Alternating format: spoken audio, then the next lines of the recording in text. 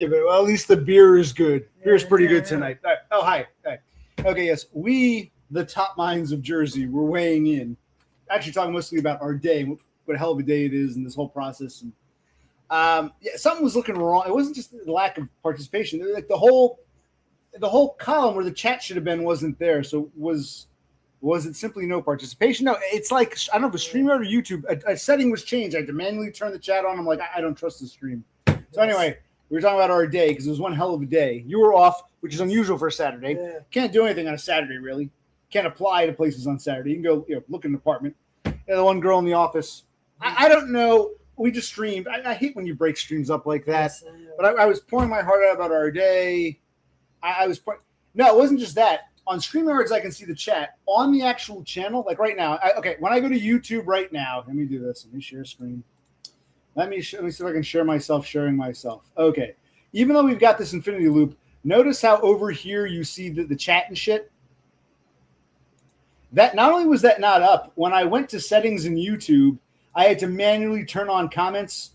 So something went wrong, probably with StreamYard. Something wasn't right. I'm like, this isn't right. Yeah, because even when people don't participate, you still see that, and it was just something was caca. I'm like, am I even broadcasting? Am I even live? Am I just ranting to thin air? Which I used to do all the time with my micro cassettes, which is fine. But it's like I like things to work properly. Especially since I was telling my brother, enough. We paid the cable bill, so we gotta finish. We gotta kill this cable unless you want to try to transfer it back. No, the old place we used to live is still within the same. We can transfer. You know what I mean? But I mean, everything has to end, buddy. Anyway, fine. Well, you say that, but no. It's like we okay. So we filled out some applications for low-income housing or affordable housing. If I hand them in, they can approve us tomorrow, or I didn't pay any fees yet. 9 months from now. Right? If they say, okay, we think you're a candidate, now you paid the background check, and they run it, and if you're approved, okay. But it could take weeks, it could take months. Is this place we used to live? Are we gonna pass that audition? I don't know. So it's like I don't know. Yes, and so there's that, and the unit, and bringing shit over to the unit. There was a couple old guns, and some shells. I'm like, Jersey's very anti-gun. Still cleaning up our father's shit. Yeah. And we get over there. I'm like, my brother's like, should I follow you to play it safe? I'm like, fuck it. It's only a mile up the road here. I say, I know, cops and fire alarms. I'm like, oh my fucking Christ. Oh my God. This ain't Texas or Arizona. This is like, so I'm like, oh shit. It's like England. New Jersey's like England. I'm like, if we get pulled over, we're fucked with firearms, even though they're not loaded. Firearms and shells, ammunition. Yeah. I'm like, oh shit, ammo. We're gonna be fucked. So fortunately, nothing happened. But I'm like amazed. And then the power went out. Not so much here. The one clock was blinking. On the ride back, it's only like a mile or two up the road. Yeah. Like traffic lights went out. I guess they killed the power because of the fire. I'm like, oh my god. It's like a Kafka novel, buddy. Yes, it is. Oh my god. So yes. So yes, there was some spurging out, especially when we actually went to the library. The reason we went to the library, this printer, I can print one page at a time or scan on the glass. I said, we're going to go to the library, print a bunch of shit up, scan it in the top loader, save it to the USB. So we went there and filled out these applications. At one point, we fucked up one application. I was spurging. I'm like, no, you're this. I'm like, okay, it's a lot. I wish we had more time, but time is not on my side. And I got to charge this up. I told you, the house almost burned down because that USB. These are all like signs. Now, I don't want to take the car to the fucking shop and waste more money on having. Put on a credit card. It's like, oh my God. I do want to jump the Lexus. The brown car is going. And I couldn't get a straight answer from those assholes. I told them 2 sedans. The tires are fine. They don't start, but they'll roll. You can do. Well, I'm not sure if we can tow 2 at the same time. I'm like, well, fuck. Let's get the marquee tow. That goes bye-bye. I want to jump the Lexus just to see. But I'm being told that, both gotta go. Well, you say that now. You say that so. And then when I ask you, what's your plan? We'll move out on this story. I'm like, buddy. All right. Oh, my God.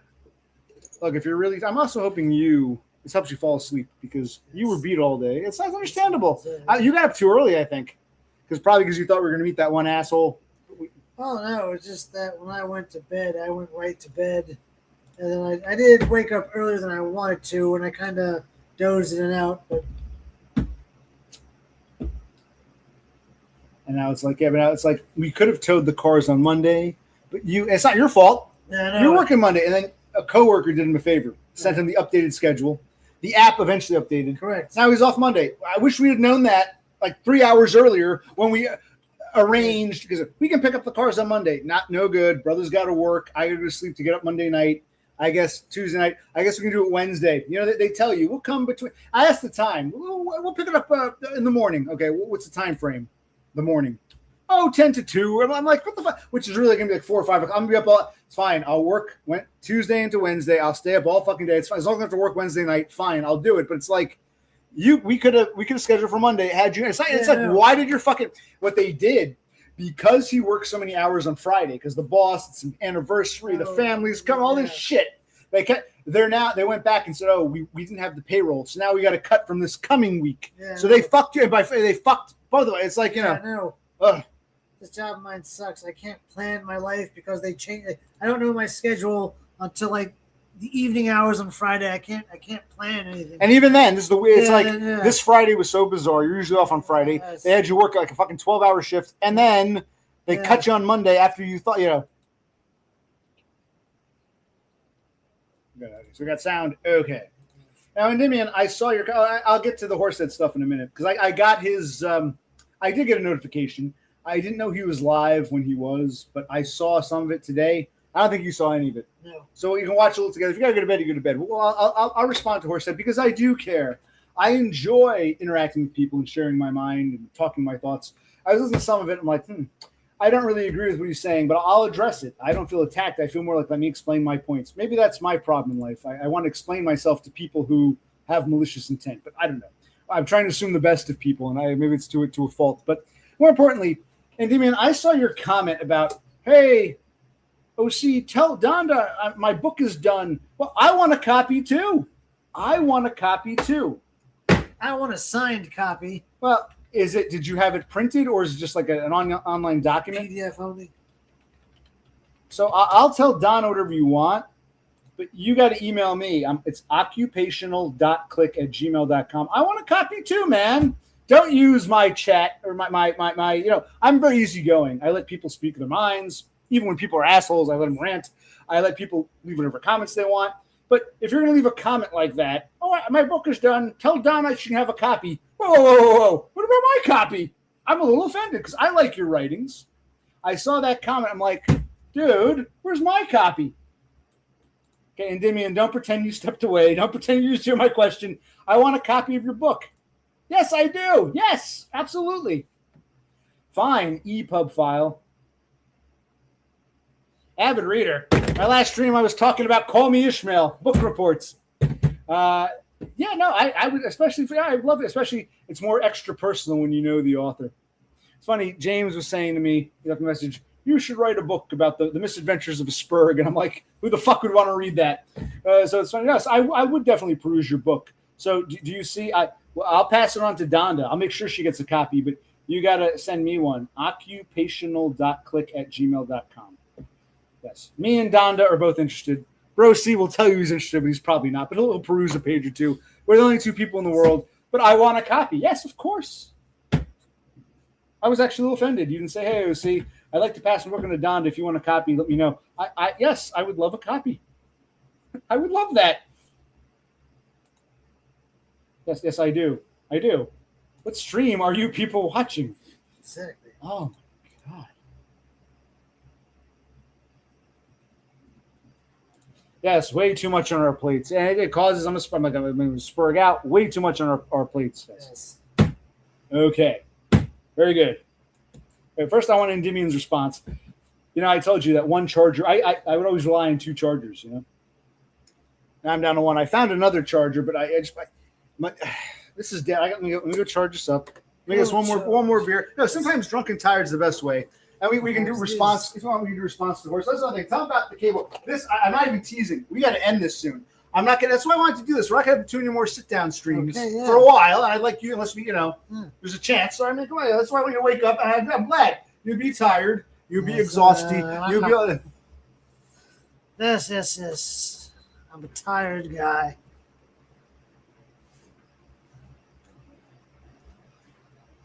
Yes, and Dimian, we both want to read it. So yeah, landlord wants us out. We know we got to get out. Pressure's building. Like I said, we'll give the landlord the latest possible date, but we mentally have to prepare for the earliest possible date. And I even said, if all works, let's say everything actually works out. We'll keep our fingers crossed. We get the cars towed Wednesday, and the guy can bring the dumpster Thursday. Great. Let's say that works out. That works out, okay? The dumpster's for like a week. So if everything works out, remember, we could have had the cars towed on Monday, but now I had to work, he has to work, we canceled Monday. Later on, we found out that, Rosie's off. They cut his hours, which is unorthodox, but Yes. I guess they wasted so much payroll this past week. Yeah. A lot of people stayed later, right, on Friday? Yeah, several people did. So they ran out of payroll, so they're taking from this week to make up for. And we also had people from other stores come help us Oh, out. is that serious? Yeah, Yeah. Okay, so this past Friday, they used up so much payroll that they've got to take from this coming week. So, and this could have happened any other time of year. It's got to happen right now at the end of fucking August. Of course.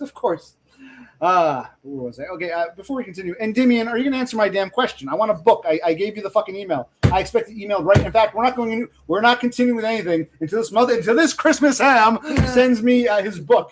Come on, Endymion. He says it's sent. Hold on, we're going to confirm that, and we're going to read a few passages. No, I'm joking. I'll tell you what. I'll look it over, and if I like it, I would never. I'm not. I joke. I'm not going to read it out loud unless you want me to. But hold on. Where's Gmail? Hold on. Give me a minute.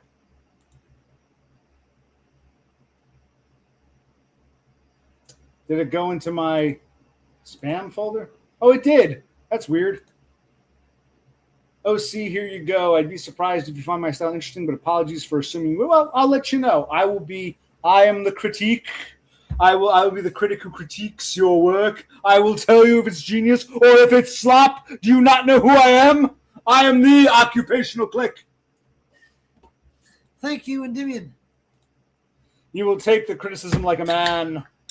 If I say, I wasn't feeling this one passage, I don't want, a whole tirade about, Mosie's jealous of me because I'm the best writer ever. That's what I hear from people. All right, okay. So, but hold on, where's the actual attachment? Let me see here. Down. I'm not going to, I just want to take, is it downloading okay? Can I open whatever this is? Okay. How do I open an EPUB? Can you convert to PDF? Go back to the email. Hold on. Okay. Go back to the main email. This is the main email. Don't worry, I won't share screen. How do I convert? There's an EPUB. How do I make this? Okay, there's only the download button. Can I save it as a PDF? Will it automatically make it a PDF? Open it in a new tab. Oh, yeah. Wait, hold on. No, it can't be opened. Okay, hold on.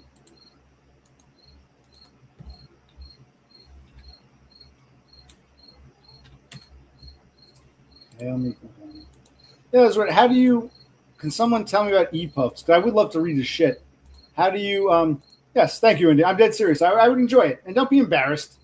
Even if it's not. It's. I'm glad you're sharing your shit. This is why I stream for. It's things like it's moments like this. So it can only be read through an app. He says. Oh, okay. So I can open it on my phone. What app do I need? Right now I'm on my desktop. Click his next comment. Kindle. Well, I've got an Amazon Fire tablet thing. Can I do it on that? You'll have to play with it tomorrow, I guess. How do I read the EPUB? I can ask Donda. But yes, I got your thing. I'll download it to play it safe in case I accidentally delete it. But yeah. Okay. All right. I'll look into that later. Actually, now I'm curious. How do you read an EPUB? But now, if we apply to that place where we used to live, it's cheap-ish for Jersey, but it's not affordable housing. If we get it's another $50, $45 a pop. We pay $55 for Zillow a pop, so that asshole can say, "Bring me a deposit in a deposit in cash." Yeah. I'm like, what the fuck? Something's really wrong here. I don't trust. Then I do think, well, what if he's a fuck up and we're fuck ups? It's legit-ish, but it's under it. But we need. I'm like, maybe he's our ilk, but I don't know. You didn't feel. It's your money. You didn't feel. Yeah, I know. Just giving him all that money up front with no documentation. Don't like it all. How to read EPUB files. PC. I'm not the only one. Here's a whole Reddit thing for it. Hold on.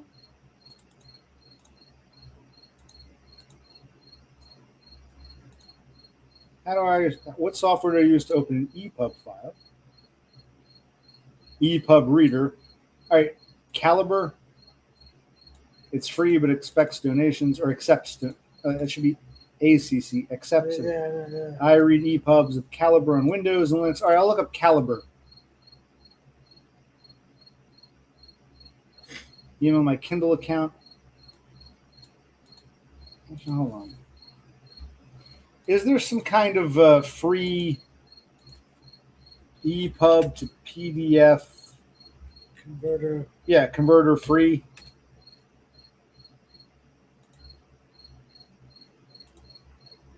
Let's see if this works. Hold on. So if I take these computers apart, I want people. This is why I want to stream all we can, because we got to cancel this cable. It's not even a joke. We'll see what happens.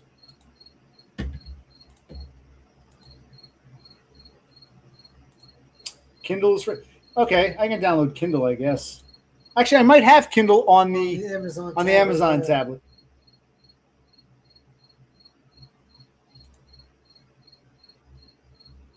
Hold on, this might have worked. So I never like these free converters because, you might only convert half, or it might like. Hey, actually, I want to ask you a question. This fascinates me now. I'm not going to read yours. How did you formulate it so that, you have these clickable chapters? This is wow, this is pretty professional for me. I'm looking at this.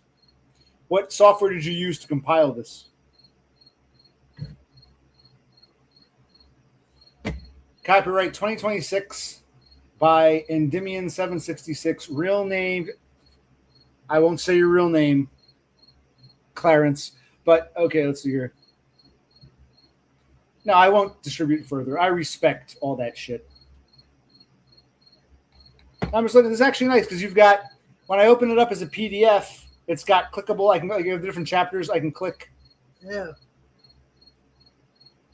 Is this a novel? For some reason, I thought it would be because you leave a lot of posts on your channel. I thought this would be kind of not poetry, but kind of non-fictional observations. Kind of maybe not humor. What's the one I'm looking for? Real life observations. But yeah. Google Docs. Okay.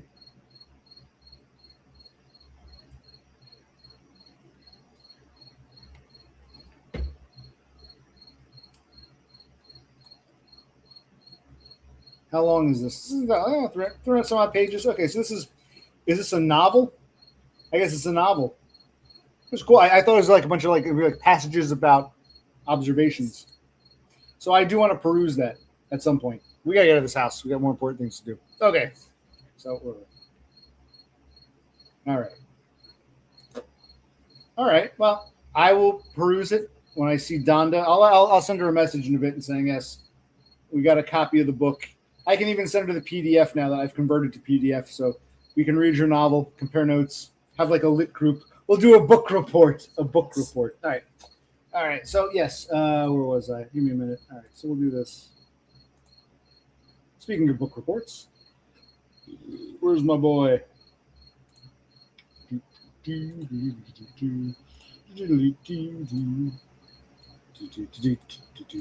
on a minute. All right. We can do a little Horsehead reaction if you want. We don't do a whole lot. I can tell you're tired. You were tired all day. Yeah, I know. You never really woke up. I guess not. But hey, fuck it. Sometimes drunk and tired is the best. Unless you really don't want to do it. How are you feeling? Yeah, let's go for it. I'm off tonight. My patterns. What happened was a couple days ago I worked.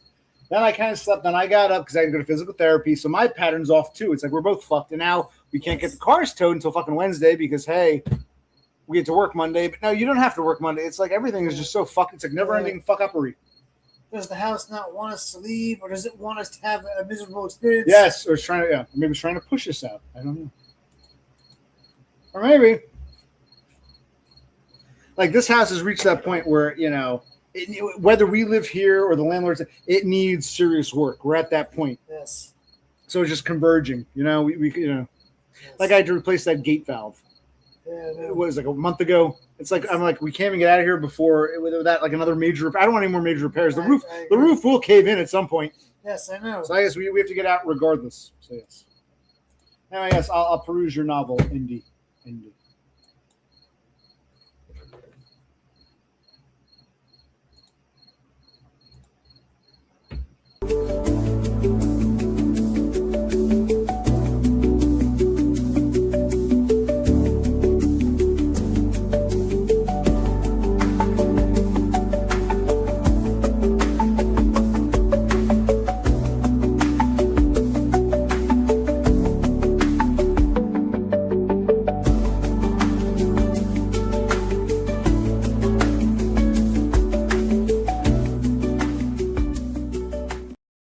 Okay, in that 30-second little intermission there, I asked my brother, are you up for this? Do you not want to stream? Do you want to go to bed? I don't think you really felt like streaming. I know it tires you out.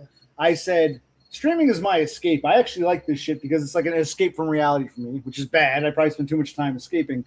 Yes, I don't want to go to bed. You know, my pattern will be fucked, but I want to stay up a bit. But I don't want to stream all night either because I'll be drunk and so I don't want to do that. But you want to go a little longer? How do you feel? A little longer, yeah. Beer's damn good tonight. You go to bed in the next half hour, 45 minutes, and just sleep. If you got to be late, be late. And fuck these people because they fucked you over. I mean, yeah, it was nice to have a month from now, a 12-hour shift and then an extra day off would have been nice. Yeah. Make that extra overtime because you get over after 8 hours in the union job, you get overtime. So you got like 4+ hours of overtime and you got an extra day off. Would have been nice money, but they got to pull this shit end of August when we need to get stuff done. Anyway, so we're going to tell the landlord the latest possible date, but we're going to shoot to be out the earliest possible date. But now, if we do get a dumpster, like we're saying, if it all goes well, it's going to spill over into fucking September now. I'm going to wash these dishes. All right. So where was I? Oh, yes. Okay. Hold on. Okay. So here's my buddy, the Horsehead Nebula. And yes, I got the notification. I did not know when this first aired, but I got the notification later today, and I saw. I'm like, oh, what's going on? And I heard some of it. I'm like, oh, but I'll respond to it because why not? I'm not going to be able to do this much longer, so let's respond. And you haven't seen this. You can tell him. Yeah. You might say you're lying that you saw this, or that you're. I'm holding a gun to your head, and that you have to say what I want you to say. But I hope you can speak freely. I have not seen this stream. Very good. All right.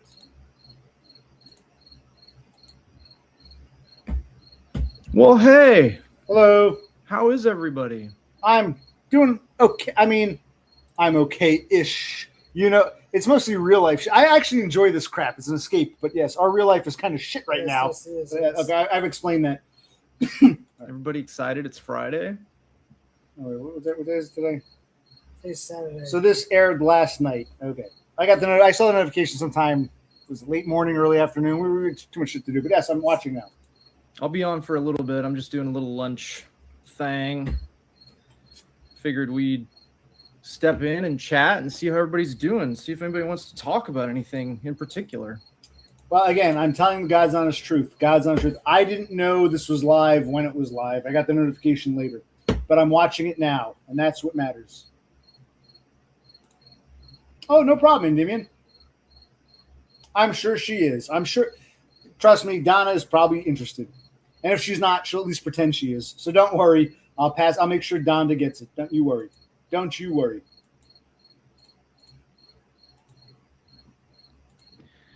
Hope everybody's well. Actually, I'll be right back. Let me go grab something up there. It pisses me off in a second we have to restart the fucking stream. It's like that looks like one of our. That's another thing. I took 2 busted TVs to the county recycling, but I still got several of those. And I said to my brother, I said, let's not bring these old cathode ray tube analog TVs. I said, let's not bring them over to storage until we get some more furniture over. I'm thinking, if we have to sleep on the floor, sleep on the floor. Let's get our beds and our dressers out. That way we have the furniture. Then we can move the little shit. You know, I don't want to bring pots and pans. We still got furniture. You know what I mean? Yeah, I know. Okay. So I listened to some of this. I kind of like jumped around. I have a vague idea. Rosie has not seen. Have you seen this? No, this is brand new to me. Are you saying that because I got a gun to your head? No, this is legitimately brand new to me. What's up, Froglet? I'm occupational click. Oh wait, Thanks, we're watching man. something. We're watching. Yes. Took me a bit to get ready this morning, but I'm always slow going on Friday because I work from home. Hold on a minute. What's up, man? Good to see you. And I'm gonna be honest, I have biases. I remember that kid Froglet. He used to come around here. He was a teenager. I'd say, "Why are you watching me?" But he seemed kind of, he'd be disingenuous. You're so good at telling stories, bro. And I thought, is this guy trying to butter up to me? But all right. And I remember when Kassandra insisted I get a Discord. I started friending everybody that, who was here, the Starlings. And he was among them. And I said, here's a friend request. He goes, I'm good. So I don't know what his problem is. He's not a good person. Now, Aiden is another one I don't fully trust. Aiden, like I said, he made some silly videos about me and my brother back in November. The videos don't bother me. You can parody me. You can talk about me. What bothers me is he made the videos in November. I'm not subscribed to him. He went out of his way to tag me. Was it June or July? And I remember I was sitting at waiting for my ride at physical therapy, and I went over. Aiden was live. He had tagged me, so it got my attention. I said, hey, what's up, Aiden? Last time I saw him, he came on. He called in. He talked to Kassandra. I thought we were cool, and he started like, oh, look who it is. It's OC. This should be good. Let's get him. So I'm like, I don't, right off the bat, I don't trust Horse's people. And I would say, Horse, don't create a clique or a cult around you. You're mad with me. I would say it's about anybody. It's not just about me. If you were mad at Dumb, or if you were mad at, I don't know, pick someone, or you're mad at Endymion, don't try to surround yourself with Peters and create a clique. That's my first criticism. But okay, let's see what Horse has to say. So do you work Monday through Friday, or do you normally Okay, it's amazing how people don't even pay attention. Aiden works as an orderly like once or twice a month. Like every couple weeks, he goes in for a few hours and pushes a cut around. It's a bullshit job. He's on meat bucks. But okay, yes. Does he work Monday through Friday? do you normally have to work the weekend? See, I actually pay attention. Aiden's a dick, but I pay attention. What's up, Gritty? Sorry, I haven't been in your streams the last few days. I'm not really beefing. I'm responding because I do love this shit. You're like, what were you saying before? I'm emotionally invested. You're not. Yeah, yes. This is my escape. It's all unnecessary. But again, I'm not going to be able to stream much longer, so I figure why not? No, it isn't. But now I want to respond. I want to speak my mind, tell how I feel. Hopefully, people can learn, see how a Spurg thinks or ADHD, whatever I am. What do you think? You can be asked, no, you're too emotional with these fuck ups or whatever. Yeah, I don't think this is going to teach anyone anything. But who knows? Maybe not. Who cares? Something to do. Well, well, should I not read Endymion's novel because I'm not going to learn anything? I mean, well, I'm here to participate. I'm here to engage. I do care about that aspect of it. Yes. And we've known Horse for a while, and I thought we got along. And I think I criticized him. He got upset, and now I think he wants to beef with me. We're like two middle-aged white guys. But he's half Hispanic. The point is, and we're like two rappers, like with these. No, I don't want to attack Horse. I want to I'll give you honest feedback, but I also want Pro C's feedback. Okay. Days. Some of them are kind of late. I end up going to bed. Good, we got everybody here. You know who I bet? I don't think he goes to bed. I think he gets a notification. He just pretends he didn't see it. Now, I'm being facetious. That's not true. But you understand, I didn't see your stream, man. You got the notification. You're lying. See, this is the kind of stuff. Don't play games. Yes, sometimes you go to bed or you're busy living your life and you step away for 15 minutes. Yes. No, I'll criticize. It's like, I find this behavior silly. So I'll use their own rationale. You okay there, buddy? You gotta go to bed. Go to bed. That's nice. Keep going. Bet won't be here. Oh, I can't say his name though, or else the stream becomes about him. Call me Ishmael. Well, this stream, I can tell you now from what I heard, this particular stream is about me. That's fine. You can stream about me. I am the topic du jour of this stream. Okay. So this stream is about me. You can mention my name. I'm occupational click. This stream we're watching is about me. I'm responding to it. This stream is very much about me. That's fine. But yes, it's about me. We just won't mention it. You can say I'm not But the bitch. I bet you he man. won't Say be my here. name. Say my name, bitch. Yeah. Yeah, we okay? What are you guys up to? You doing something fun for the weekend? We got a poppin' weekend happening in the house. We got Dusk Bloods beta. My wife got a code for the Dusk Bloods beta, so she was trying to play it this morning at like 6 a.m., but the servers got all fucked up. Who's that? I know Chris. Who's the other guy? Does that stand for something? Why didn't you come to that stream? Because I knew it was on and I didn't want to go. I was embarrassed. That's the answer. I didn't know he was streaming, but I'm watching it now. I got the notification. No, it's not a punch down because I'm at a lower level, so I can't punch down on someone above me. Right? Laffy. Is this the Laffy? Oh, yeah, that's Laffy. You changed your profile pic or your avatar. Well, Raptorman, that's what Donda said we should do. Dum's on board. Actually, Dum said he wants to do it. He wants to do it on Donda's channel, but he'll be the moderator. So yeah, okay. I'm game. Let's do it. A spur. Look, I'm a lesser being, man. I can't punch down. I'm just a lesser fuck up, as we'll find out. I think that's the gist of what he says. But I don't want to prejudge. Let's watch. But no, I will tell you flat off. Right out. I don't trust that kid Froglet, strange teenager, and Aiden. I tried to be polite with him. Last time he came on, we talked to Kassandra. He was nice. I thought we were on good terms, and he kind of like ambushed me, and I thought, well, that's a very toxic thing to do. So I'm not, offending these people. This dude I love. Hey, how come? Are you poop shit? How come you're off-grid prosperity with him? But with me, you're this stupid poop shulu. This is Prosperity is a moderator on that channel. Oh, yes, so you have to log in as Off-Grid Prosperity. Good call, or else you won't have your mod. I'm sure Horse would moderate poop shulu. Gritty, I know you as Gritty. You have 2 Gritty accounts. Is that 2? That's not enough. You got to be this poop nonsense. Plus, maybe he evades the trolls this way. Oh, see, I didn't think of that. Yes, it's incognito Grid. Hey, Grid, what's up? I didn't do shit, man. No one's banned here except Penny Pounder's first account. I'll look at my community tab. No one's on my ban list, man. I honestly don't get it. Unless YouTube is shadow banning people somehow. I didn't ban you at all. Yeah. I'm dead serious. I didn't ban you at all. I mean that. I remember that David Lee Rothschild said the same thing. I thought he was joking or trolling, but yeah. Yeah, I did. There's one ban in the community tab. It's Penny Pounder's main account where I couldn't read his comments. That's the only one. I'm like, I'll check again. I checked yesterday. That's the only one of my fucking. Okay, but I don't know what's going on. Maybe I'm on a naughty list. Maybe somebody. I had problems. I had to restart the stream. Maybe someone's reporting me for bad behavior. I wonder who would do something like that. I don't know how to find it right now. I'm on StreamYard. No, I'll look after I get done. I promise you. I'm critiquing Horse. I will look into. Wait, you're telling me both Off Grid Live and Off Grid Prosperity both are banned? That's weird. This many people can't. How would YouTube put people on a list? I don't know. I don't know who you're referring to, but maybe you'll clarify. I'm a casual. Yeah, but see, even though Aiden is a weirdo, he's on Neat Bucks. He works as an orderly. You know what an orderly was. I'd explain. You're an orderly at a hospital. He only works a handful of days, like 2-3 days a month. He's a very bullshit. I'm happy for him. I'm happy for that. He's explained this many times. See, I actually pay attention. The book report. Let's continue.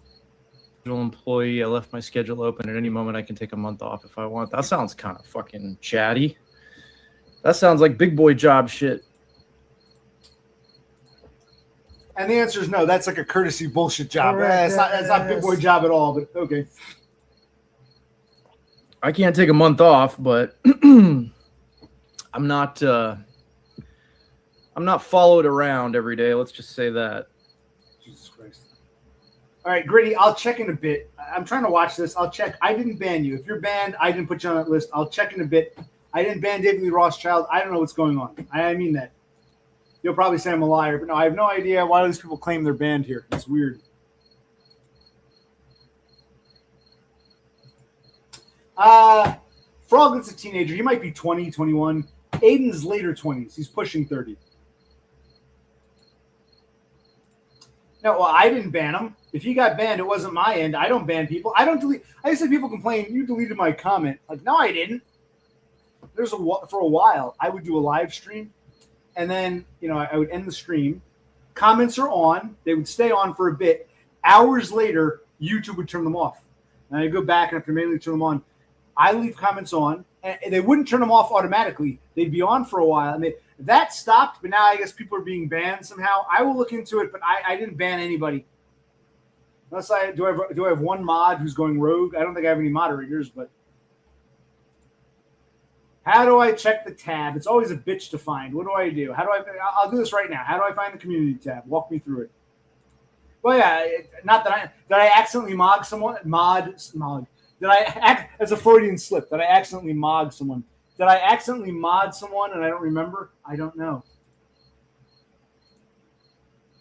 Well, I'll look into it later. You can walk me through it next time. Settings. Hold on. Christ. I got to find. Hold on.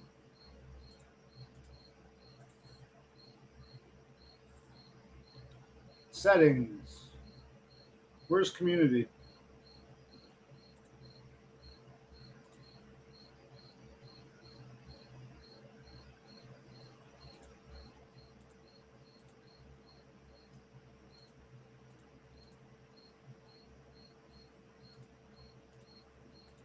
Okay. I went to settings. Where's community?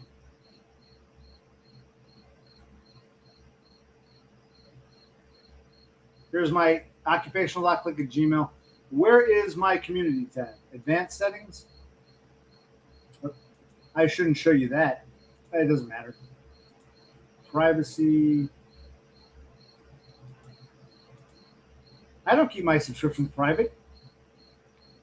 I think there's like a live chat, top fans, letterboard. Where's community? Where do I go? Yeah, I want to get back to this shit. I got people crying that they're banned when I never banned anybody. No, wrong settings tab. Hold on. All right, let me do this. Here's my channel. What setting? Right off the bat, why are there multiple settings tabs? Where do I go? Here we are now. Here's my failed stream. Where do I go? What settings tab? What am I doing?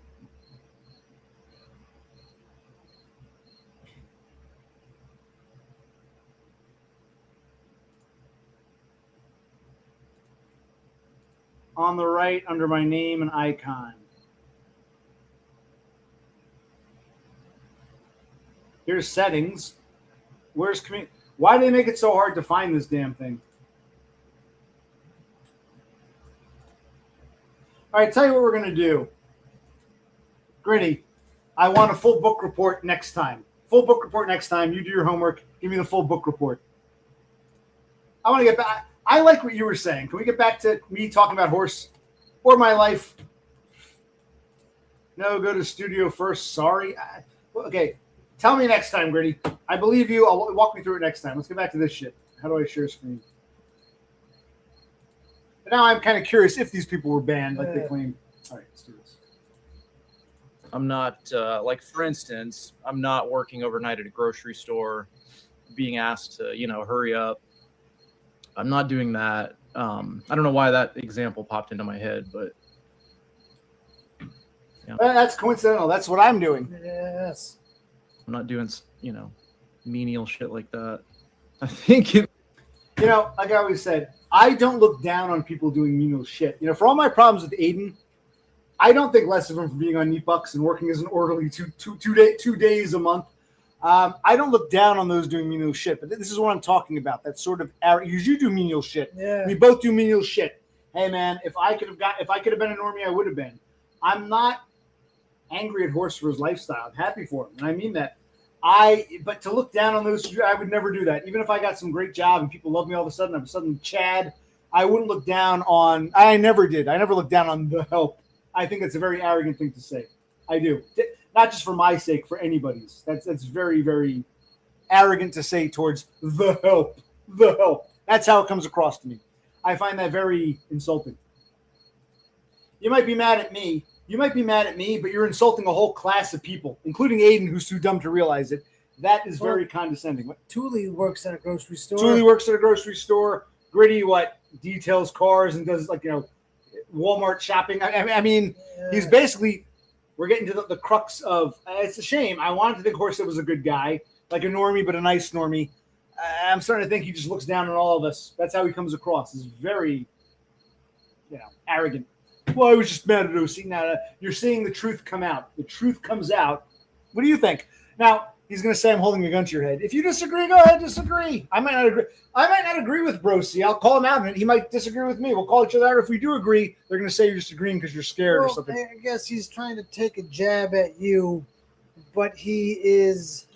But in doing so, he's not realizing how condescending and arrogant he's coming across. Right? To all the people who do that, because if you didn't have people to stock your grocery shelves, you wouldn't have grocery stores.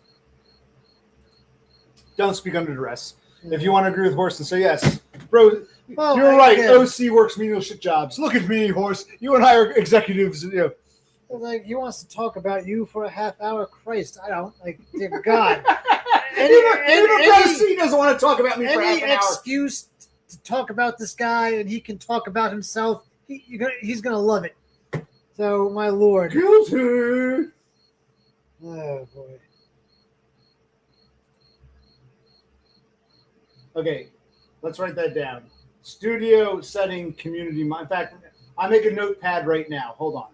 Give me a minute. I'm going to make a notepad, but I'm not going to do this now. I don't feel like playing with this right now. I can't do 10 things at once. First, I talked about my life. I had to restart the stream. Now I want to critique Horse. We got Gritty having a meltdown. Studio setting community mod.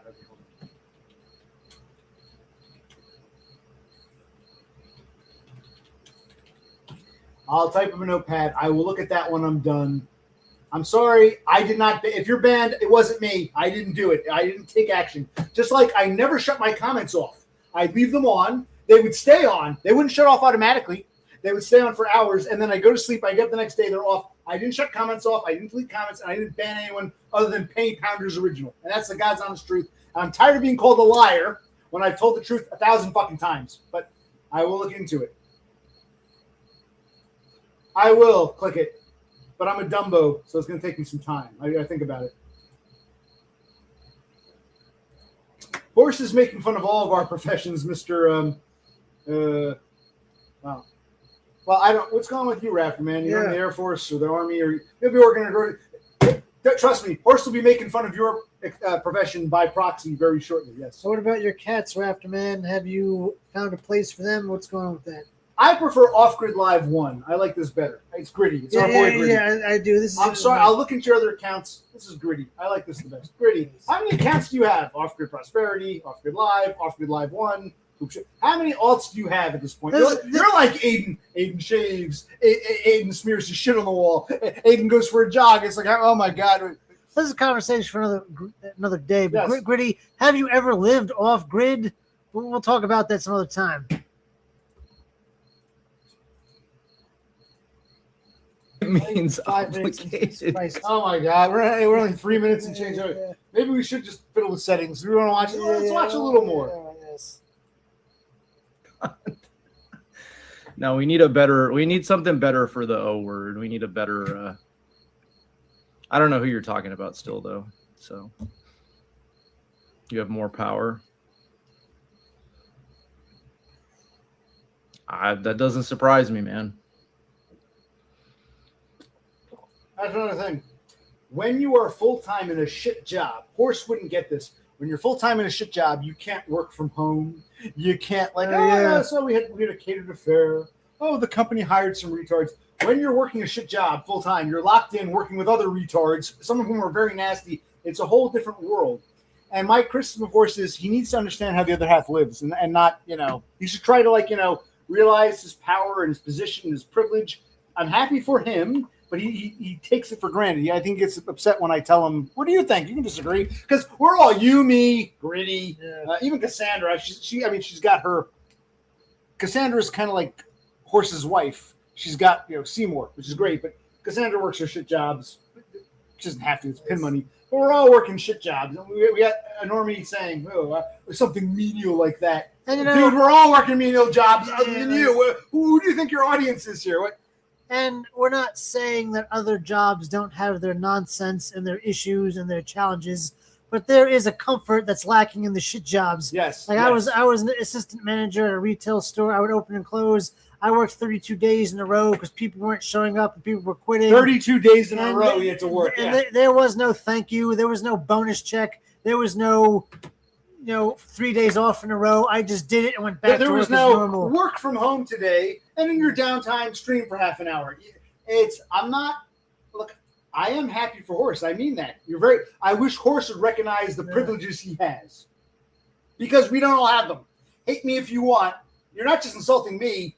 Even Bro C as a manager had to work 30 plus days in a row. You can't work from home, and that's lunch break. Let me do a stream. It's one of my thumbs for 3 hours and get paid big. But hey, we don't have that privilege in life. I'm envious, but I'm happy for you. But we don't have that privilege in life. Yeah.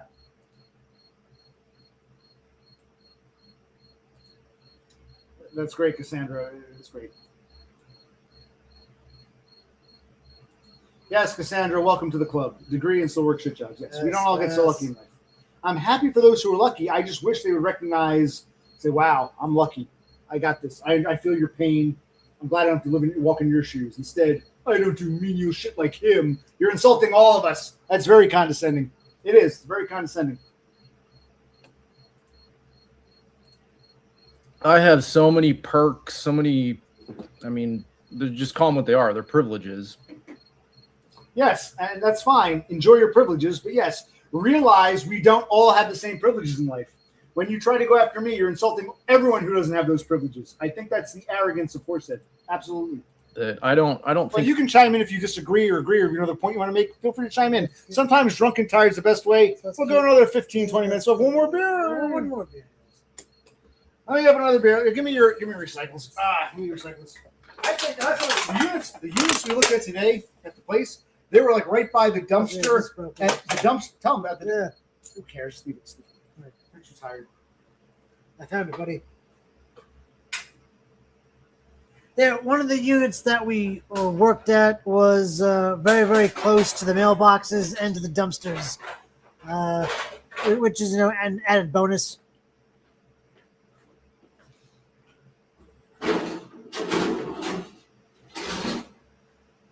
Whatever you can't finish, I shall take. And if you got to be late, be late. They're not going to fire you. Be late. Don't get a DUI. I'm going to take a piss real quick. And we'll get back. I want to critique this. We're going to talk to Gritty. Gritty, I love you, but we got Gritty. It's like, oh my God, give me a minute.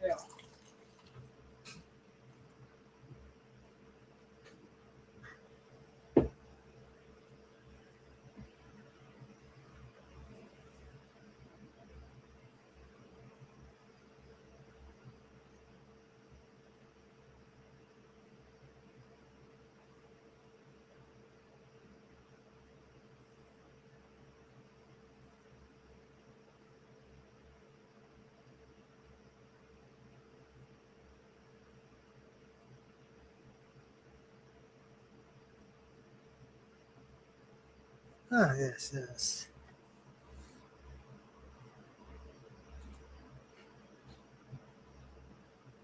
Now I want to say something else. I'm actually trying to be fair. I don't want to go after Horsehead and say, you arrogant piece of shit. I'm not trying to do that. But when you say, you might be mad at me. You might even hate me. When you say that, we get the true colors, because even Dev Pike, who thinks he's going to be a crypto millionaire, still works at a pub. You work in some of us are forced. We don't have these privileges. Recognize your privileges. You're actually insulting. Do you not know who your audience is here? I find it very condescending, and I think a lot of my viewers would agree. Forget about me. Say everyone about me. You shouldn't be insulting all these people here. I find that condescending, for real. That's very condescending towards the bulk of the people that we interact with here. You know what I mean? Yeah. We disagree. If you disagree, you disagree. I'm holding your foot. Good. No. The way he said, I don't work overnight. Menial jobs. Yeah, he was insulting. Make fun of me, but you're insulting everyone. It's like, what the fuck? He was demeaning the job. I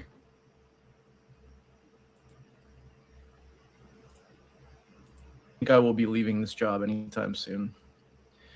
That's good. If you can get a cush job, keep a cush job. Yeah, amazing. Horse didn't know that Aiden's on Neat Bucks and works a couple days a month as an orderly. Millennial Tomb, who, Danny lives rent free in your head. Yeah, he works at a pub, washing dishes. Yes, like I said, I didn't see this live. I caught quite a bit. I was jumping ahead, but I got the gist of it. Brosi hasn't seen it.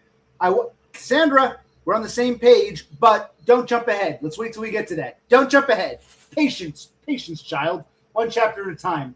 But yes, Kassandra, I went. That was one of my points of contention. We'll get to that. Eye to eye. We'll get to that.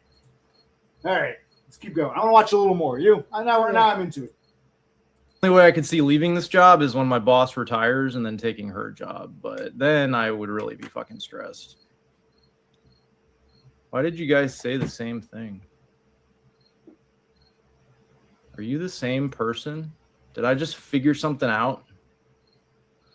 The chud from Louisiana is really the mega chud from Scandinavia.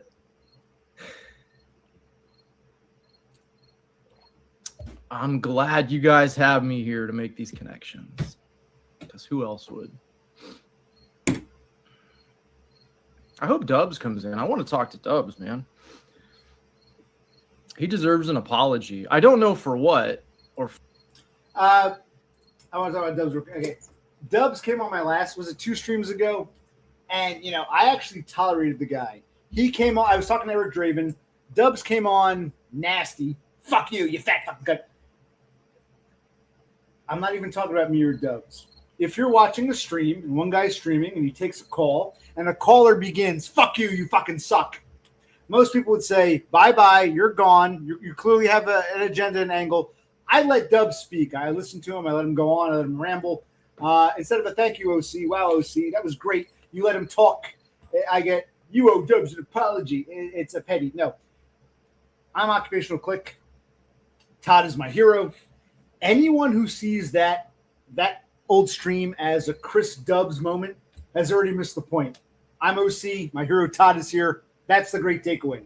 Zenesis understood that. Zenesis has been, he knows who I am. He knows who Todd is. Chris Dubs was not the main character at that point. And I won't apologize to Dubs. And I think I already knew, subconsciously at least, the sort of person Dubs was.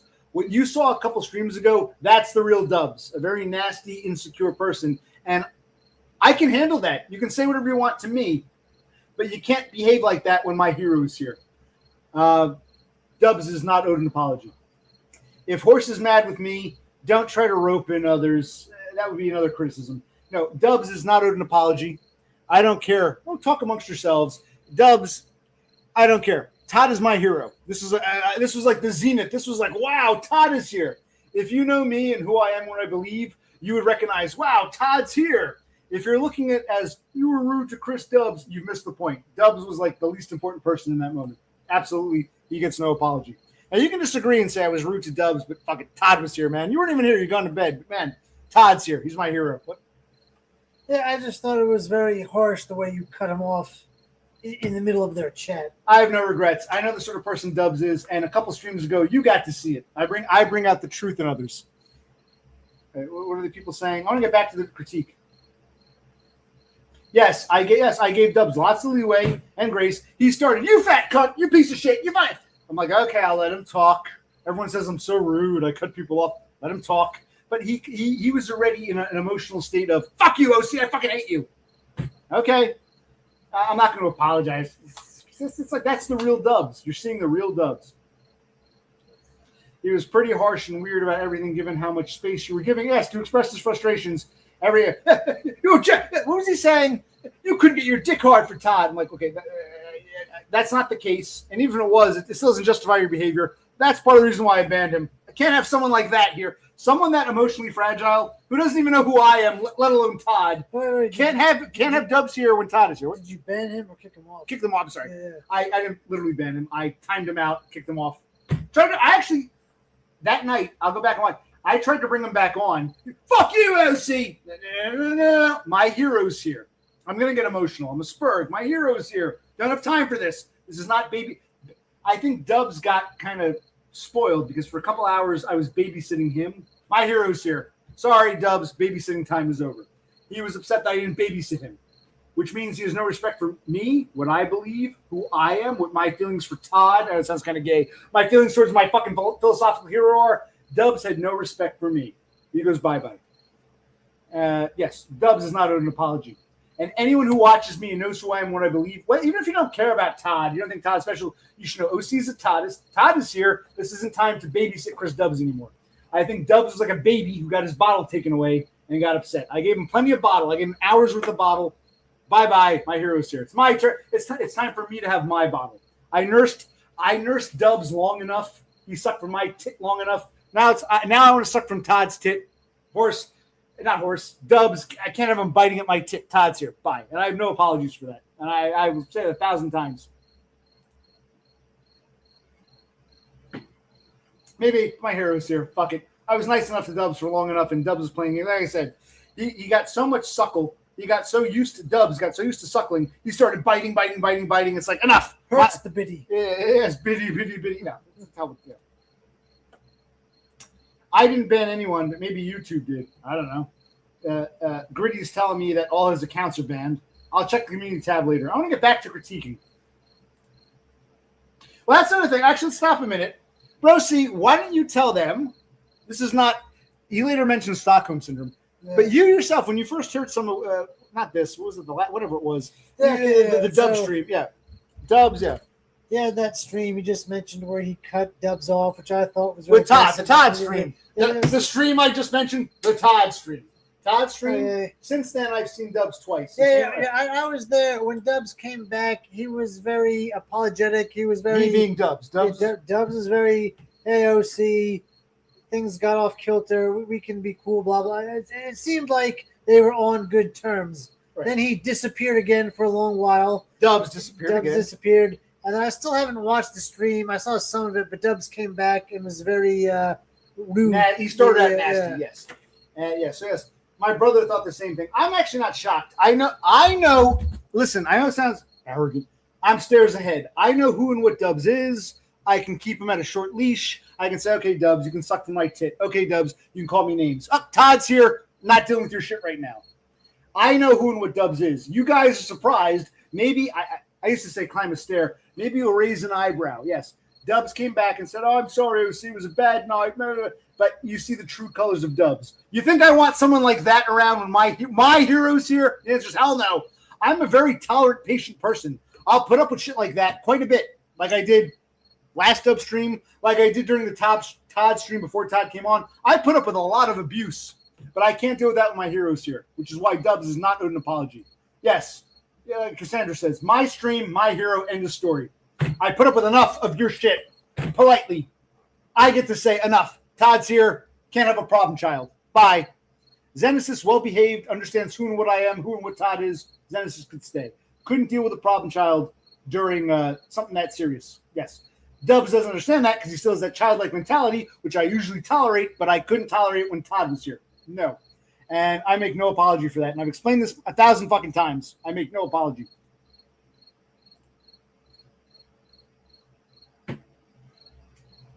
You don't typically ask the hard-hitting questions in the first call, and a person does, right? So it's pretty petty to be like, you fumbled your Well, he was just what Dubs was doing. He was like a child having a tantrum, which is what Dubs is, which is what I've always known he is, which is why I didn't want him here when Todd was here. He might have been surprised. You tolerated me before. Why don't you tolerate me when Todd's here? It's that childlike mentality. Because Todd's my hero. I don't have time for your childish bullshit right now. He gets no apology. No.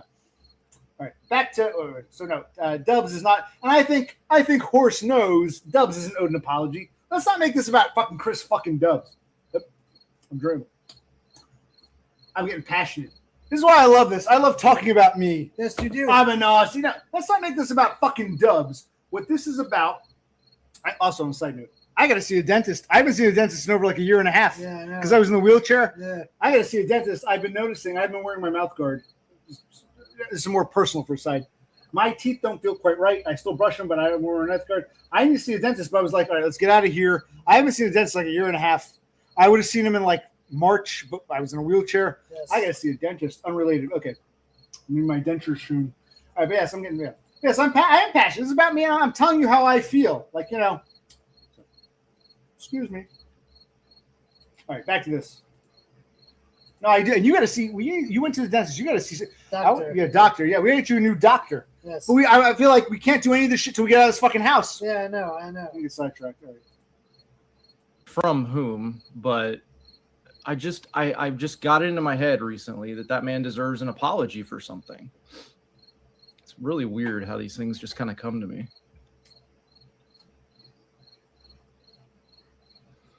I think it's because Horse is upset. He feels offended. Now he's trying to be petty. You owe Dubs an apology. No, Dubs doesn't get an apology. Dubs' behavior was disgusting. I'm not the only one who feels that way. My hero's here. You sucked from my tit long enough. You got plenty of tit suck. Okay, time to say goodbye. Put the baby to bed. How dare you not let me suck your tit anymore? Whoa, this is serious. It's like, the adult comes home from work, can play with the kid. Boss calls up and says, you got to get here. There's an emergency. You'll lose your job. Okay, wife, kids, I got to go to work because there's an emergency. Daddy doesn't want to play with me anymore. You suck, Daddy. I hate you. I can't deal with like that. Todd's here. Not time for child shit. But why is Horse making this about Dubs? You can tell what you feel. Do you think I owe Dubs an apology? If you do, go ahead and say so. I don't care. Yeah, I mean, you were very harsh when you just cut him off. Good.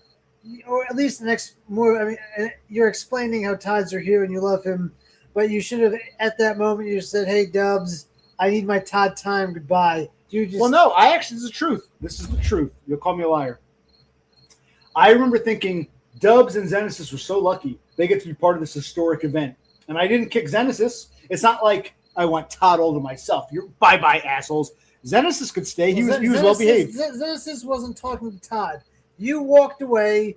They began talking, having a conversation.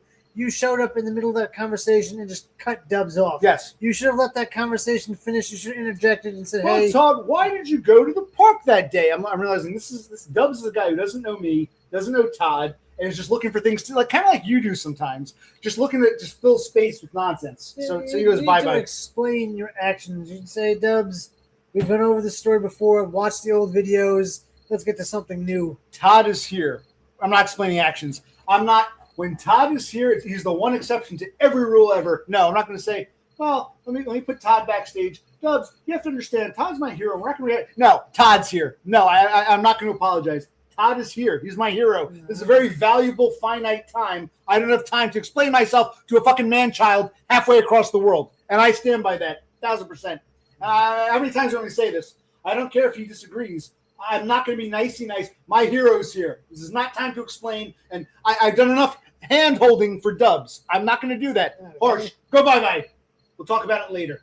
If you want to come on and say, listen, OC, I don't understand why you banned me. Well, here, Dubs, here's how I felt. Well, I was confused in the moment. It was bitter. I'm sorry you felt hurt. We could have had a nice chat after the fact. But no, when my hero's here, I'm not in the mood to babysit anyone. Okay. And I make no apologies for that. Kid gloves come off.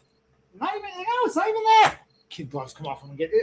I have nothing against Dubs other than the fact that he was rambling and making much nonsense. And my hero's here, and it's not the time for it. It wasn't, I'm going to get him. It was more, not the time for this, and not the time to explain this. Todd's here. More important than anything else. Don't have time for Dubs, and I don't feel like explaining to him. And if Dubs himself doesn't get that, he never got me and doesn't belong here and gets no apology. How many times have I explained this to anybody? Christ. Let's get back to this shit.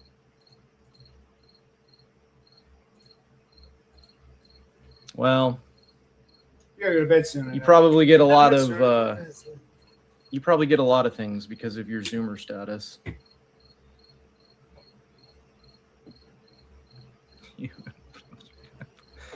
The Brap Hog, is that like a Dark Souls boss? Who is that? Who are you talking about?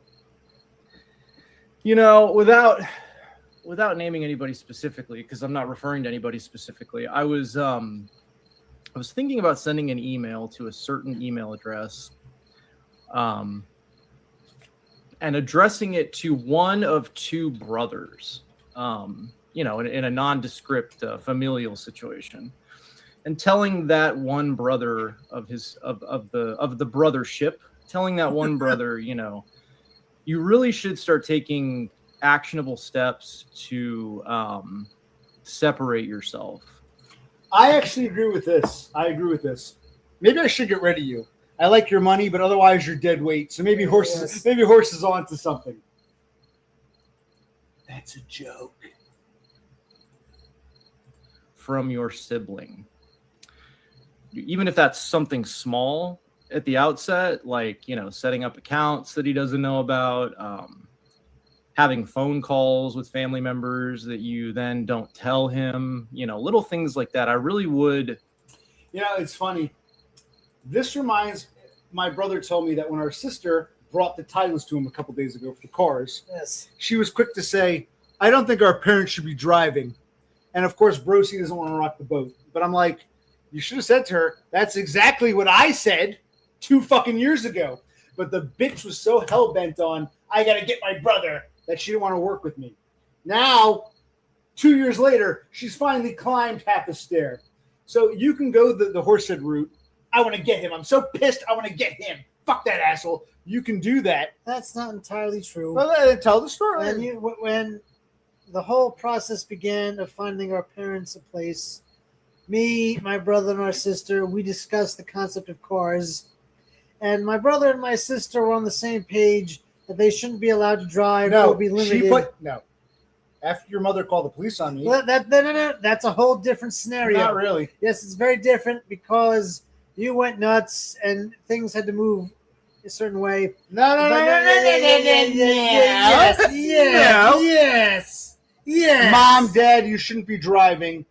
I hate my brother, but you clearly can't drive. Take the car keys. It wasn't real to her. Yeah. No. When we first talked about moving our parents into a retirement place, we were discussing how we would all take turns driving them to doctors. Right. There was an understanding that they shouldn't be driving. Correct. So for him to sit here and say I was 5 stairs ahead is a blatant lie. No, it's not. No, yes, it is. It is because we all knew they're old. Our father's paralyzed and can't drive. Then why did our sister take the paperwork, then give it back? The titles. Why did she ever put the titles in their hands if they shouldn't be driving? Because she was a fucking cunt who was more concerned about getting back at me than doing. And now 2 years later, she's climbed a stair. Oh wait, you shouldn't be driving. I used to, because we lived with our mother for all those years. You're just making up the narrative. Go ahead, tell the real narrative. Go ahead. No. Go ahead, tell the narrative. She was acting emotionally to your behavior, which is what Horse is doing now. So at some point, I'm emotional too. You can say I'm emotional, but at some point you got to say, okay, people yell, scream, get nasty at each other, but emotions aside, what's the best course of action? Your sister failed miserably to do that, and now 2 years later, they really shouldn't have cars. I'm glad you're getting them towed. Yeah, that's where I was 2 fucking years ago. We were both emotional. The difference was I was getting emotional and saying, my sister's a fucking bitch. We'll get through this. We're on the same side. My sister was saying, he's an asshole. We got to get back at him no matter what. Reality goes out the window so I can get back at him. That's exactly what happened. I've talked about this before. That's exactly what your fucking sister did. Her reaction was to get away from you. Right, which is the wrong reaction. Reaction was to close this house, then get away. I don't want to be with my sister forever and ever and ever. Reaction was to close this house, get through it, work together, close the house. And I've said this before. That's why you see I'm emotional right now? Doesn't matter how emotional I am. I wanted to work with her to close the house. No matter if we hate each other, fine, yell, scream, get the house closed. Your sister's more concerned about getting away from me than finishing the duty, finishing the job. She had no sense of duty or honor. That's what I say. You see I'm emotional, but it doesn't matter. I mean, yell, scream, get angry. I would still complete the fucking task. My sister, let's get him first. That trumps everything. Take the car titles. Let's get rid of him. Oh, wait, you shouldn't have cars after all. She was so hell-bent on her emotion.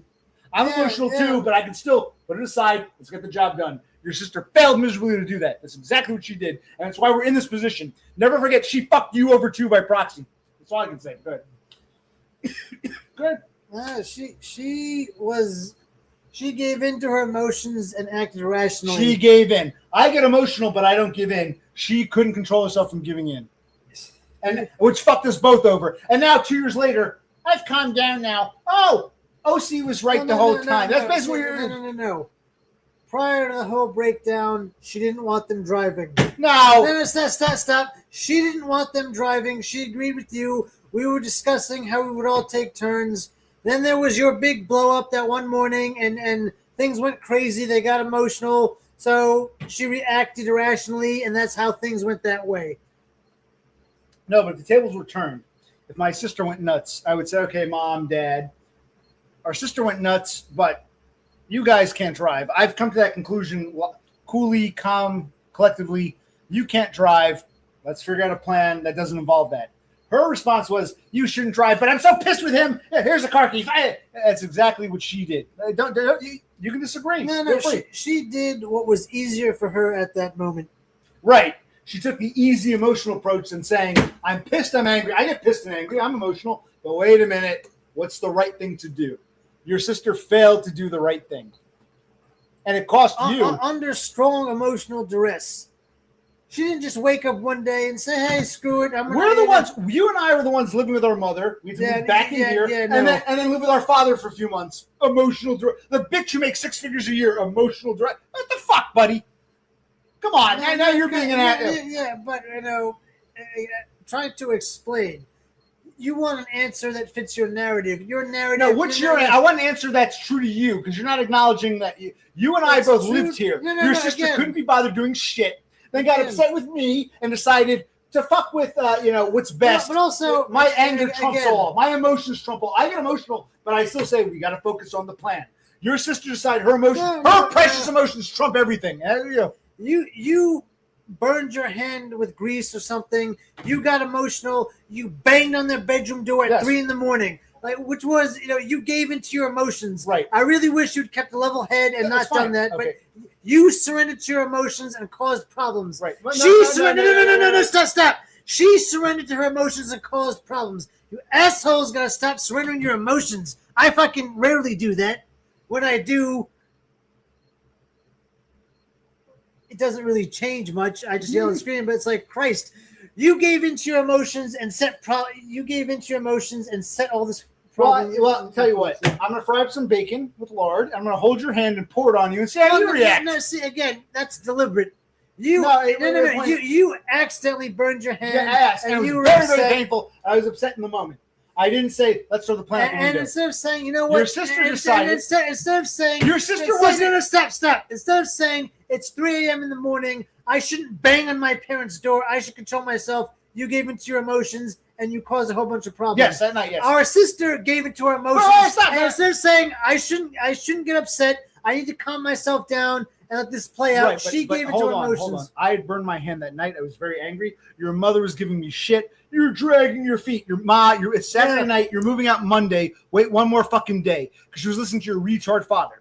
I was burned my hand. It's still fucked up. You saw my hand from last year. Yeah. Your sister, who wasn't even here, decided I've always fucking hated him. This is a perfect excuse to go at him. So the whole giving into emotions, yes. If you burn your hand, which I'll get some bacon grease and dump it on your hand one night when you're sleeping, and you can see how fucking painful it is and how you'll lose your cool. I don't need to be told that. I know that it's painful. But you're comparing me burning my hand in the moment, being very, very painful, and the bullshit from your parents versus our sister who lives an hour plus away from here, doesn't have to be involved. I have always hated him. This is the perfect excuse. Here's that. So it's apples and oranges. I disagree with both people. It's surrendering to emotions is surrendering to emotions.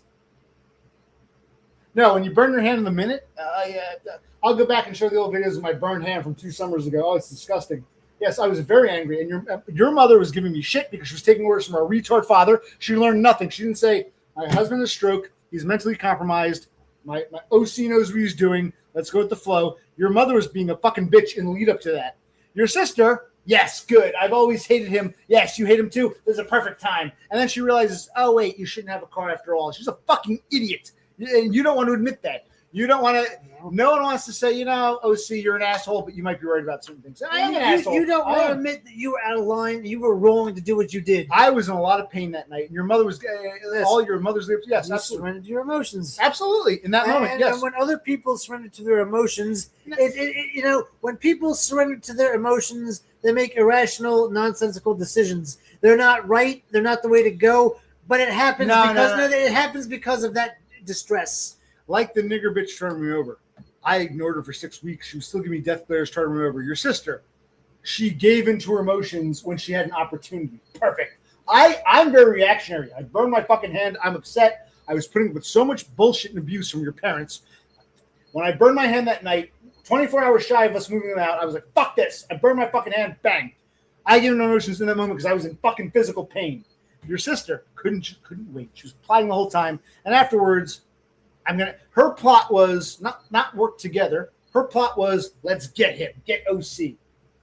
And then she had her opportunity. And then after the fact, 2 years later, well, they shouldn't be driving after all. No, it's. I disagree. We can disagree. No, I disagree 1,000%. We're trying to critique something. No, I'm glad we're talking. No, I don't know. Brosi, you can. No. When you surrender to your emotions, there's an excuse and you rationalize it away. When everyone else surrenders to their emotions, they're evil and they're wrong and they're stairs below you. It's very convenient for your story. No, I disagree. I think if someone's hammering nails and they bang their thumb, they have a right to say, fuck, shit. Whereas if it's a plotted, calculated... Do they have the right to attack other people? He banged his thumb. He's screaming. I never liked him. He's acting crazy. Let's get him committed. No, I think there's a difference between in the moment versus plotted, meticulous. I was never working against your parents or your sister. They were clearly working against me. No, I disagree with you 1,000%. No, absolutely. Someone bangs their thumb and they're angry. Fine.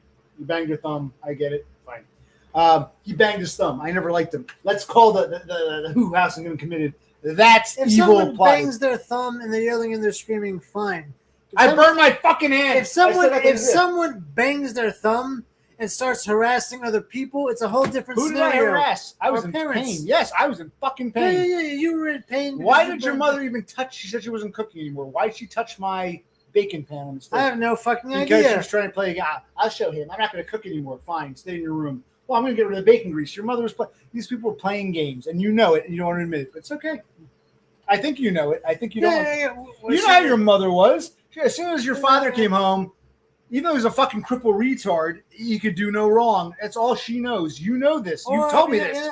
Was she just cleaning up to distract herself? No, that's the excuse to tell yourself. That's the excuse. Your excuse is she was working against me. My excuse is she was cleaning up to clean her mind. Maybe you're right. Maybe I'm right. But we don't clearly know. Want to tell the rest of the story? There's no AC in this house. I had a window unit I put in the room. The AC was up there. It's so hot, I'm not going to cook. That's fine. Stay in your room. I'll cook or I'll bring you food. Oh, I'm not doing anything in the kitchen anymore. Fine. Stay in your fucking room with your precious husband. Oh, we can move out now. No, your husband's a retard. He needs cable. Until we transfer the cable. Why don't you tell the full story? That's what happened. Why don't you tell her? She doesn't like messes and dirty things. She saw old grease, a bunch of stains. She wanted to clean it up. That's who she is what she does. Okay. So it's all my fault. My mother wanted to clean a mess, and me burning my hand. Okay, fine. Because again, there was no need for her to touch. She told me she was done in the kitchen. I'm not going to do anything in the kitchen. I'm totally done in the kitchen. Fine. When that didn't work, when her plan didn't work, let me get rid of his bacon grease. There's no need for her to touch that. There's no need for her to be in the kitchen. Go back to your room with your precious husband, who you're in love with, and hang out in your nice little air condition. Explain to me. Go ahead. We'll go back to this horse bullshit in a minute. Explain to me why your mother. Oh, she was just cleaning. I'm tired of me. I've all my life I've made excuses for people, for my parents, for employers, for people, for students, for this asshole Horsehead. I've made excuses for everybody, and I can't make excuses. I can't make. And again, you have a nice little room you could hang out in. As much as we all disagree and hate each other, our father, you and me, we're expert veggers. We could just lie on a couch or a bed and just watch TV for hours and hours and hours. Our mother can't do that. Well, then she can't sit in a room. She has to go do something else. What you're saying is, I didn't understand our mother's point of view. She clearly made no attempt to understand mine. Mm-hmm. She should have said, well, listen, I need to do something. But then again, I know that my husband, my 2 sons are expert veggers, but she couldn't give me the same leeway or afford me the same opportunities that you're criticizing me for not affording her with, is what you're basically telling me. Say again. You, me, and our father are expert veggers. Yes. She is not. Right. So why do I have to respect her? She's not an expert vegger. I got to respect that fact. Why didn't she respect the fact that I'm an expert vegger and you are and our father is? Why is the onus on me and not on her? She doesn't have to meet in the middle? Well, no. She can do whatever the fuck she wants. But okay, yes. If I'm an expert vegger, your mother should acknowledge that. She made no attempt to. But hey, I'm wrong for not acknowledging her bullshit. Okay. Yes, I know you're upset because you're being told your sister was wrong. You know she was wrong. Yeah. You're upset and you're yelling because you're being told that you're wrong. But no. I'm listening. I'm trying to understand what you're saying. You just said she had a nice air conditioning room to hang out in. Yes. She's not the type of person to do that. She wakes early. She gets ready. She doesn't want to sit in a room all day. Well, then she should be cooking. But it's too hot to cook. But now she doesn't want to cook because it's too hot. Yeah. So you make a choice. Either you be you or you go be a vegger. Pick one. She was trying to do some weird half-breed thing without any respect for me or for you or even our sister, really, if you think about it. So you're criticizing me, but you don't dare criticize mommy, is what it comes down to. Well, no. Had she stayed in the room, had she read a book somewhere else, had you made it clear, Or don't touch said, my business. it's Saturday, I'm moving out Monday, who gives a fuck about the stove? Yes, she had to meddle. Because had you made it clear you wanted that stuff, she probably yes, it's my fault for not making it clear. Yes, she makes nothing clear with me. That's fine. She's a dingbat with a cartoon mind. You got to factor that in. Why would you want? Okay, if she's a dingbat with a cartoon mind, why would you trust her ability to do anything? Why wouldn't you say our mother's a dingbat? So yes, your mother fucked up. Stupid bitch, don't touch the stove. By your own admission, buddy, your mother's a dingbat. You got to spell things out clearly for her. I said, okay, don't cook anymore. Don't touch the kitchen anymore. Stay in your air conditioning room with your husband. You're moving out Monday. She couldn't wait 2 fucking days. That unless I wasn't there. You probably weren't there. I spelled it to her many times. No, fuck it. She should stay in the goddamn room. So you're just making shit up now. Or no. She should have just done something else besides. But I know her. She sees old grease, bunch of stains on the counter. She can't ignore that. She wants to clean things up. She doesn't want to cook anymore. I'm not cooking anymore. Fine, don't cook. She thought that would get to me. I'm like, fine, don't cook. I'll cook or I'll bring you food. Go fuck yourself. She hated that because that's her kitchen. Tell the truth, buddy. Yeah, I know. The kitchen was always her domain. She never really taught us how to cook. She thought she could punish us. Our mother thought she could punish us, and when the punishment didn't work, she had to take it to the next level. Stop making excuses for mommy. I know. Stop writing your own narrative, buddy. No, I haven't written my own narrative. Go ahead, talk. Your own narrative is that they were plotting against you. They were not plotting against you. They were reacting to the way you treated them. The last 2 more days, stay in your room. It's going to end soon. That's all you have to do. We didn't know it was going to be 2 more days. Yes, they did. I told our mother, you're moving out Monday. Last thing I do is get the cable transferred. They're moving out Monday. Saturday, she decided to play with the grease. I came home from work. I was working 6 days a week at that stupid auto parts job. She knew, you're lying now. She knew damn well she's moving out Monday. And that's why I banged the door and said, you guys want to move out so badly? Fine. 3 a.m. on a fucking Sunday morning. You can move out now, you fucking assholes. I burned my fucking hand because you can't wait 1 more fucking day because our fucking father wanted vengeance. Tell the truth about our father. Our father wanted vengeance. Tell the truth. Tell the truth. Yeah. He was not happy with the way he ended up. And he said to our mother, Honey Bunch, he always called her Honey Bunch. Honey Bunch, we gotta get OC. You know this is true. Tell the truth. Tell the full story. Because I don't care if I get emotional. You're not telling the full story. You knew our father wanted vengeance, and you're fucking, like you said, our dingbat mother. Okay, Daddy, you do all the thinking for you. Why are you telling the truth? I'm gonna take a piss. Tell them the fucking truth. I'm telling the truth. You know what your mother did. You know damn well. You're just angry with me. You know damn what her mother did. And what they did or didn't do, banging on a bedroom door at 3 a.m. is wrong, no matter what has happened to you. If you're in pain and you burned your hand, call 911, get help. Don't lash out and attack other people. That was the mistake he made. He surrendered to his emotions, and it was wrong. He couldn't keep a cool head, and he's blaming everyone else but himself, as he does. He's always the victim.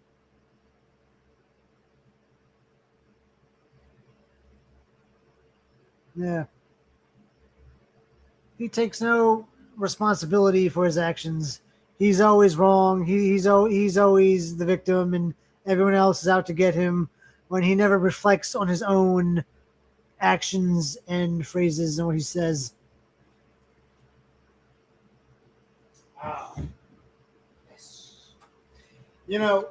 I wish that were true. Because if I go back with a time machine, here's what I would have done. I would have said, Mom, Dad, you're on your fucking own. Whatever our sister. Remember, so I tell my story. Yeah. When we first got before my father was even kicked out, I had to apply. Our sister was useless. She used to say stuff like, I move fast. I mean, she doesn't understand. We got our parents into a 55 plus affordable housing community. They have no money. Our sister just thinks you can rent a place just like that. No, you need 3 times the rent unless you want to be a guarantor, which we know she doesn't because she wants responsibility. Remember, like a month before we got approved, my sister said to our parents, "You're only getting 2 or 3 things." Remember, tell the full story. Exactly. I went to bat for our parents, and they still didn't fucking care. Tell them the story. Tell the truth, Rosie. I know you're angry with me because you're being like horse. I call you out in your bullshit, and you don't like it. Tell them the true story. You don't let me talk. You yell at me. You talk over me. No. You just make your own narrative here. Because before any new place, before our father left the facility, No, why don't you tell him the full story? Tell him everything. I'm Go ahead. trying to. I had because our sister makes six figures and has money. I mentioned to her that maybe she could rent a place where our parents would live. It would be in her name, and she would be the guarantor. And she kind of poo-pooed that idea. Didn't want to do it. She did. Make six figures, but put the onus on us. Yeah. So I did what I had to do. I hate my parents, but who cares? I might get emotional, but we got to do what we got to do. My goal is let's get my fucking asshole parents. My goal is fine. Let's work for them. Let's get this over with. Yes. The topic was we need to find a way to provide for our parents. Yes. And your sister, And the idea, and I said, all right, okay, sister C, you make six figures.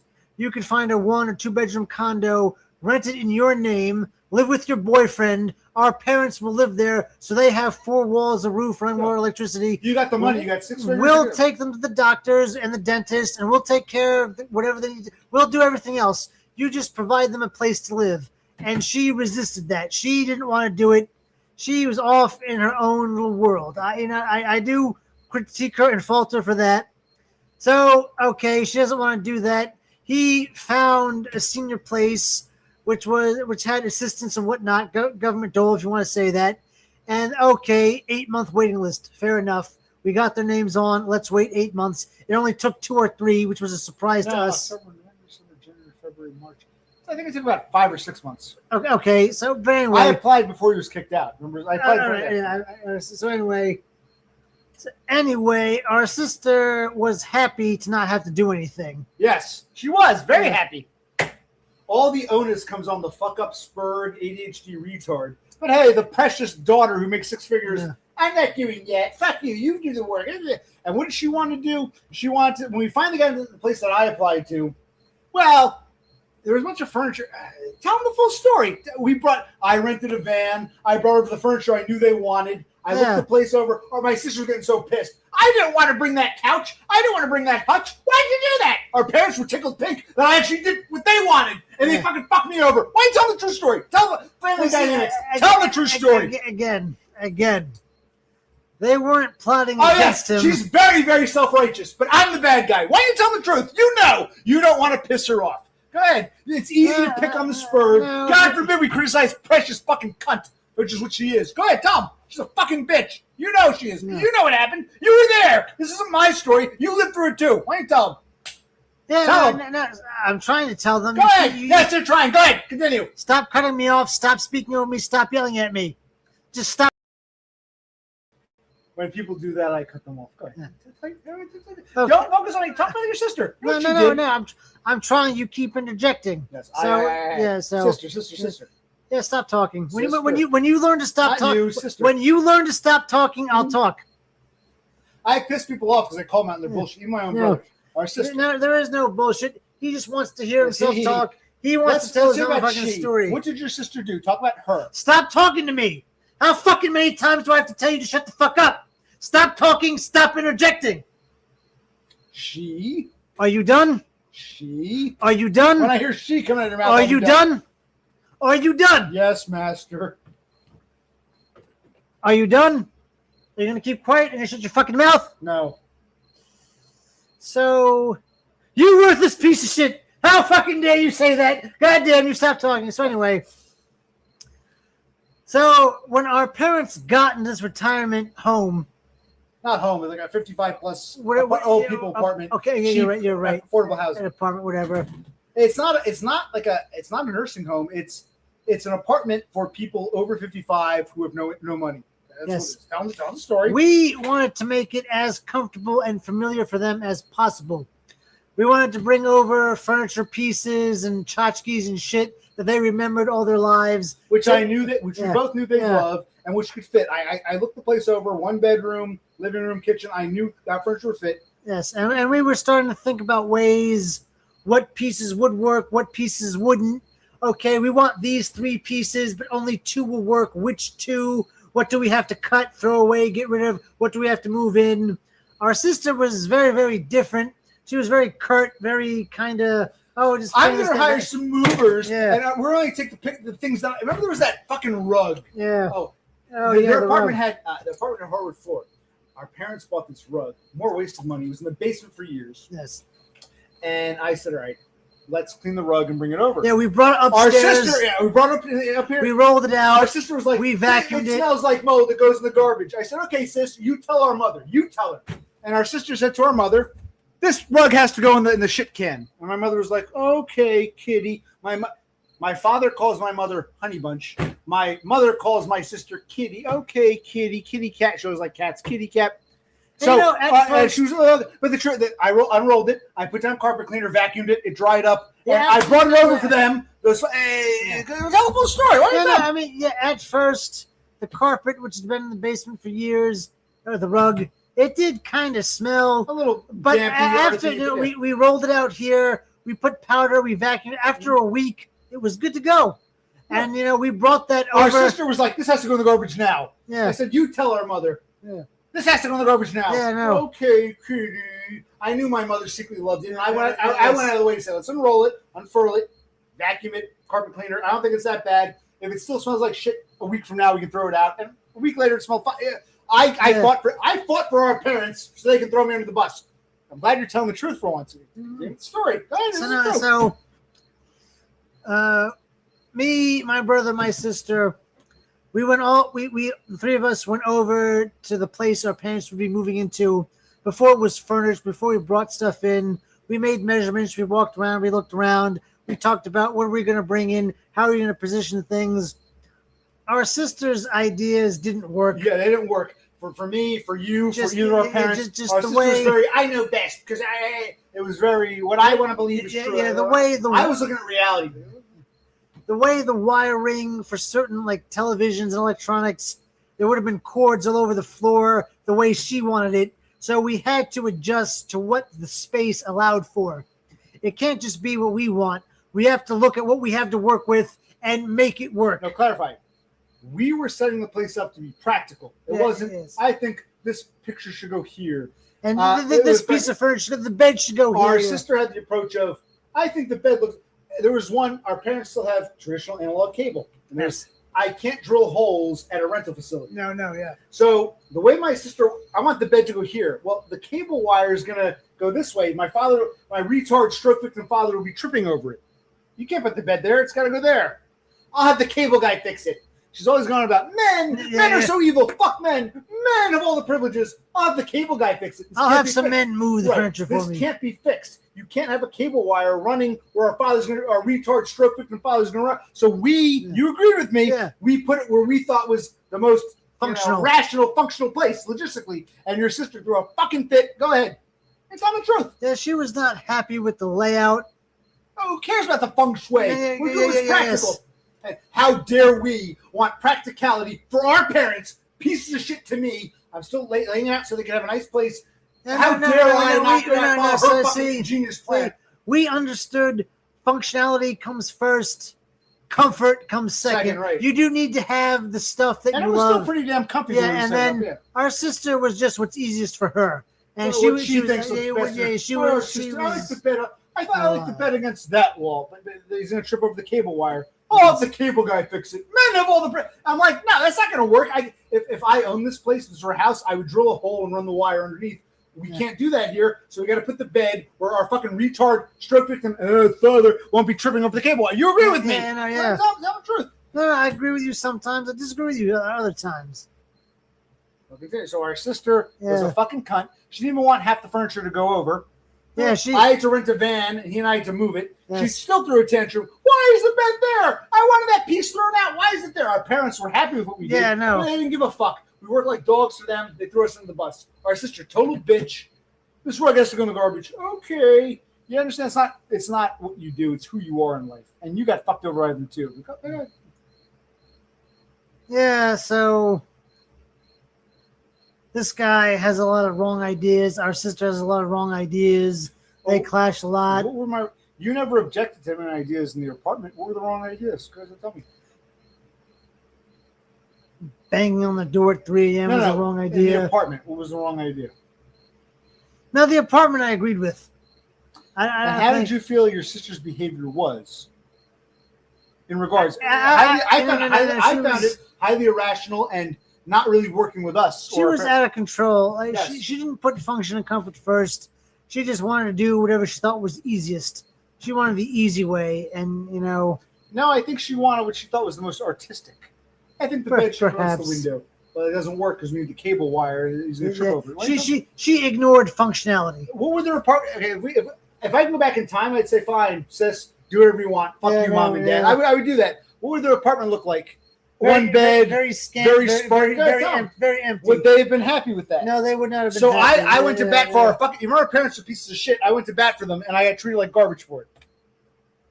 You got treated like garbage because you banged on the door at 3 a.m. No, I was No. Tell the truth. I'm telling the truth. I did do that. Calling our mother a cunt every 2 seconds is going to make her upset. Okay, I did bang on their door. Less than 24 hours before they're moving out, I burned my hand. Before that, we're talking about a month before that. We got the apartment. We're moving the stuff in. Your sister was already getting nasty with me. Your parents were like, okay, but they really wanted the rug. They wanted that hutch. They wanted that thing in the corner. Come on. Oh, yeah, but like I said, every day you would throw tantrums, yell and scream, call our mother a cunt every 2 seconds. I am emotional in the moment. Again, they got fed up with that. I am emotional in the moment, but I never say I'm emotional, let's punish them. I say I'm emotional, let's get through this. I vented, let's get through this. Your sister said, I'm emotional, fuck it. I don't care about what's right or wrong. Let's get him. All right, so that's how I see it. All right, yeah. No, maybe I'm wrong. Go ahead. Maybe I am wrong. That's how I see it. Again, you were out of line when you banged on the door at 3 a.m. You're using the day before they're going to move out. You're using that as an excuse. Why didn't you tell me about the lead up to that? What led me to finally have an emotional outburst because of the way they were behaving towards me? They were behaving negatively towards you, but you were behaving negatively towards them. Why don't you just to say, "Oh, I get emotional"? That's not an excuse, buddy. That's not good enough. Now you said earlier, I got emotional. Our sister got emotional. You said I get emotional sometimes, but you said you were talking about emotion. Don't put this on me. No, I'm not putting this on you. You're like, ooh, what happened before? Well, for the 2 months before, you knocked paintings off the walls. You broke lamps. You broke furniture. You yelled and screamed. He was about to say you banged on their door. Yes, the day before they're going to move out. No. He keeps going back to that one incident. No, I'm not. Terrible. Your parents' terrible behavior. He every day, tantrums, yelling and screaming, hours and hours on end, the same old argument. You drove people nuts with your behavior, buddy. So they broke down eventually. You need to learn when to relent, when to back off, when to stop. When I burned my hand because my mother. Not when you burned your hand. The month before you burned your hand, and you would throw tantrums, yell and scream at them, and break stuff. Yes. You don't do that, buddy. I do that. No, you don't. That wears people down, and they'll react emotionally. Good. No, not good. It's okay for them to be emotional, but not me. No, it's not. You're all emotional. Their emotional is equal to your emotional, but you don't recognize that. Apparently, their emotional is meaningless, and your emotional is the only one big thing that matters. But no, despite all the emotion, I still focused on the goal at hand.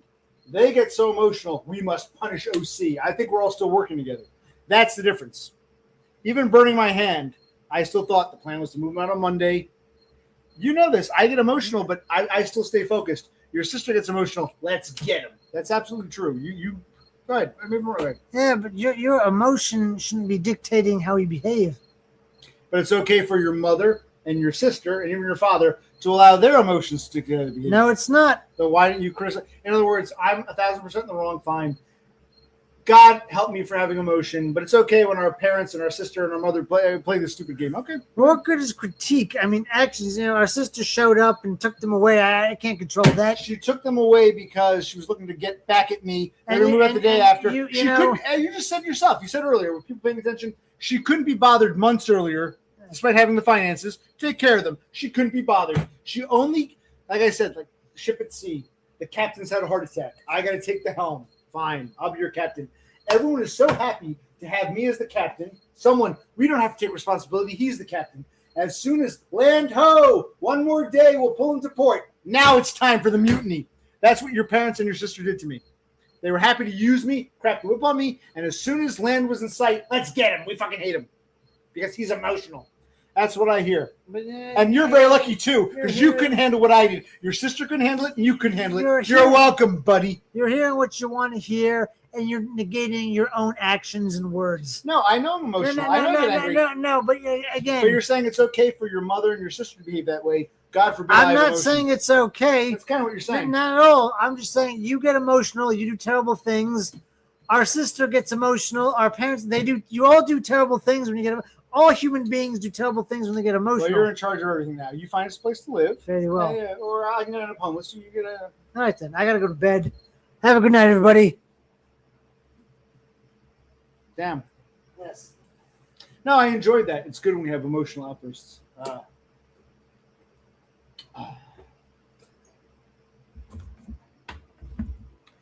What I think is, I've never denied being emotional.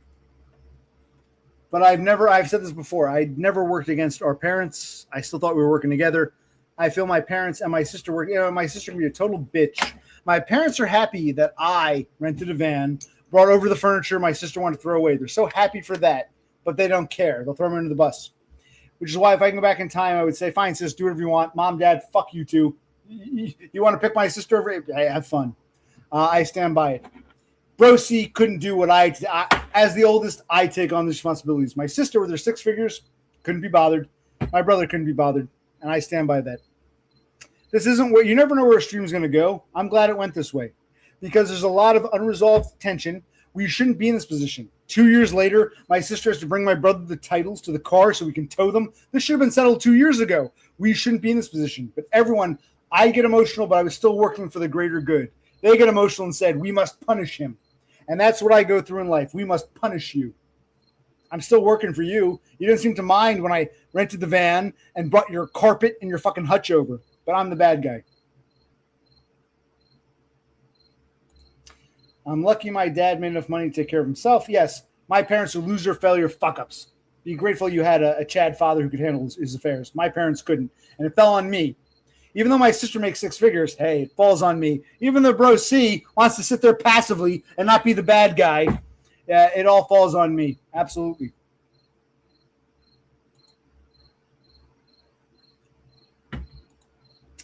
Thule, how you doing?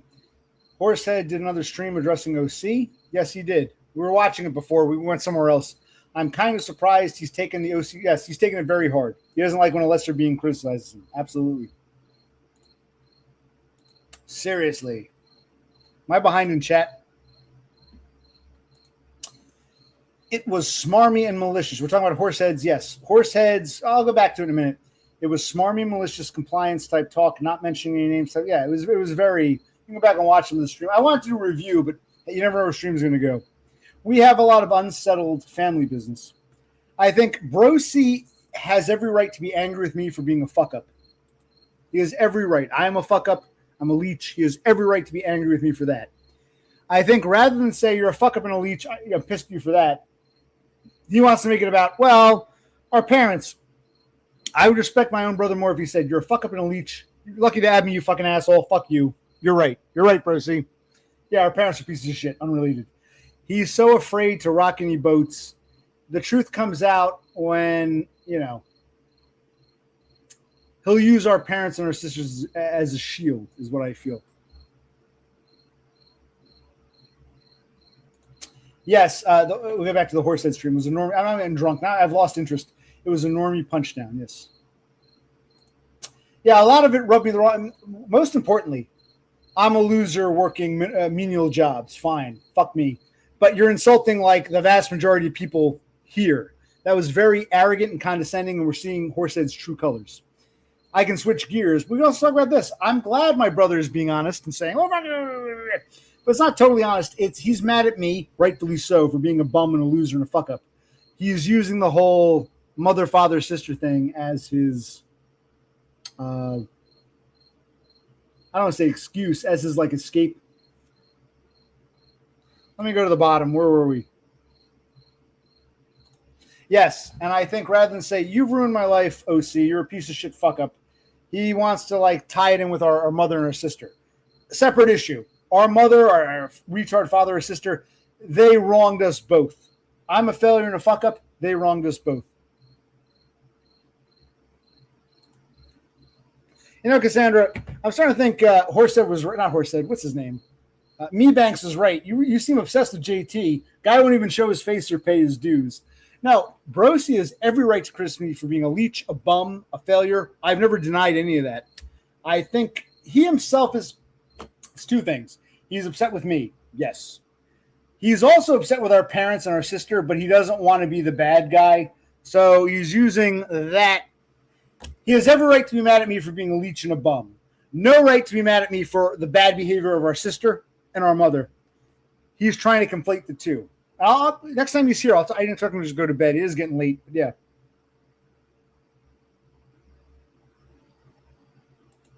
All right, so should I go back to the Horsehead thing, or do you want to talk to JT?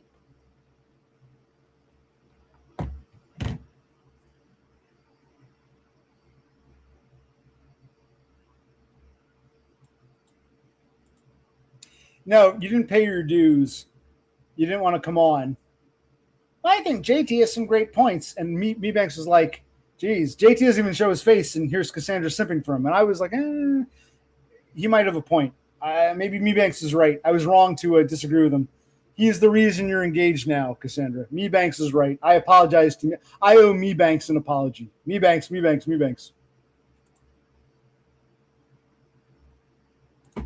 No, my brother and I were going about this, and just maybe I'll kill the stream. I can watch that Horsehead bullshit some other time.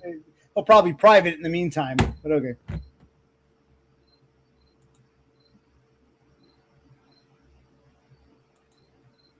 I said, oh, brother, and then where you been lately? Don't engage trolls. You want to engage trolls? I'll give you both 30-minute times out. All right, let's time them out. Should I time you both out? Now I'm drunk and tired. No, we had unsettled business, and yes, bro, I'm a failure. I'm a leech. I'm a fuck up. I'm a spurg. I'm a retard. Brosi has every right to be angry with me for that. I think he's angry with me for that, and he's angry with my sister and our parents for the way they behaved, and he conflates him with the whole, well, you. I think he can't say, OC, you're a fucking piece of shit, fuck up, get it, fuck you, and our parents, piece of shit, fuck me over. He's trying to conflate it because he can't regulate his emotions. I get emotional, but I'm still working for the common good.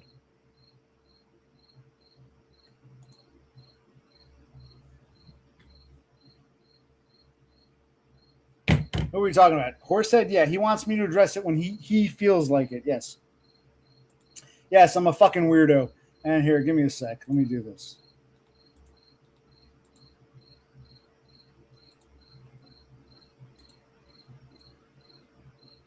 Hold on. Now I'm drunker and tireder.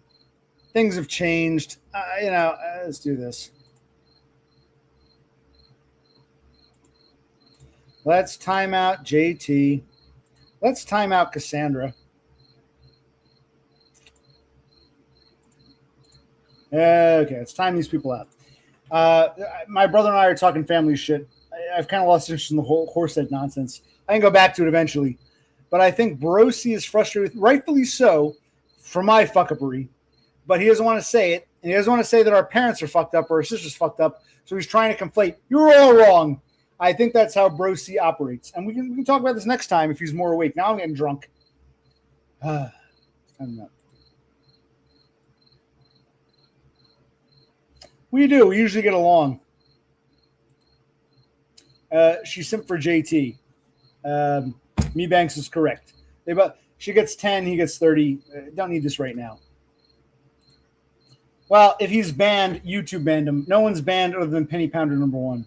Maybe I should do that now. I'll go to the community tab.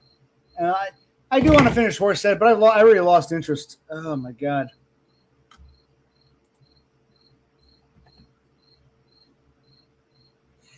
Yeah, but Thule, you raise a good point. Brosi is probably stressing out having to mediate. Okay.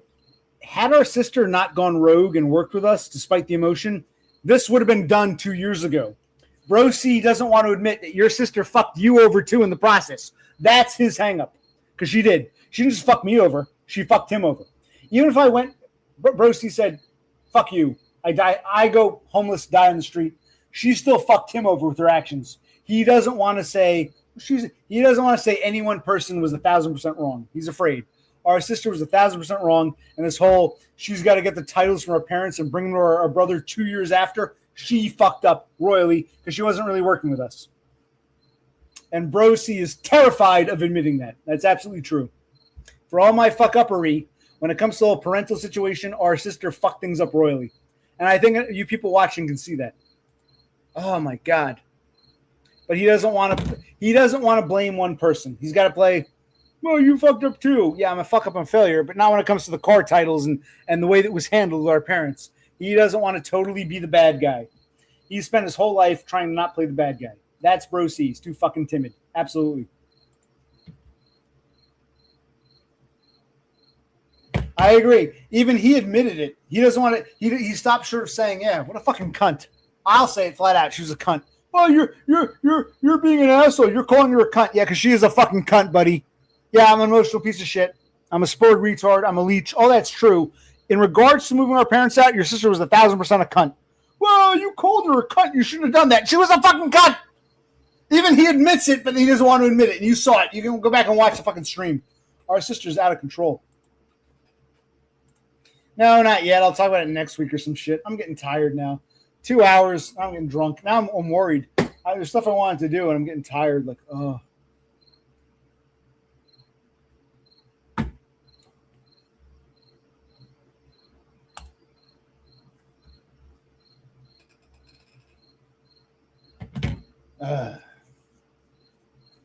But you never know where stream's going to go. Never know what's going to happen. Never know. No, I'm glad. I'm glad you get to see a side of Brosi. He can get nasty. And he's right. I'm a failure. I'm a fuck up. I'm a spurg. I'm a leech. All that's true. He has every right to be angry with me. I've never denied that. He has every right to be angry with me for that. But he conflates it with our sister's bullshit. And our sister was 1,000% wrong, and we shouldn't be in this position. We'd be a little better off if our sister didn't play games because she was more hell-bent on getting me than she was working together to close the house. And that's absolutely true. I don't want to tell you people anymore. You have to go back, watch, decide what you think, blah, blah, blah, blah, blah. I'll finish the horse stream some other time. I'm just too tired. I don't give a fuck. My brother, it's like he has every right to be angry with me for X, but he wants to conflate it with Y. Don't conflate. Our sister was that. I remember said to him, I said, if we had these titles from the get-go, if she didn't play games, we wouldn't be in this position. Yeah, that's right. He says this off camera, and he comes on stream. Oh, see, you criticize me, so yeah, you're the bad guy. It's like, yes, I'm a bad guy. I'm a piece of shit fuck up. You're right, but not in regards to this topic. Stay on point, which he can't. Which a lot of people I'm seeing struggle with. When I go back to this bullshit, I'll watch a few more minutes of this crap. Recommend that you do that. But again, I'm just speaking like hypothetically about nobody in particular. So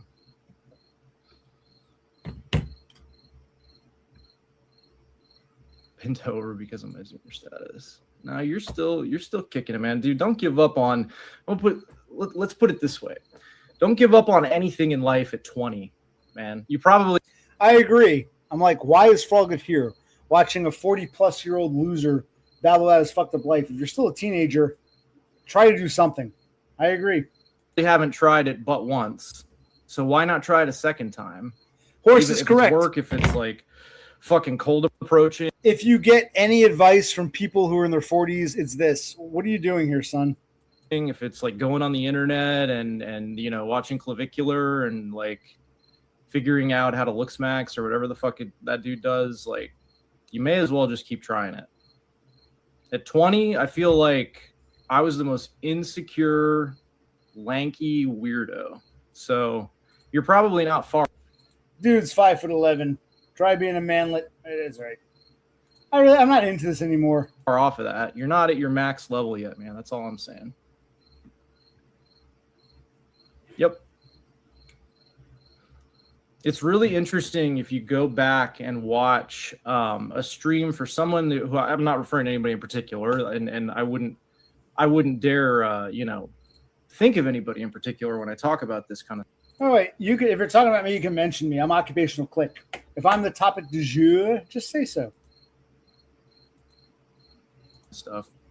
If you go back and watch certain streams, it's like anybody brings up, or if he brings up like, hey, does anybody agree with me on this stuff? And he turns to his brother, who's in a Stockholm syndrome type situation, And even his brother is like, I find that condescending to OC, but Bro C. If you find him in a Stockholm, I don't want to watch this. I don't even care about Horse. He's a normie with a wife and a kid and a lovely life, and he's hanging around with a bunch of losers and wants to punch down on all of us. We all work menial jobs. He doesn't respect any of us, as blatantly obvious. I can critique this bullshit, but it's like some normie with insecurities. I have bigger problems in life. We don't all get to work nice jobs and have great lives and this and that. Some of us, you can see how the other half lives, be grateful for what you have, and you can say, hey, man, I feel your pain. Thank God that's not me. But this asshole wants to punch down on me, on Hacker, on fucking Aiden even. It's fucking ridiculous. My God. That's how I see Horse. He's just punching down on all of us. Christ. no comment, or he actually defends me. The whole bit about the when he brought up, I may as well just dispense with it. When OC brought up the whole Moby Dick. By the way, there's nothing to let me say this. There's nothing to dispense with. I'm occupational click. I'm not going to finish this. I'll watch a few more minutes. Yes, he spent how far are we into this stupid thing? We are. Let's take a look. We are. Hold on. Wait, where was it? We're only 8.5 minutes in. He spent 8.5 minutes avoiding talking about me. Yes, I'm occupational click. Yes. Example. He's the one who brought it up. So he's the one who walked up and set the little trap for himself. And he starts going on and on and on and on. And then Bro C is eventually just like, yeah, you know, the main character of that story is Moby Dick, right? Watch what OC does. Watch how he laughs as a defense mechanism when he knows he's wrong. When he knows he's wrong, he does one of two things. His story is Moby Dick, right? So he's the one who walked up and set the little trap for himself. And he starts going on and on and on and on. And then Bro C is eventually just like, yeah, you know, the main character of that story is Moby Dick, right? All right, let's stop here. There's the one part I wanted to address. I'm actually glad I got to this. Horsehead left a comment. I'll address this point. Well, give me a minute. Christ. Give me a minute. Give me a minute. I actually wish Bro C was here for this. So we detracted and talked about our fucking sister. But real life is more important than what I mean.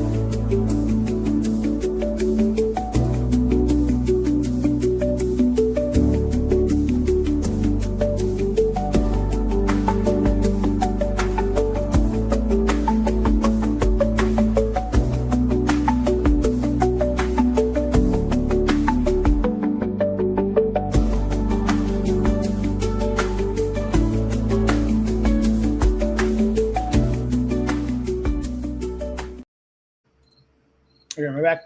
All right. Give me a minute. X out of this. Share this screen. I have to go to YouTube. Okay. You see this? All right. Hold on. Where am I? Okay. So this was my last stream a couple nights ago. Let me address this. Why not?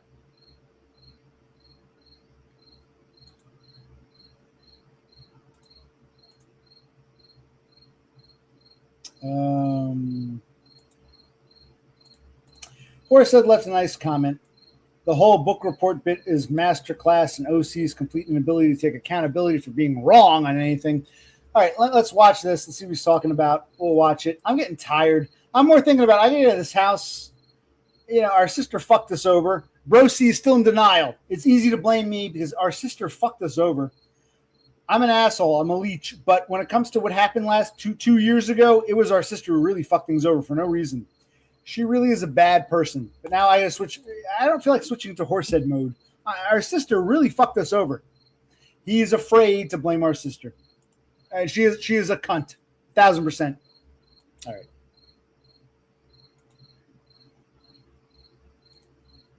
You never. If this were a book report, you'd be getting a C-, buddy. Good job. You never asked what the catalyst was. Now fair it's enough. Now it's me. going to be. Yes, fair enough. It's all my fault. That's not what I said, buddy. I'm rolling my eyes because we know this were a book report. This were a book report. Bro C's getting C-. You guys all know that. You haven't read the book, and you're making outlandish statements. This goes on for another hour or so. I didn't. Okay. Yeah. When someone. Okay. No. Call me Ishmael. Okay. You know, it's a famous opening line of Moby Dick. Okay. I don't expect every nuance of Moby Dick, but if you don't even know the main character's name, or he starts out by telling us he's Ishmael. Right from the back, the story is about a guy named Ishmael. That's like what is Moby Dick about? Well, first and foremost, is a dude named Ishmael. He gets on a ship with the captain they have, and they go after a whale, and Ishmael's the survivor. Okay. The opening is pretty damn important. Well, there's all kinds of stuff. There's Queequeg, and he goes to a black church. And he does. It's like, okay, buddy, let's not pull a horse in here, buddy. Okay, no, you haven't watched the whole stream. I know, and I didn't read all of Moby Dick. I slept through half of it, but I still got to end the book report. Christ, oh my God! I couldn't tell you what happened on page 657. But if you ask me, what's the main character's name? Ishmael. Well, he does this and he does that. Who's he? Oh, I forget his name. The very first. Call me Ishmael. It's the famous opening of Moby Dick. Call me, buddy. You're downplaying the important. Okay, buddy. Buddy. God. People hate when I'm writing my own book. Moby Dick was the main character of that book. Right, but well, I'm asking you for a book report. Yes. You're going to mention Ishmael. If you. All right, let's stop right there. I'm going to end it here because I'm getting tired. What I was thinking in that moment, several thoughts went through my mind. I remember thinking, that's a novel thought. Moby Dick is the main character. I didn't think of that. When I hear an idea that I've never thought of before, I contemplate it. My ultimate takeaway is that, no, Moby Dick is not the main character of Moby Dick. He's not. The main character is Ishmael. And I remember thinking to myself, Ishmael is the narrator. Because he's the narrator, does that mean he's the main character? Well, we've got examples of, I was thinking like Camus, The Plague. The narrator is not the main character. So the narrator isn't necessarily the main character, but the title character isn't necessarily the main character. I've said before in the past, it's like, one of my favorite movies, Annie Hall. Annie Hall, Diane Keaton played Annie Hall. She was the leading lady. The title of the film was Annie Hall. She was the titular character. She was the title character. But even though Annie Hall was the title character, she was not the main character. The main character was Woody Allen. You also like The Legend of Zelda. Think of The Legend of Zelda. Zelda, Princess Zelda. Her name is in the title, but she's not the main character. The main character is Link. Link is the main character of the Zelda franchise. Woody Allen was the main character in Annie Hall, even though the movie was named after a secondary character. Moby Dick is not the main character of the novel Moby Dick. But then I was thinking, well, Ishmael's the narrator, so if Horsehead is narrating the stream, does that mean he's the main character? Maybe. I was the topic du jour, but that's what I was thinking about in that moment. And the answer is, interesting thought. I'm not going to say you're wrong. I'm going to think about it. Now, Moby Dick, he might be the title character. He's not the main character. Annie Hall is not the main character of Annie Hall. Zelda is not the main character of Link. Now, Moby Dick is not the main character. But I was thinking, is Horsehead the main character because he's the narrator? I was the topic du jour of his last stream. Right, good example. The Predator, the alien, isn't actually the main character of the Predator movie. It's Arnold Schwarzenegger, exactly. So the title character isn't always the main character. My brother threw me. I think my brother was upset. I think I upset people because I think about things. I'm not interested in being right. I'm interested in what's true, what's real. So when he threw, he said, Moby Dick was the main character. I'm like, I never thought of that. It was like, no, Moby Dick was not the main character of Moby Dick. Annie Hall was not the main character of Annie Hall. Zelda was not the main character of the Zelda franchise. And the Predator was not actually the main character of the original Predator movie. That's correct. I agree. But, hey, that's why I'm getting back to, let's see here. Let's go back. Where was it? So, yes. But my brother threw me. Moby Dick was the main. I think my brother was trying to. A lot of people do this when they feel they're being attacked. Even though I'm looking for truth. I'm looking for what's real. What's real? What's true? What's the actual fact? Moby Dick was the main character. I'm like, I give people the benefit of the doubt. I'm like, No, Moby Dick was not the main character of Moby Dick. It was very much Ishmael. But the fact that he was the narrator isn't always the main character. But in the case of Moby Dick, no, Ishmael, the narrator, was the main character. All right, so where are we?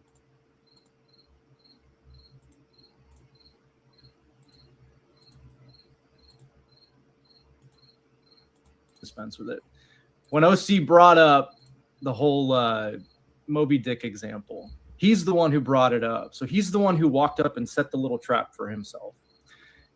And he starts going on and on and on and on. And then Bro C is eventually just like, yeah, you know, the main character of that story is Moby Dick, right? Why? It wasn't a trap. I'm going to say it again. That threw me. I never thought of that. I'm like, interesting thought. I like hearing new ideas. Interesting thought. I thought about it. No, Moby Dick is not the main character, Moby Dick. He's the title character. One more time. The title character. He's not the main. Annie Hall wasn't the main character in Annie Hall. Zelda wasn't the main character in The Legend of Zelda. The Predator was not the main character in the Predator film, the original Predator film. No, so it wasn't a trap. I was thrown for a loop. I'm like, oh, I didn't realize Bro C was like, I'll show him. Moby Dick was the main character. I'm like trying to think, oh, Moby, I never thought of that. My mind doesn't go there. I'm interested in truth, what's real, what's actually factual. So I'm like, huh, I never thought of that. Wait, Moby Dick, he wasn't the main character. No, that's bullshit.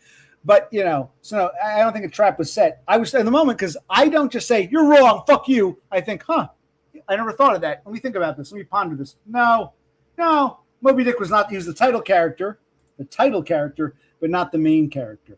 But I think about it. I used to attack people when I think they're wrong. I think, huh, interesting. No, Moby Dick was not the main character of Moby Dick. No. But I set a trap for myself. Watch what OC does. Watch how he laughs as a defense mechanism when he knows. And yeah, if you're giving a book report on Moby Dick, and you say Moby Dick was about a whale named Moby Dick, he was the main character. Moby Dick was a whale, he swam around the ocean. It's obvious you didn't read the book. No, Moby Dick was not the main character. It was kind of laughable, but yes. Knows he's wrong. When he knows he's wrong, he does one of two things. In the moment, I was trying to give my brother the benefit of the doubt. This is where I have problems in life. I'm naive. I'm a spurg. When someone says something, I think they're being honest and genuine, and I try to rationalize them on a genuine level. Even Bro C will get angry and defensive, and we see basically Horse's stream as him being defensive. No, I'm like, Moby Dick is the main character. If you're giving a book report, that makes no sense. I think about, no, Moby Dick was not the main character. No, I disagree 1,000%. Title character, not necessarily the main character. Annie Hall, Predator, Zelda. Yeah. The title character isn't always the main character. Sort of like. But I guess Horse is running with this as if Bro C was 1,000% right and I was 1,000% wrong and I couldn't handle it. No, I was thrown for a loop. Interesting. I'm not going to attack you, Bro C. Oh, wait. I think about no. Moby Dick wasn't the main character of Moby Dick. No. He was the fucking whale. I agree, Kassandra. Brings his energy down to a very low level and then subtly agrees with you. Yes, what you're saying is absolutely true. Yes. That's one example where he knows that you're getting at something. And the other thing he does is he just fucking. Well, that's partially true. Because I give people the benefit of the doubt, including my brother, I'm like, huh, Moby Dick is the main character? Never thought of that. Let me think about that. I give people the benefit of the doubt, and I think about, like, wait, that's bullshit. Wait, Moby Dick wasn't the main character. So I think about when people throw shit at me, I still try to treat them as if they're coming in peace and they're sincere. That's probably my big mistake in life, like I'm doing with Horse right now. I assume he's coming in peace and being sincere, but I don't think he is. No, Moby Dick was not the main character. Bro C was trying to basically get one up on me because he felt like he was being owned. I wasn't trying to own him. I was trying to talk truth and facts. And I stand by it. Moby Dick is. Now I thought about it. I thought about it. Moby Dick was not the main character. Moby Dick. No, it's ridiculous. So I raised an eyebrow. Raise an eyebrow. And laughs outright. Whenever a good point is brought up, it's a bunch of laughter because this isn't all really serious to him. This isn't all. No, I laugh when things sound ridiculous. When something's like, this isn't right. Something's ridiculous here. It's kind of funny when people are grasping at straws. I find that kind of funny, sad, but funny.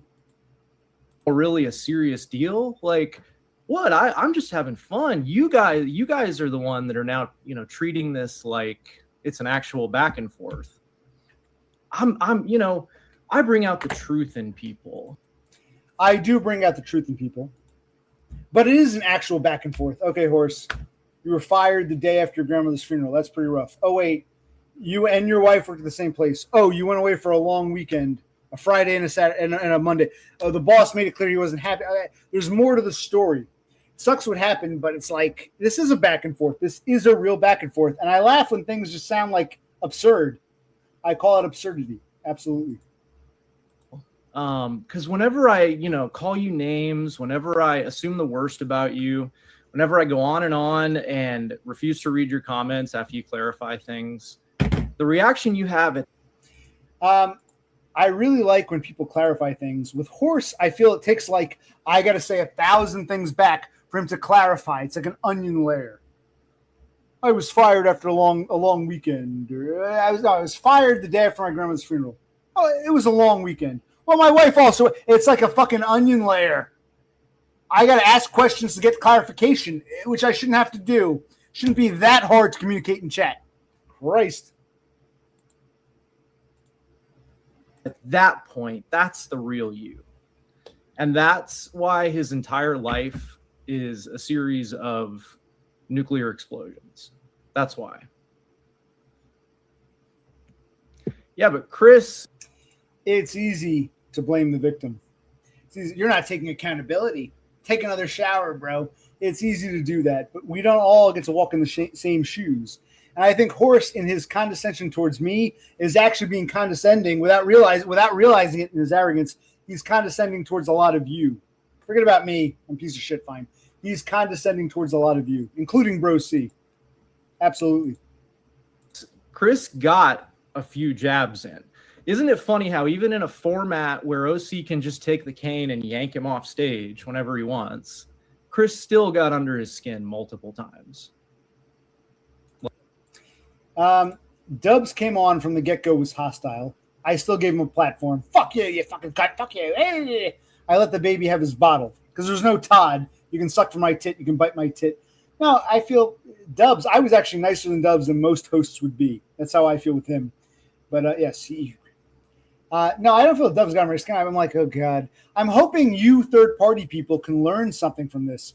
You saw how nasty Dubs was from the get-go. And I still was polite with him. Okay, Dubs. Okay, talker. Okay, Dubs. I gave him a lot more phone time than most hosts would. Where am I in chat? All right. I don't know what we're talking about anymore. He knows that even though this is a parasocial thing, he knows that a lot of us have him figured out, and he doesn't like it. I think it's the opposite. I'm another beer. What I don't like is after all I've told you, after all I've shared, you still don't get me. What stream are you guys watching? It upsets me. You don't know who I am. You haven't figured me out. You've made assumptions about me, despite me being honest and bearing my soul. It's like, what stream are you watching? I'm upset I am upset. He's right about that. I'm upset you don't know who I am. You've made no effort to understand me. Jeez. All right. I gotta get some beer and maybe some chips. Take a piss.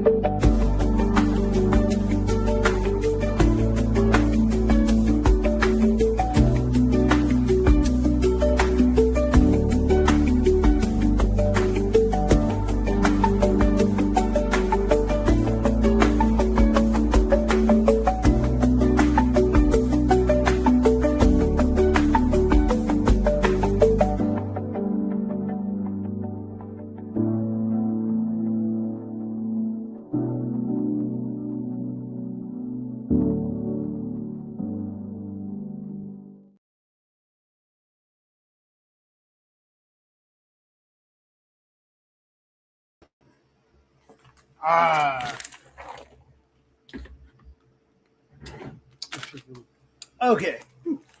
Yeah, the last time I had chips and dip, I remember Endymion was on talking about California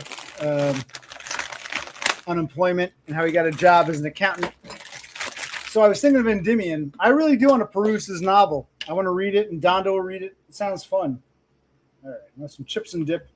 I'll watch some more of this. But this is all a distraction from the disaster that is my existence. Okay. Where was I? All right. I should mute the mic so you don't hear me crunching. It's funny when you mirror him back to him, which is what I was doing. I was calling him a liar because, to my mind, I think he is lying. I think. Yeah. No, Donda was correct. He was trying to use reverse psychology. Like my brother, Moby Dick was the main character. I'm like, let me think. I give people a minute of the doubt. Moby Dick was the main character. Never thought of that. No, Moby Dick wasn't the main character. You're just saying that because you're upset. Reverse psychology. At some point, I actually give people a minute of the doubt. I think about it. I'm like, am I wrong? And I'm like, wait a minute. Wait. The more I think about this, no, that's not correct. No, he was using reverse psychology because he was upset for being called out in his fibbing. And he is. He's very much a fibber, Horsehead.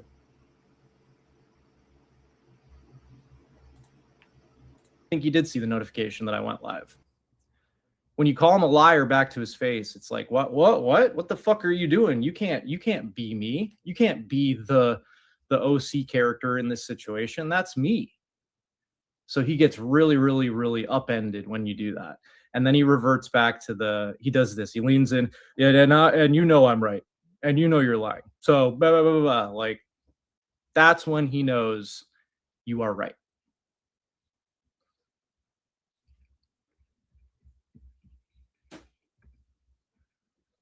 Yeah, he doesn't want to admit that you probably have some insight into him as well. You understand behavior.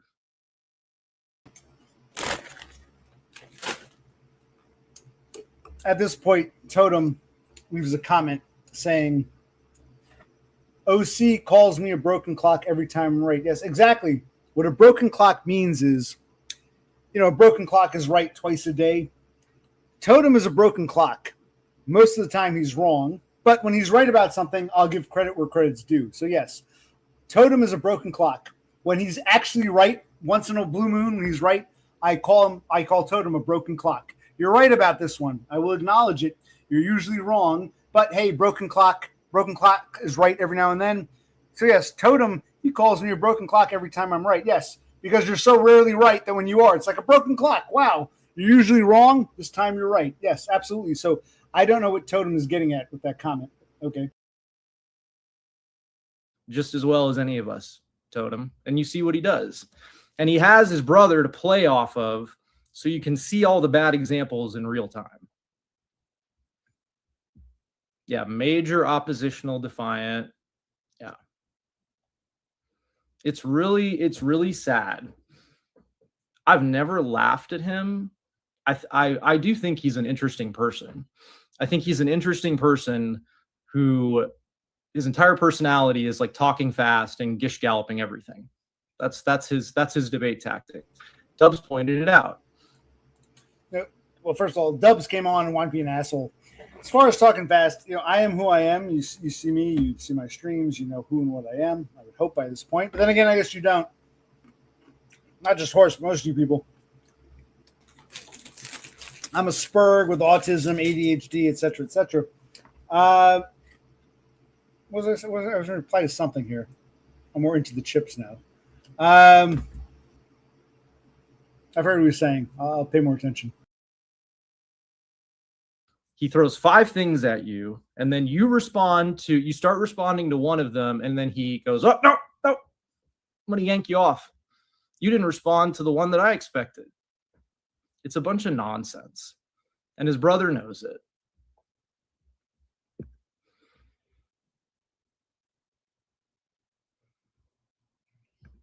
That's a great example. Yeah. That's kind of like me.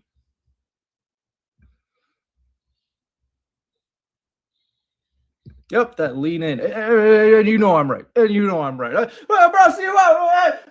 Come on. Oh, he's just trying to, he's just trying to blah, blah, blah, blah, blah. It's like, did you even say a word in that whole fucking 8 seconds? Like, Jesus, dude, slow down. I don't think I say, you know, I'm right. I think what he's upset about was when I said, that's not true and you know it. If someone said, hey, Horse, you're an incel, you're a loser, you've never had a real job, no women like you. It's like, that's not true and we know. We know Horse has a wife and a daughter and a nice job. If someone said something that was patently false, and you don't have to prove it, you can go back. I mean, there's not anyone who said, hey, Horse, you're an incel, loser, weirdo, fuck up with the Horse can say, that's not true and you know it. I say that when someone is deliberately lying, flat out lying. I don't have to prove myself. We got enough evidence, you know. So, yeah, I think Horse is upset about the whole that's not true and you know it, which is what I say when people are flat out lying. And I don't have to prove it because you got plenty of evidence and people here will tell you you're fair. So, yes.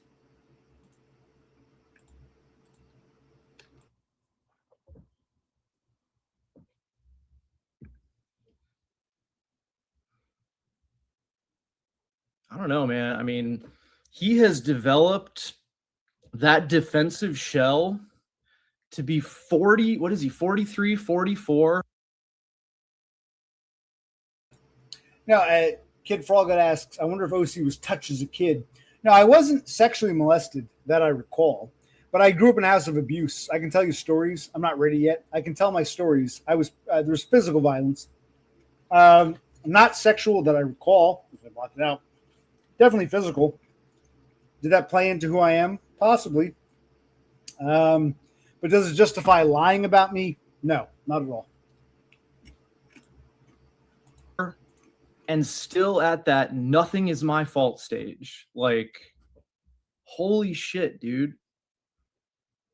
He might really be worse off than I thought. And that's not true either. There are things that are very much my fault. I have imposed upon Bro C. Bro C has every right to be angry with me for being a bum, a leech, a fuck up, to an extent. He doesn't have the right to be angry with me over our sister's bad behavior. I think he conflates things. There are things I'm definitely guilty of. I'm not an angel, not a saint, never claimed to be. He's still at that stage where he's not at fault. That's not true. I think Horse knows that's not true. I think I've admitted many faults many times. Maybe not. You guys can be arbiters. No, I don't think that's accurate.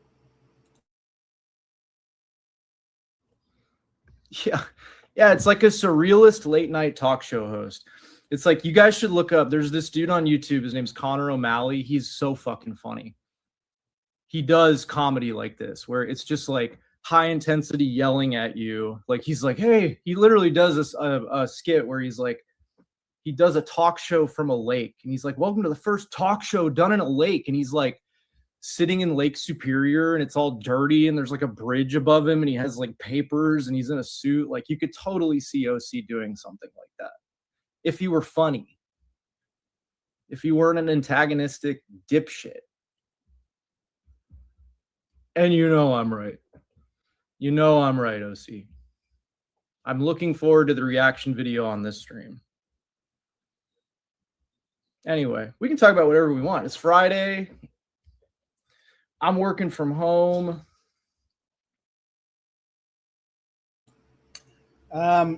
He won't talk about anything else but me. That much I know. I skimmed ahead. The whole half hour is about me. I'm honored. I'm not antagonistic for the sake of being antagonistic. I'm antagonistic when I hear shit that doesn't make sense. When I hear a thought, whether I agree or disagree, if it's something novel, like Moby Dick is the main character, I'm like, never thought of that. No, that's not right. I'll listen. I don't just attack people. My goal isn't to be antagonistic for the sake of being antagonistic. My goal is to find truth. I will call out bullshit. If that's antagonistic because I wasn't nice, oh, Horse, great job telling us the story. Poor you, your grandmother. No, Horse, your grandmother's story makes no fucking sense. Elaborate more. I think he's conflating antagonism with genuine criticism. Absolutely. I'll have to get off here in a little bit because I have a couple things I have to get done, but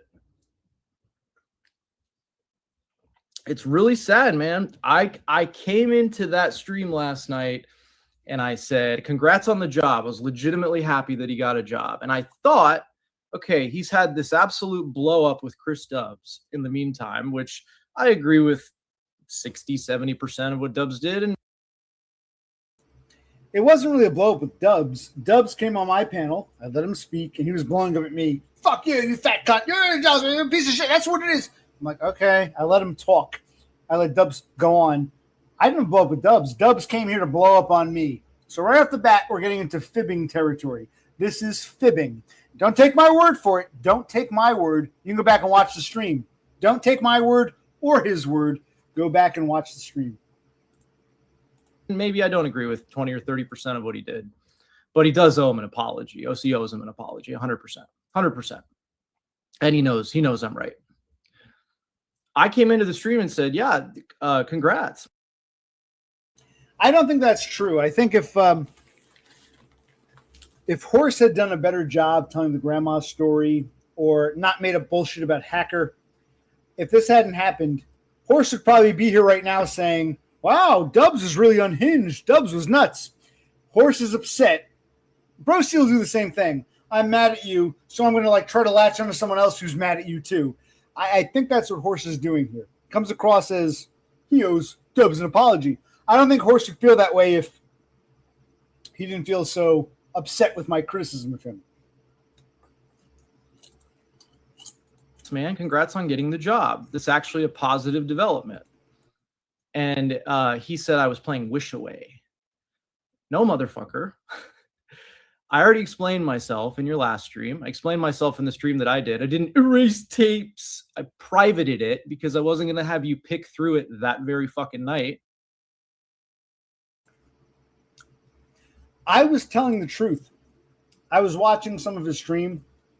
I didn't want to watch a full hour and a half. That stream where he bought vape, drove around, went home, put his feet up on the coffee table. I did not want to watch an hour and a half of that. But he privated the first 5 minutes in. And I said, Nixon, why are you erasing the tapes? If you're not ashamed of what you said or done, why are you erasing the tapes? He was very much like Nixon. I don't understand why he erased those tapes. He said, because I feel like it. That was the best answer he could come up with in the moment to communicate. I felt like it. Now he's, I didn't want you nitpicking. I had no desire to watch an hour and a half of that. I probably won't go back to that. I don't care. Yeah, he was like Richard Nixon. Here are the tapes. You can check the tapes. And they're 5 hours of silence because they've been erased. Yes. That definitely happened. I did not want to sit through an hour and a half of the stream, but he didn't have to private it. It's a sign of weakness. It's a sign of, I got to private this now. Why'd you private it? I felt like it. Now he's saying, again, this is what I talk about, the fibbing. I don't like fibbers. I like truth and honesty. I don't like fibs at all. And this is fibbing. Absolutely. Or whatever it was the next night. I don't remember. And then I unprivated it so you can go watch it to your heart's content. Well, you and I would say you shouldn't have privated it in the first place. What do you have to hide? Nixon. You shouldn't have privated it in the first place. Well, I didn't want him picking through that night. Oh, but now I can pick through it to my heart's content. It's just I'm not impressed. I think he's a fibber. I think Horse is a fibber. It's sad. I wanted to like the guy. I think he's a fibber. Absolutely. Came to a disagreement about whether I clarified something or not. I'm not playing Wish Away.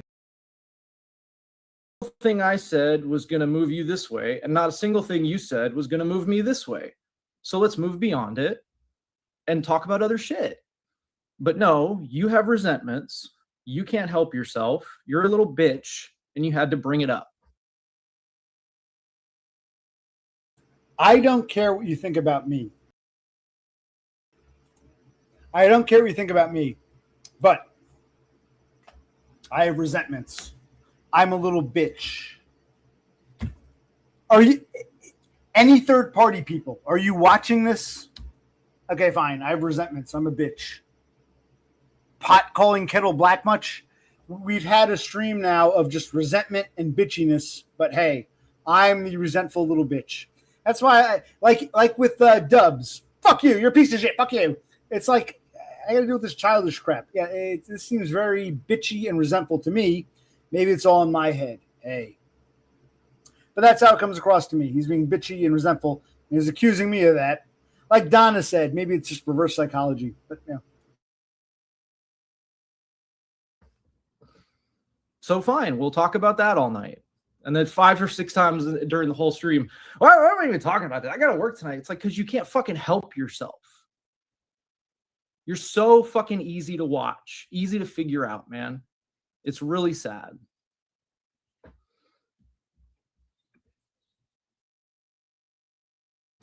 And therein lies the problem. I think a lot of normies don't understand me at all, but they assume they do. They jump to conclusions, make assumptions that are wrong, and run with it. You're so easy to figure out. You're being an asshole. You're this, you're that. It's very easy to point the finger at a spurg you don't understand and say, I got you figured out. I know what you are, and you're a piece of shit. Because you don't make sense to me, therefore you're a bad person. It's very easy, and normies do that all the time. We've seen Horse dump on all of us for having menial jobs.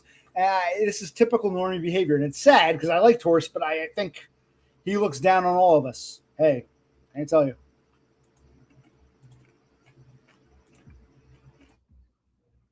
Yeah, it's just talking fast. That's all it is. It's Fox News debate tactics type shit.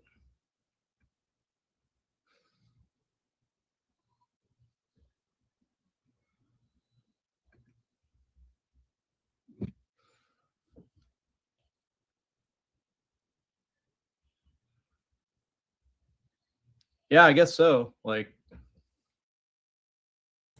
yeah, I don't really get this comment, but Froglet says, I think OC has knowledge rather than nutritional intelligence he can adapt to anything whatsoever. It's the same playback overused. I never claimed to be a brilliant anything. If anyone thinks that I'm a genius or I claim to be a genius, you're missing the point.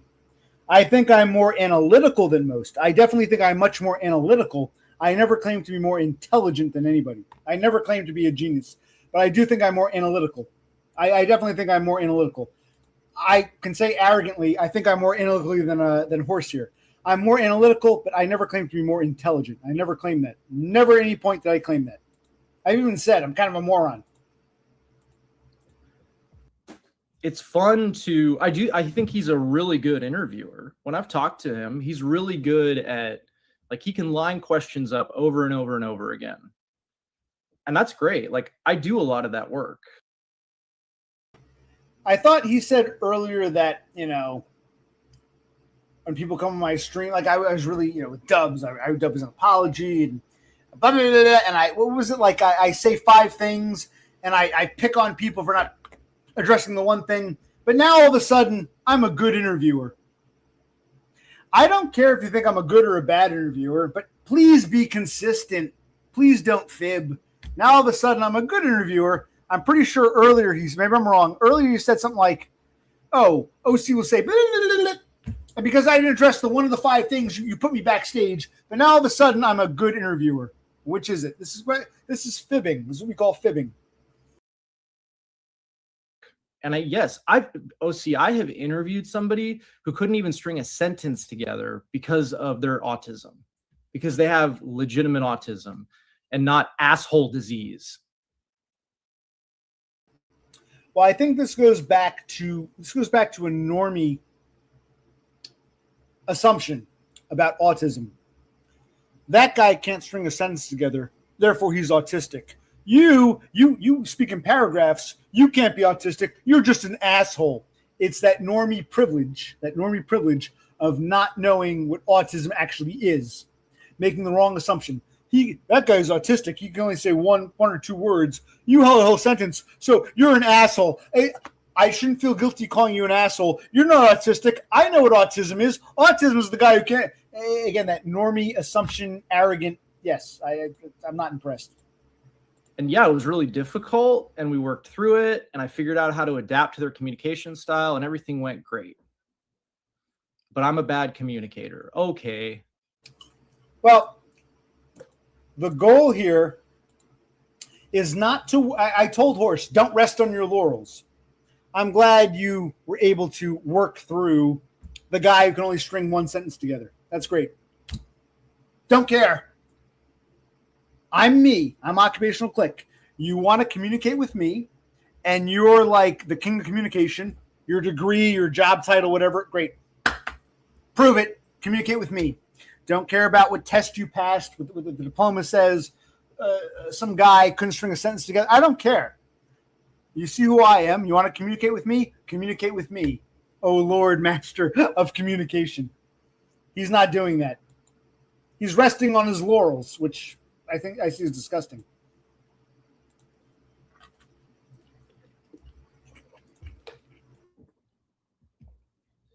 Come up some stairs, buddy. You're way down there. You're on stair number 2. Come on up. Come hang out with me up here. I know you're capable of it. Well, and he never does that. So don't expect it. Why are you even here? Are you like in between bottles or actively in the middle of one?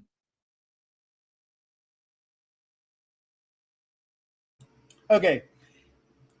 He's talking to 24 Hours, a.k.a. PJ. Why are you here? You're in between bottles? I don't want to be that guy. I'm going to be that guy. Horse is punching down on PJ. PJ, 24 Hours. He called in once. I know Jasmine Monique doesn't like him. PJ was a nice guy. I got along with him. Maybe there's stuff I don't know. Seemed fine to me. If there's anything I don't know, fine. But it seems like Horse is being very condescending towards PJ. Again, which goes back to the whole, without realizing it, Horse sees himself as our superior. Or maybe he wants to believe he's superior, but feels he's on our level, and that scares him. I don't know why he's punching down on PJ all of a sudden. Just like he made fun of all of us with the menial, I don't work menial jobs. There's a condescension with Horse. Very much so. Say whatever you want about me. Call me names. Say I'm an asshole. I don't care. Why are you punching down on PJ? Why are you being condescending towards Bro C and half the fucking audience here? More than half the audience. Do you not see, Horse, if you're listening, do you not see your own hypocrisy? You said you were looking forward to the response. You're getting it now. I'm dead serious. Why are you, okay, now PJ, why are you here? Between bottles? What the fuck? It's like, it's so fucking condescending and arrogant and privileged. And, it's like, I don't advocate violence. But every now and then, when there is a revolution and the aristocrats go to the guillotine, what did I do wrong? That's what Horse strikes. He strikes me as the guy who's about to get his head chopped off. What did I do wrong? Like, I'm like, wow. It's kind of insulting, not to me. I'm not insulted about what he says about me. I'm insulted about the way he's treating Bro C, the audience, PJ. It's like Horse is incredible. Hacker. Horse is so fun. It's like a condescension. He might not even be aware of it. I'll give him the benefit of the doubt. He might not realize how fucking arrogant he comes across towards a group of people, not just me. I'm being used as the punching bag. He really looks down on a group he sees as below him. And that's condescending. 1,000%. 1,000%.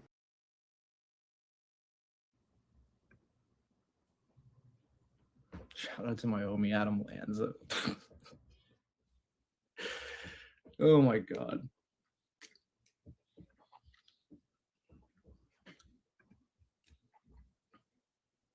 I mean, that's what it is, right? OC has AD. Let's put that on some bumper stickers. Even if I were a normie making 6 figures, I don't think I could ever in good conscience be like this guy. I don't work menial jobs. What a loser. Oh, piece of shit. He has asshole disease. It's like pot calling kettle black. This seems so condescending, so smarmy, like you said, Kassandra, so asshole-ish. Come at me. I don't care. I got a thick skin. I'll take it. Why are you fucking attacking without even realizing it? You're showing your true colors, Horse. You're attacking more than half the audience here. It's so fucking, you're like that asshole driving the hybrid, drinking his $6 coffee, looking down on the peasants pumping his gas. It really is condescending what you're doing. I'll take it. You shouldn't be like, this is really, the people watching should be offended. This is like, I'm kind of sad. I thought Horse was one of the good normies. Maybe there's no such thing as a good normie. I don't know. It's so funny how far apart we are. He's like, yeah, Horse, I think you're going to have to apologize to me. That's so fucking rich, dude. You and Hacker need to be coming to me going, hey, we're sorry for all that shit. We're sorry for calling you a liar. We're sorry for bringing up your daughter in sexual contexts. Like, it's like there's one small thing that happens, one small kernel of like a disagreement or a misunderstanding, and because of the people that feel offended, it turns. I don't know if Hacker said something about Horse's daughter sexually. I don't know. If someone knows, give me the timestamp. Hacker had like a 5-hour stream. I watched quite a bit of it. That was not the takeaway. The takeaway was Hacker was upset, was trying to reach out to Horse, and Horse was in the crosshairs, couldn't handle it. What he's saying now, Hacker made a sexual comment at my daughter. Well, if that's true, I'm sorry, but after 5+ hours combing through it, I didn't see that. I saw you getting upset watching Hacker be Hacker. That's why he's disingenuous. He's a liar. He's a fibber. And the more I watch him, the more, wow. When I perused this earlier, I wasn't as upset. Maybe I'm drunker. Maybe the thing with my brother and moving out of this house and thinking about our sister and the way she fucked us over, it's definitely playing in. But the more I watch Horse, it's like, dude, Hacker was being Hacker. 5+ hours, you make it sound like the whole stream was about your daughter being sexualized. I didn't even come across that. It was so prevalent. Give me the timestamp because I'm not calling you a liar. Horse, I won't call you a liar. Maybe Hacker said something. I don't know. I combed that stream. That was not at all the fucking takeaway. So, again, we're getting back into fibbing territory or disingenuous, misleading territory. Turns into the biggest fucking thing ever, and I'm just sitting here like, okay, when is it okay for me to respond to you and start just throwing back the shit that you're throwing at me? And then the minute I do that, it's like, oh, holy shit, he's laughing at us. Wow, you really sound like an arrogant prick. Oh my God, I thought I knew you. It's like, dude, we're past all that. You're calling me. Not really.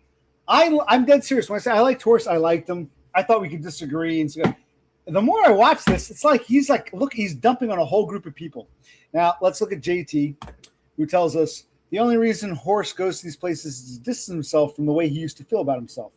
He shouldn't come around. Too much of a reminder. I don't think he can handle a reminder. So if what you're saying is true, JT, Horse should avoid people like me and Hacker and Stonk because it'll just trigger him. Like you say, JT, Horsehead compartmentalized the two versions. What's happening, if that's true, Horse is slipping.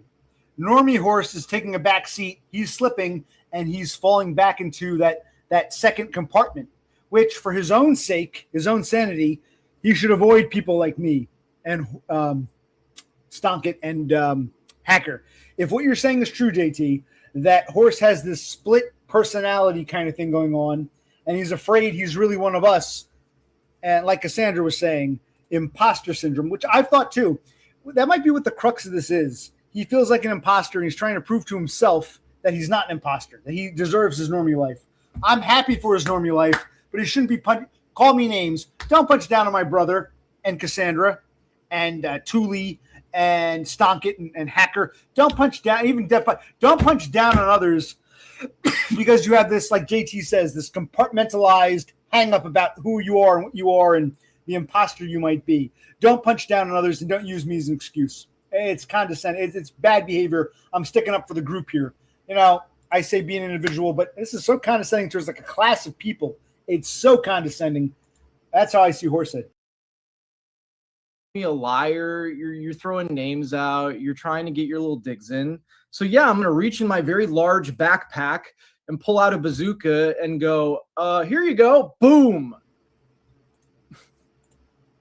Yeah, I get that a lot from even though he's talking metaphorically, I get a lot of normies who feel like you said something I don't like, kill you now, bazooka, boom. I'm seeing who and what Horse is, and it's scary. You don't like me, you don't like my opinion, say fine, you're an asshole, I disagree with you, fuck you. This whole, I gotta get him now. Even if Horse isn't literally saying that, it's that same mentality. I've never, like when Bro C said, Moby Dick's the main character, I'm like, huh. I would never say, you're wrong, fuck you, I don't like what you're saying. I think about it. Not novel concept, no. Title character, not to make it. I don't want to kill people, metaphorically or literally, because, hey, he said something I didn't like, and that's, I find Horse disgusting. Now, Chicken Dinner, you say, Hacker was pointing out that Horse should not show his daughter in this space because they're men with that. Okay, I'm not going to speak on that because if Hacker really did say something inappropriate, Horse can give me the timestamp. I don't know either way. I do know Hacker said, Horse, you shouldn't show your daughter on camera. And I said, I disagree. I'm with Horse on this one. I think all parents, especially dads, love the whole, I got the camcorder, let's film the birthday party. Here's my wallet, let me show you my kids. I think that's normal for normies. I don't blame Horse at all for wanting to share. We're at the beach now. Here's my daughter playing in the sand. Here's my wife in the distance. Hi, honey. That I'm with Horse on that. That's typical normie behavior. And no one, even Horse, for all my criticisms of Horse, no one should say, you put your daughter on camera for a minute. What a fucking, you're encouraging pedophiles. That's petty. Horse is sharing his kid and his wife and his family, happy life. And I'm not jealous of him. I'm not. I'm happy for him. If I could be a normie, I would be. And I said that several streams ago. I get it. You're the dad. You're proud of your family, what you made. Here's my wallet. Look at the pictures of my kid. Here's the video camera. Here's the birthday party. Here's the trip to the beach. That's normal. No criticism. And I don't think anyone should be shamed for being a dad. And here's where I'm actually standing by Horse. If Horse wants to say, here's my daughter, hi, here's my wife, hi, that's typical dad behind the camera stuff. And I'm supportive of Horse, and I wouldn't be petty and say, Horse, you showed your daughter. Horse, you showed your wife. That's what Horse did. In regards to that, Horse is behaving like any family man. I got my camcorder. It's the kid's birthday. Say hi to the camera. Hi, blow out the candles. That's normal. I've never faulted Horse for that. And I said that. I've explained this. I got to repeat myself again. I would never say, Horse, you showed your daughter playing in the sand. I would never do that. So if Hacker did that, Hacker's wrong. But I think I've said that before. But I don't think Hacker actually said something about, I don't know. I don't think Hacker actually said your daughter should get raped. I don't think he said that. I think Horse is fibbing again, misleading. But I fully support Horse showing pictures of his kid, showing his wife on the trail. That's totally normie behavior. It's natural. It's normal. And we shouldn't get flipped out over a home video. Your father never took pictures or had the camcorder. And that's fine. I don't fault Horse for that. Showing his daughter playing in the sand or showing his wife waving on the camera, that's normal dad with the camcorder. Have I explained myself enough? I don't knock Horse for that. That's perfectly normal behavior. And anyone who criticizes Horse for that is wrong. But is that what Hacker did? He tried to use that as an excuse, or was Hacker actually saying nasty things about his daughter? I don't know, but I can't fully trust Horse. But no, I think any father wants to show his family in the happy outing at the beach or at the park. That's normal. I don't fault Horse for that and never did. All right, where were we? Like, you could never live half a day in the life that I live, my dude. And I could very easily live many days in the life that you do. Okay.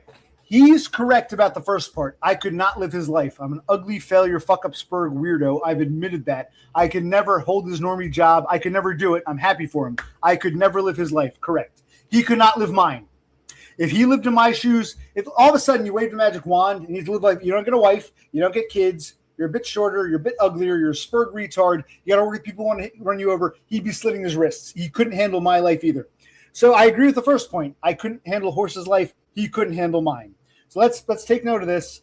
Horse is saying that I could easily live your life. Again, the arrogance, he couldn't. He slit his wrist. Okay. And I admit, I couldn't live his life. I don't have the ability. I don't have the skill, the social acumen, the looks. I couldn't do it. I'm happy for him. I've never. There have been people here who've said, Horse is a normie, get rid of him. I have never knocked Horse for being a normie. I've never knocked him for showing pictures of his wife and kid at the fucking park. You know, I'm actually fairly grounded in reality when I say yes. And I'm happy for him. I couldn't live his life. You're right. He couldn't live mine. He's wrong. He would be slitting his wrists. He wouldn't be able to handle it. He'd lose his mind. He's not used to it. He's not. And he needs to be humble and say, wow, maybe you're onto something. But he could easily, no, he couldn't. As much as you want to sit there, and you guys could never handle the horror of a fucking entry-level retail job. Again, say what you want about me. This is the arrogance. Bro C works a retail job. Thule works a retail job. Kassandra works retail jobs. Gritty basically works retail jobs or bullshit, drive around jobs.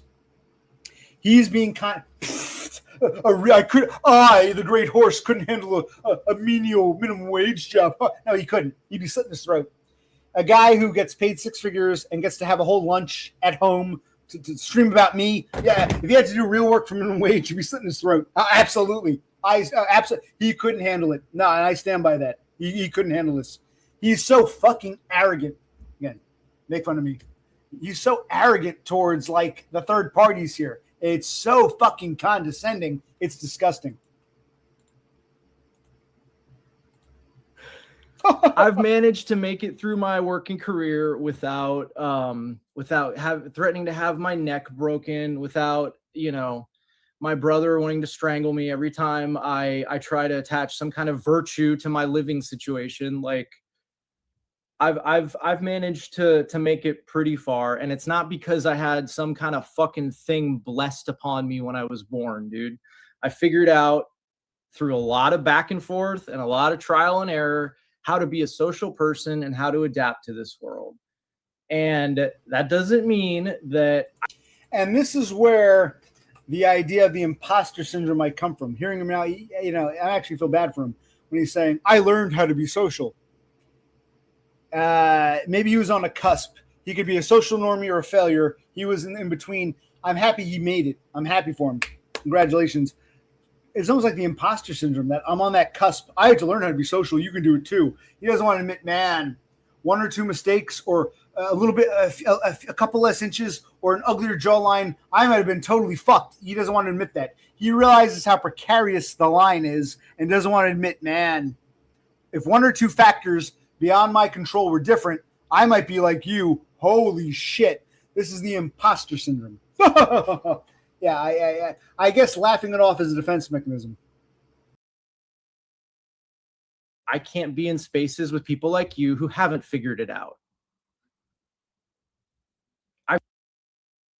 And that's kind of odd, too. I can't be in spaces with people like you who haven't figured out. You're hanging out with me, responding to me, hanging out with Hacker, hanging out with Stonka. It's like, dude, all you want to do is hang out in these spaces. I can't be in spaces with your kind, peasant. But, does no one else see this? Again, you can say what you want about me. I'll listen. Fine. No third party is like, wow, Horse is being a bit condescending here. What the hell is this? I work minimum wage. Is Horse not like me? I'm Thule. Horse is always nice to me. But he looks down on me because I work produce at a grocery store? What? Can't be in spaces with us? I don't think Horse realizes how arrogant he comes across. I've given you so much fucking advice on how to figure it out. You are a brick wall when it comes to input. And then here's what you are. You're a brick wall with a little metal flap on it. And every time you just keep that flap closed, people say things to you, they say things to you, they say things to you. And then whenever you feel like replying, you just open the flap and blah, blah, blah, blah, blah, blah, blah, and then you close it so that the hurt can't get in. Okay. I don't feel Horse is giving me any advice whatsoever. This is probably the most real I've seen Horse. I'm seeing the real Horse. I can't get a straight story out of him. What happened with Hacker? What happened with your grandmother's funeral? What advice? Maybe I missed it. You can repeat it. What's this advice? Well, just go to South Dakota, join a play. You'll meet a girl just like that, and you're gonna. It's like we don't all walk the same path in life. I honestly don't know what advice he's given me. All I hear is condescension and arrogance, but okay, that's just me. But it still gets in, which is really funny. It still gets in. It still hits you. It still hits you from time to time. What hits me is the confusion. I'm like, what advice? Tell me a straight story. It's not that hard to explain. Me and my wife worked at the same place. Told the manager, I need Friday and Monday off, the two of us. I'm not happy about that. Well, I'm doing it anyway. Came back, they fired me. That sucks, but that's the full story. Onion layer. I don't know what the advice is. It hits me when people lie, when people fib. It hits me when I don't hear the truth. I try to think about it. I try to give the benefit of the doubt. And it's getting to a point where I'm getting upset that people just want to lie to me all the time. It hits me when I'm lied to. Absolutely. Absolutely. Time.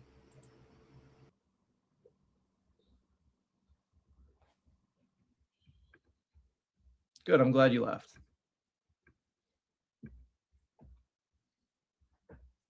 Yeah, exactly. Like, you know, I what Gritty is saying here, I wonder if Gritty's still around.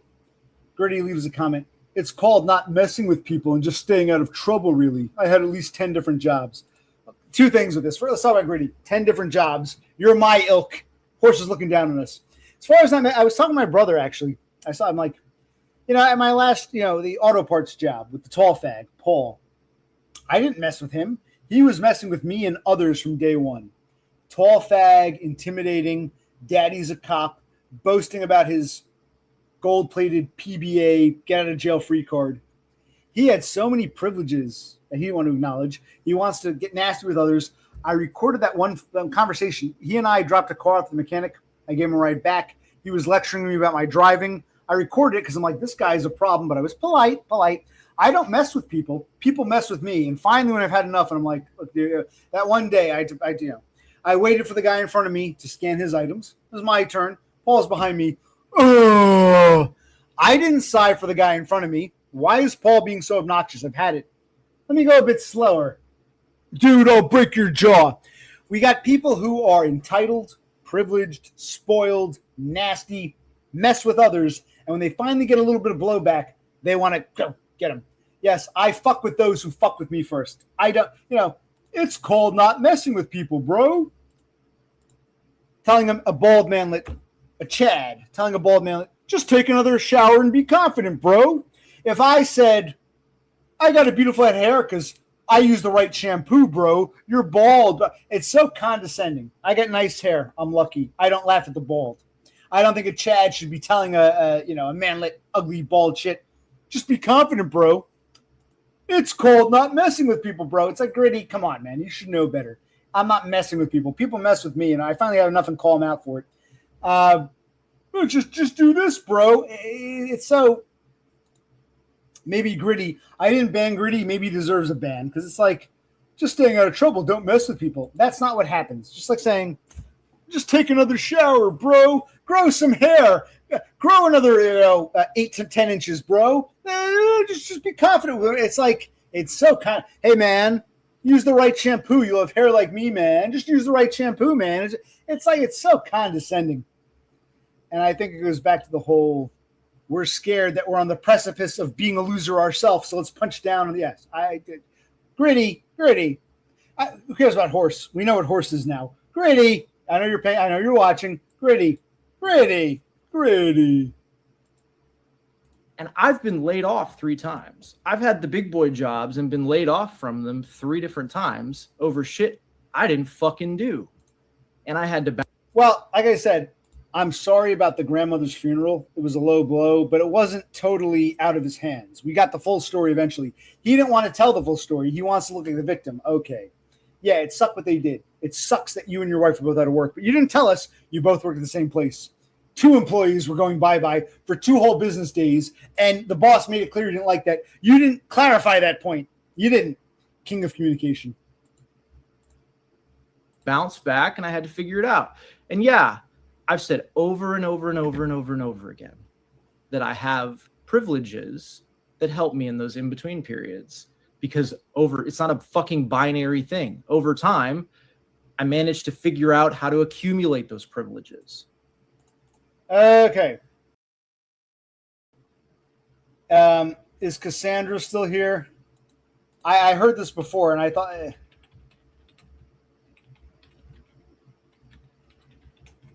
Is Kassandra still here? This is the point I wanted to get to.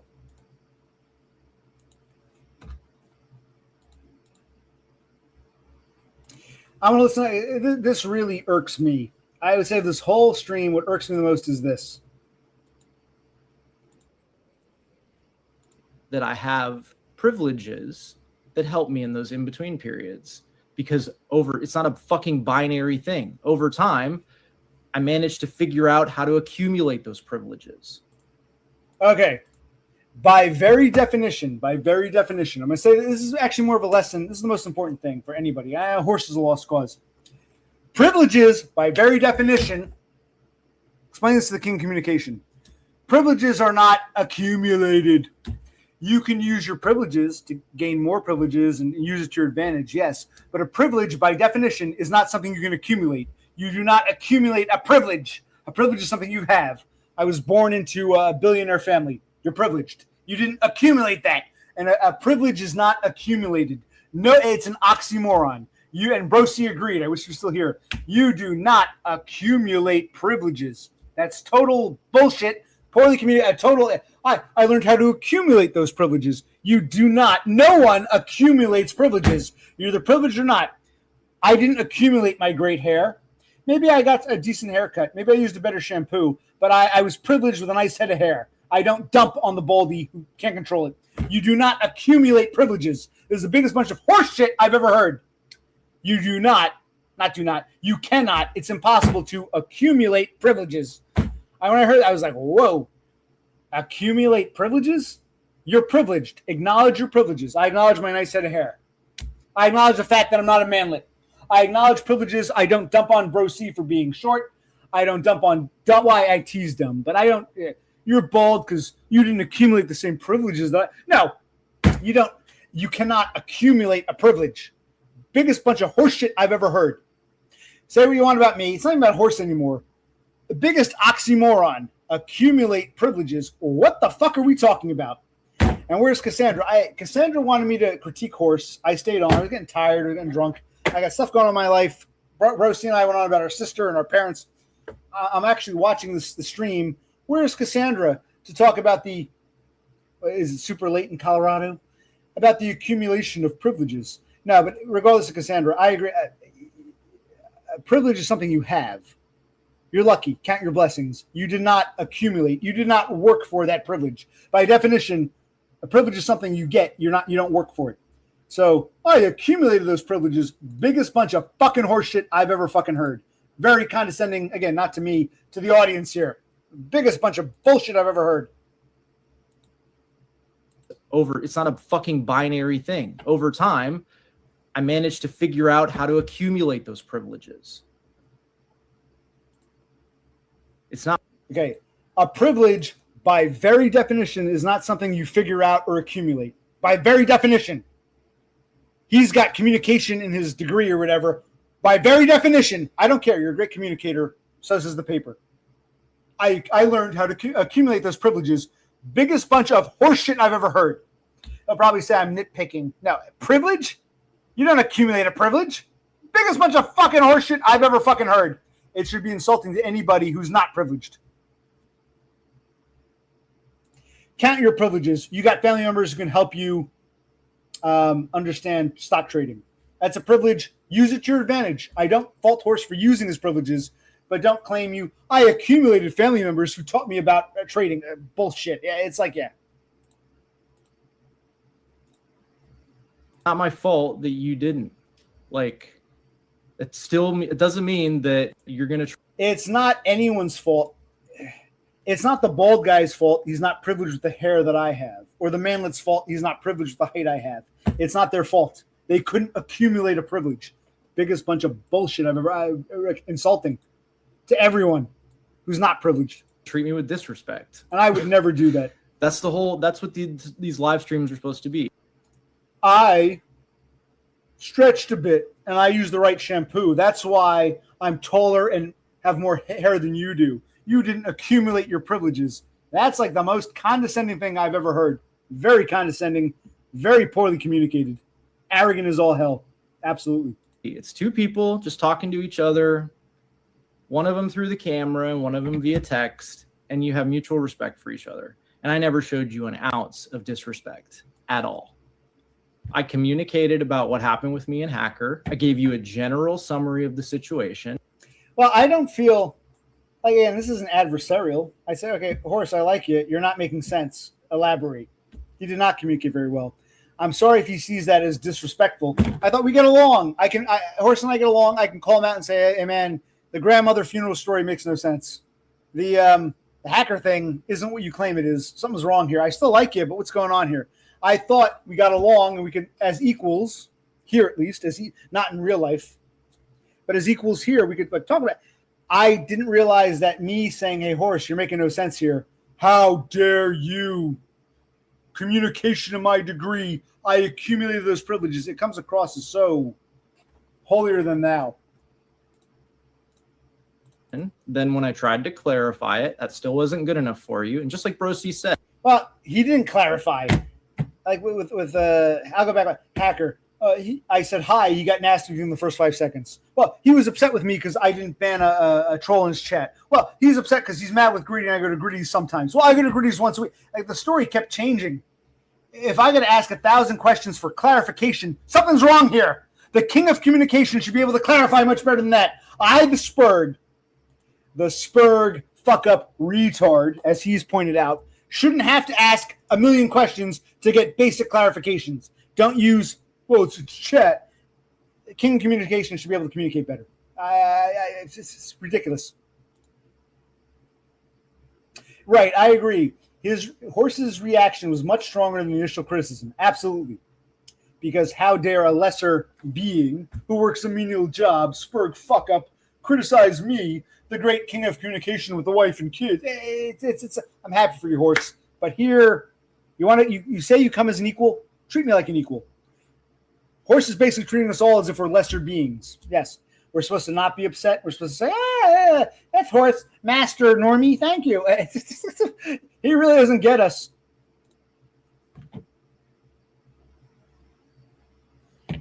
I don't understand. OCI were asking me shit one time. What are you talking about, Kassandra?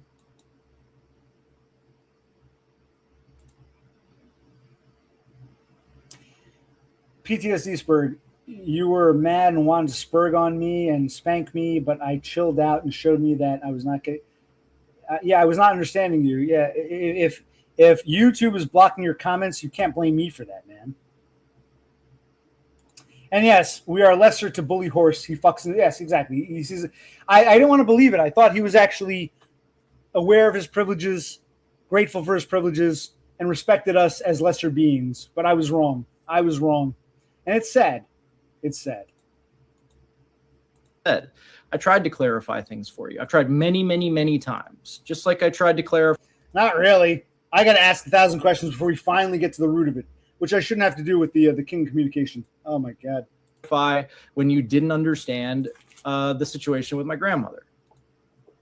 Everybody can go back and read through those chats. An objective observer can go back and read through those chats and then. Well, you guys can be the objective observers. I remember they fired me the day after my grandmother's funeral. Man, that sucks. Well, it was a long weekend. What does that mean? Well, my wife and I both went. We worked at the same place. Well, the manager wasn't happy. I like the story has so many onion layers. Like you didn't communicate any of this. You can go back and watch objective observer. Don't take my word. Be the objective observer, like Horse says. Compare it with your unhinged rambling and nonsense, and say, "Gee, it seems like the guy in the chat is actually like kind of reasonable, and the one on the video is a fucking nutcase."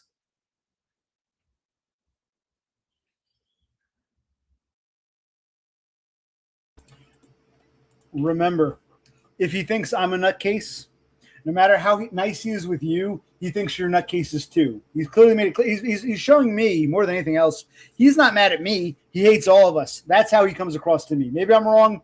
He comes across as he looks down on all of us. So we're seeing. I brought out the truth in him. Don't be fooled. This seems to be how he thinks about all of us. Okay. Like, I don't even know, dude. Your brother's absolutely right. I try to explain myself, and you still jump right to, he's a liar. He's a fibber. Oh, I don't like that. You're Nixon, and you know I'm right. Whatever, dude. Yes. I was watching his stream. I honestly don't want to watch the whole fucking hour and a half. I was watching a little bit. He privated it during. I said, why? He said, because I felt like it. Richard Nixon. Here are the tapes. I'm not a crook. Here are the tapes. You play the tapes. They're all erased. That's exactly what he did. An objective observer can go back and watch. Don't take my word for it. Don't take his. Go back and watch. An objective observer. Yeah, oh my God. Yeah, you're right. I am going to jump to a dude in your position in life. I really don't care about his little opinion. You know who I have respect for? I have a lot of fucking respect for your brother. I'm sorry. Horse doesn't care about my little opinion. Someone like me in life, one of you people, your little opinion. Okay, that's great. But we're now what? We're where is it? We're 23 minutes in, and Horse is the narrator. I think I'm the main character. I'm the topic du jour. We've spent over 20 minutes talking about me, but my little opinion isn't something that he cares about because you're one of the lesser people. What we're getting at is Horse sees me and all of us by extension as lesser beings, but he clearly cares about our opinion. I think he's fibbing again. Yes, I'm going to say it right now. Horse is fibbing. I don't care about your little opinion. After 20 some odd minutes, Horse is a fibber. He is fibbing. Don't take my word for it. You can watch and make your own opinion. Don't take my word for it. Horse is fibbing. He's a fibber. Absolutely. Your brother has such incredible loyalty. Allowed you to fuck. You're right. I am going to jump to a dude in your position in life. I really don't care about his little opinion. No. You know who I have respect for? I have a lot of fucking respect for your brother. Your brother has such incredible loyalty to you that he's allowed you to fuck up this many times and he still sticks by you. Your brother has his own challenges, but one of them is not his ability to be a loyal person and to be a dedicated person. And that shit goes really fucking far in this society. And okay. Two different points here. My brother and being loyal in society. Being a loyal person in society, let's start with that one, is meaningless. If you were watching earlier, my parents were pieces of shit. I would get emotional, but I was still loyal to them. I thought we were all loyal to each other. My parents were more than happy. My father, your sister doesn't want to bring that piece, but we need that piece. My mother, okay, we'll throw the rug out. Can we please keep the rug? Please bring the rug. I was loyal to them. I did their bidding. They still threw me under the bus. Loyalty is meaningless. In jobs, loyalty itself is fucking meaningless. If a person hates you, they'll gladly take advantage of your loyalty to crack the whip. So loyalty does not go that far in society. That's part of Horse's delusion. As far as my brother, he's right. I've always said I'm a fuck up and a failure. I'm very lucky to have my brother. But part of it too is my brother, at the end of the day, I'm going to say this, and you can ask Bro C yourself. He can disagree. Here goes. Even though I'm a failure and a fuck up and I'm a drain on him, he's very scared in life. I've got to be the antagonistic asshole who gets stuff done. He stays with me because he couldn't do it himself. He can get nasty with me because I'm his brother. I'm not going to turn on him. We got that loyalty. He couldn't do what I do. If I said, fuck it, I'm going to be homeless, figure it out yourself, he'd go crawling back to my mommy or my sister, which is why he doesn't want to speak against them. He couldn't be as emboldened as I am. I get the strangulation, the run over, but I got to be the one who stands up for both of us. Bro C can't do that. Will not do that. If I die tomorrow, he'd be saying, sister, help me. Mommy, help me. He's very much that. That's 1,000% correct. What does he get? Well, the one thing he gets out of me, I got to be one who actually takes action. For all my failures and fuck-ups, I'm the one who's got to carry him because he's too afraid to talk to the landlord, too afraid to talk. He'll tell me his opinion, but he's too afraid to be confrontational. I got to be confrontational for the both of us, which probably explains why I have these problems. I'm overly confrontational because I got to take on his confrontation. Bro C, and you don't take my word. You've seen Bro C. He is not a confrontational person, and he'd get walked all over if it wasn't for fucking me. And that's the God's honest truth. He'll get defensive and say, no, Moby Dick was the main character. And I'll be like, am I being an asshole? No, Bro C needs me because he doesn't have the balls to stand up for his own goddamn self. 1,000%. He'd be crawling back to mommy and myself, which is why he doesn't want to speak against them. He's afraid he might need them one day. That's absolutely true. That's the truth. Disagree with me? Ask Bro C. But you've seen enough of me and Bro C. He's my brother. We get along. I'm grateful to have him. He does not have... I mean, I guess it's good for his sake. He's been shielded. He can be kind of spineless and just crawl through life. But when someone's got to be the asshole, it's my role. It's understood I'll be the asshole. That might be part of the reason why he comes down so hard. You're an asshole. Yeah, because you want me to be one. Because you can't be one when you need to be. That's absolutely true, my brother. I got to be the asshole, and I do it. I owe him. I play the asshole for both of us. Absolutely. The reason that you have no comprehension of it is because you don't have any of that. I don't know what went wrong with you, man. I don't know if it's something that happened over time or if it's something that just, that's how you were when you popped out. Well, it's probably a combination of both. I'm a spurred retard fuck up. Genetic. I've talked about this. I'll say it again. Nature versus nurture. It's both. Bad genes. Nature. Where did they come from? My 2 fuck up parents. My mother's a fuck up. My father's a fuck up. I got doubly fucked up genetically. Then I got to be raised by these fuck ups. So it's probably nature and nurture. You know I'm fucked up. I've never denied that. My whole premise is I'm fucked up. Horse, you're a resident normie. Thank you for trying to tolerate us and learn from us. Thank you. You're the normie. We're the fuck ups. Now you're acting like I don't know what's wrong with you. You're hanging out with people who you know are wrong. Me, Hacker, Stonkit, etc., etc. We admit we're fuck ups. I know what's wrong with you. This isn't normie land. What I'm wondering is what the hell is wrong with Horse? What the fuck is wrong with Horse? I really tried to get to the heart of it and understand you and be just plain nice to you. I don't think he ever tried to understand me. I really don't. The more I think about it, he was never interested in understanding me. Hi, how we doing? Me and the wife and kids went to the beach today. That's great, Horse. How are you guys doing? I support you getting e-books. Ah. And then when it's like, Horse, your story doesn't make sense. We're all equals here. You want to be our buddy. Your story doesn't make sense. How dare you, lesser peasant? That's how Horse comes across to me at this point. It's disgusting. And you're the one who came at me with insults. So yes, my response is to fire back. And maybe he can't distinguish insults from criticism. There is a difference. Horse, I like you. Your story about grandma makes no sense. Oh, wait, there's an onion layer? Okay, wait. Horse, hacker. When I hear something that's untrue, I raise an eyebrow. If you take that as attack, this is the problem I have in life. I like this person. We get along. Hey, I like you. You like me. Something you said, I like you, but something you said doesn't make sense. Something you did doesn't make sense. Why'd you do that? How dare you criticize me? You're attacking me. I think a lot of times people are being scummy. I'm naive. I think we're buddies. I call them out in their scumminess, thinking it's just a mistake. And they're like, he's on to me. Holy shit. I think I'm learning. I'm glad I stream. I'm learning here. With a list of what my life is. I'm sorry that triggers you. I didn't start it. It's as simple as that.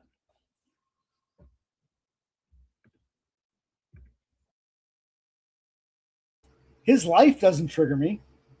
I said I'm happy. He's the family man, nice house, the kids, the wife. Take videos of your kid at the beach. It's cool. His life doesn't trigger me. That's a fib. His coming here, acting as if we're equals here.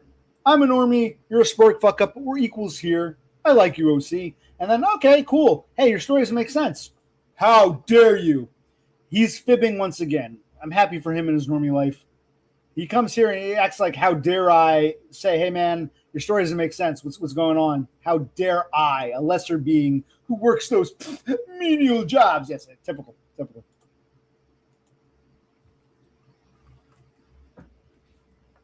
Yeah. I mean, to me, the women question is like a totally separate thing. It doesn't, he has the ability to, I mean, I don't know what the situation is like at his job. If there's any possibility to rise to some kind of management level, it's like, go for that, aim for that. I get it. It still sucks. You know what, man? Like, it's the type of job that I could not do. I physically could not do. He has that leg up on me. He has that leg up on me for that. All right, let's pay attention right here. This is fascinating. Fascinating.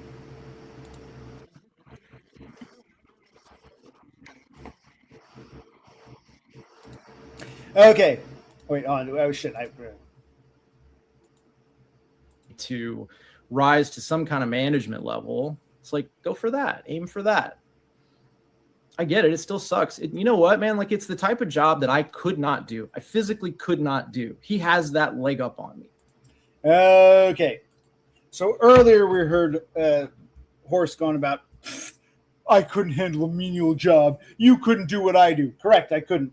I could easily do what you do. Now it's, I couldn't do that job. You're right. If Horse woke up 5'4", no wife, loser, fuck up, shitty home environment, Spurg brother like me, he was relegated to these bullshit jobs, he'd be slitting his wrists. He's now contradicting himself. Oh, look, I couldn't handle a menial. I could easily do what you do. I couldn't handle that. Yeah, no, you couldn't. If he was forced to do this, he'd say, this is so beneath me, I'm going to slit my fucking throat. And this is so fucking hypocritical. He's a fibber, a fucking fibber.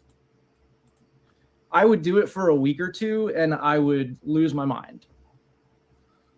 So, what if you didn't have a choice? You had no choice. You know, imagine you're 5'4". You go to South Dakota to be in some play. You can't even be Quasimodo. You got to, like, you know, scrub the horse shit or something like that. And then that pretty girl who's 5 years older and 5'5" says, you're way too short for me. You go back to Texas, nothing to show for it. Have to work a shit job. You know, if you had to walk in our shoes, you'd be slitting your wrists. And you're condescending. You can insult me. Don't insult my brother. Don't insult the other people here. It's so condescending and arrogant. You couldn't handle it. You had to, you know, your accumulated privileges. Go get this. It's like, I'm listening to this. This is bullshit. No one else sees this. Accumulated privileges. Yes. You accumulated those privileges. Bro C didn't. Yes. You accumulated your height. It's just, oh, God, is this condescending. So, yeah. Bro C is absolutely, in that sense, in terms of like dedication to work, 100%. He's a much better guy than I am. Does this feel like punching down? Well, Bro C doesn't have the privilege to say, oh, I make six figures. I work from home every day. Let me stream for my lunch. He doesn't have that. Be grateful. Horse should be grateful for his privileges. Oh, he's a bird. It's like we don't all get the same privileges in life. You did not accumulate anything. Jesus Christ. Does this feel like or do you feel like maybe I'm being earnest with your brother right now? No, I think you're being very arrogant, very classist in your own little bubble. That's what I think Horse is doing right now. I think he's being very condescending towards a whole group of people. Absolutely.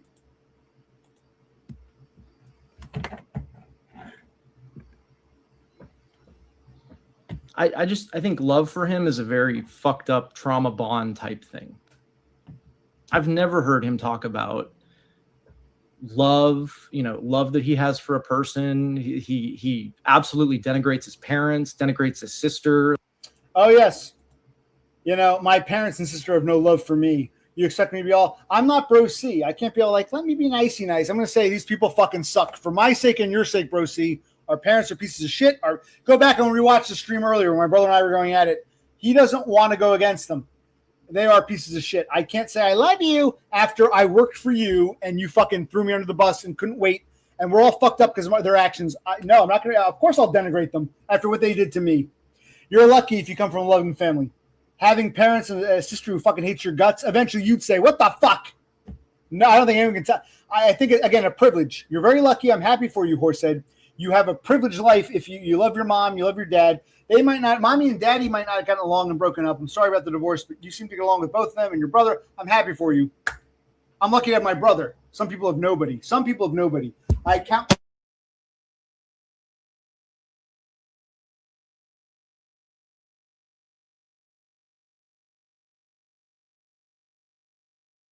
I'm getting animated because I do count my blessings. I got a full head of hair. I didn't work for it. I got nice hair. I'm not a man that didn't work for it. Genetics. I'm very lucky to have my brother because the rest of my family is shit. They are shit. I think Bro C has a hard time acknowledging that fact. Not trying to turn him against them. I say, fine, talk to her sister. Talk to them. If you want to talk to them, talk to them. I don't tell anyone who they can and can't fraternize with, but be cautious. I'm very lucky to have my brother. Some people have nobody. I think Horse, I at least acknowledge that. I'm very lucky to have my brother. Lucky to have a full head of hair. We got to acknowledge our privileges. I didn't accumulate this. I'm very lucky to have Bro C. I'm very lucky to have my hair. And to say, I accumulated my privileges, go fuck yourself. There are people out there who have nobody. Bald, short little manlets. who aren't going to fall in love at the play. We don't all have the same privileges, and it's so fucking condescending towards a whole group of people. I thought you came here to learn about us failures, fuck ups. This is the fucking freak show. It's so condescending. Not to me. I can handle it. It's so condescending. You'll probably say, he's so unhinged. Look at that. No, you can say whatever you want about me. You're bashing my brother. You're bashing a bunch of people. It's like, so, like, what world do you live in? But forget about that. Forget about Horse. Forget about me. Third parties, you can say I'm wrong. You can say he's wrong. You can say you see both sides. Does anybody have an outside opinion? This seems so condescending. And it's a shame because I liked Horse. I wanted to like Horse. I disagreed with him. I thought he was a bad communicator, but I didn't think he was, this. This is like learning the truth. What was I? Oh, wrong one. Like, and in front of all of us, denigrates his brother. It's like, it's honestly incredible. It's like Trump. It's like, how have you managed to dodge like actual consequences? Well, this is funny. He just said I'm like Trump. I think here's the truth. I think if Horsehead and I could somehow have a kid together, it would be Trump. Trump is sort of like a composite of both of us. Neither of us are really like Trump, but we both have Trump elements. I speak my mind and say things that are very unpopular, like Trump. Horse comes from privilege, doesn't acknowledge his privilege, looks down on the lesser beings, just like Trump. So in many ways, Trump is a weird hybrid of me and Horse. Trump is like me with the honesty, the abrasiveness, the openness, the fucking asshole, Pocahontas.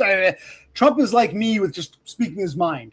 Trump is like Horse with the entitlement, the privilege, the silver spoon, and thinking he accumulated it all. So Trump is like this horrible love child between me and Horse. Yes, I'm like Trump in the abrasiveness and the honesty.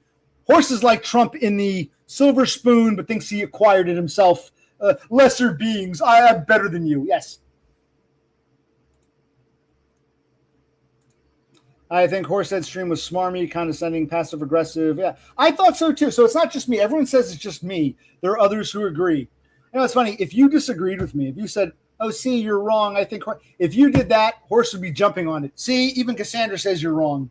But because you agree with me, you're just here to agree with me. If Bro C ever agrees with me, it's because he has Stockholm Syndrome, the gun to his head. It's like these people don't want to hear outside criticism. That's against them. Right. Abrasive from me or abrasive from him? Yeah, privating a stream, mischaracterizing past streams. Yes, it all builds up. He's doing both. He's bragging. He's also trying to act as if his luck and privileges were something that he worked hard for. I'm happy for him, but he's not acknowledging his privileges in life. Right. If you agree or disagree, yes, exactly. Exactly. Should I finish this or are we getting bored with this? This long. 7 more minutes. I'll keep going. With all your bullshit. I have bullshit. It's crazy, man. It is. Oh, I didn't know that he studied accounting. Contrary to what OC says, I did step away from the stream last night. There were parts when I wasn't listening. So, no, I didn't hear a lot of it. Yeah, and I'm right. This is a bit self-important. Well, I walked away. I'm busy with my life. Okay, you can go back and watch. You spent half an hour talking about me. Contrary to popular belief, I didn't listen. Okay, fine. Well, you can go back and watch or ask for clarification. I'll always clarify. So there have been times when I haven't heard things that Bro C has said. So I didn't know that he did an accounting thing. He also didn't know that Aiden is on Neatbucks and works as an orderly for like a few hours, 2 or 3 days a month. So I don't think Horse is really here to like understand us. I think he's here to punch down on us.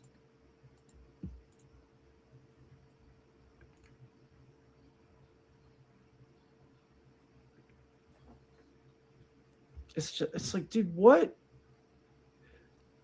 Like, I literally just want to do the cliche, like, who hurt you thing. Why are some of you guys like this? Why are some of you guys like this? Well, I don't know what the story is. Like, I didn't know the story between Hacker and Gritty. I don't know the story between 24 Hours and Gritty. I don't know what's going on here. But, Horse, you don't have to punch down on a guest to your stream. You don't have to punch down on PJ or 24 Hours. You don't have to do that. This is the condescension. Why do you come in? Who hurt you? Who hurt you? Act like this. Go fuck yourself. Condescension. What are you going to win? It's so fucking gay, dude. It could have just been a harmful, playful dig at Gritty for all I know. I don't know the backstory. I didn't know the backstory between Hacker and Gritty, and Horse made a big deal. I thought he knew that. Hey, maybe there's some backstory between Gritty and 24 Hours that you don't know, Horse. You should ask, what's the backstory? Don't punch down. It's very condescending. Don't be a hypocrite. I thought OC knew that Hacker and Gritty don't get along. No, I told you flat out. I haven't seen Hacker in over a month, but okay, they don't get along fine. Maybe something's going on with Hacker. I'm not sorry, Hacker. With PJ, 24 Hours, and Grid that you don't know about. Inquire, learn. Don't just punch down. Condescending. Like, stop. I'm not even going to ban you. I'm just going to let you fucking show your own ass. Holy shit.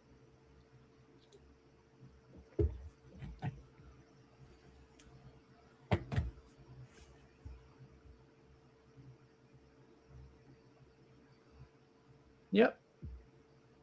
You can't force women to do anything. You can't force women to love you. You can't force your mother to love you. You can't force the boss to want to promote you or go after you. You can't force a coworker to like. It's all kind of the same principle. But accumulate those privileges.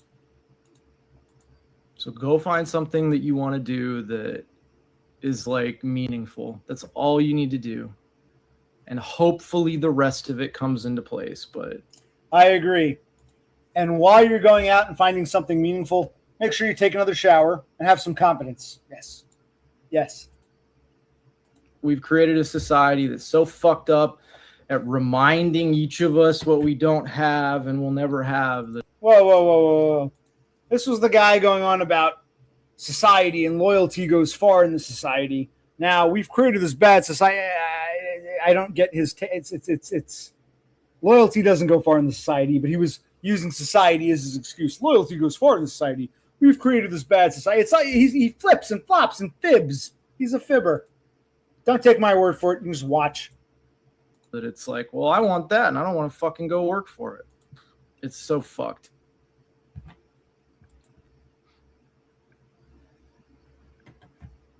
What do you do every single day? Again, why are we punching down on 24 Hours? Is there something I don't know about here? What are your habits? I should probably get off. Got to get back to work soon. At home. What a privilege. 6 figures. I work at home today. You're very lucky. I'm happy for you. About something else, we don't all have these privileges. Because at this point, he probably would be right. I will concede to you that this has been an OC stream, OC. Yes. Of course. You win.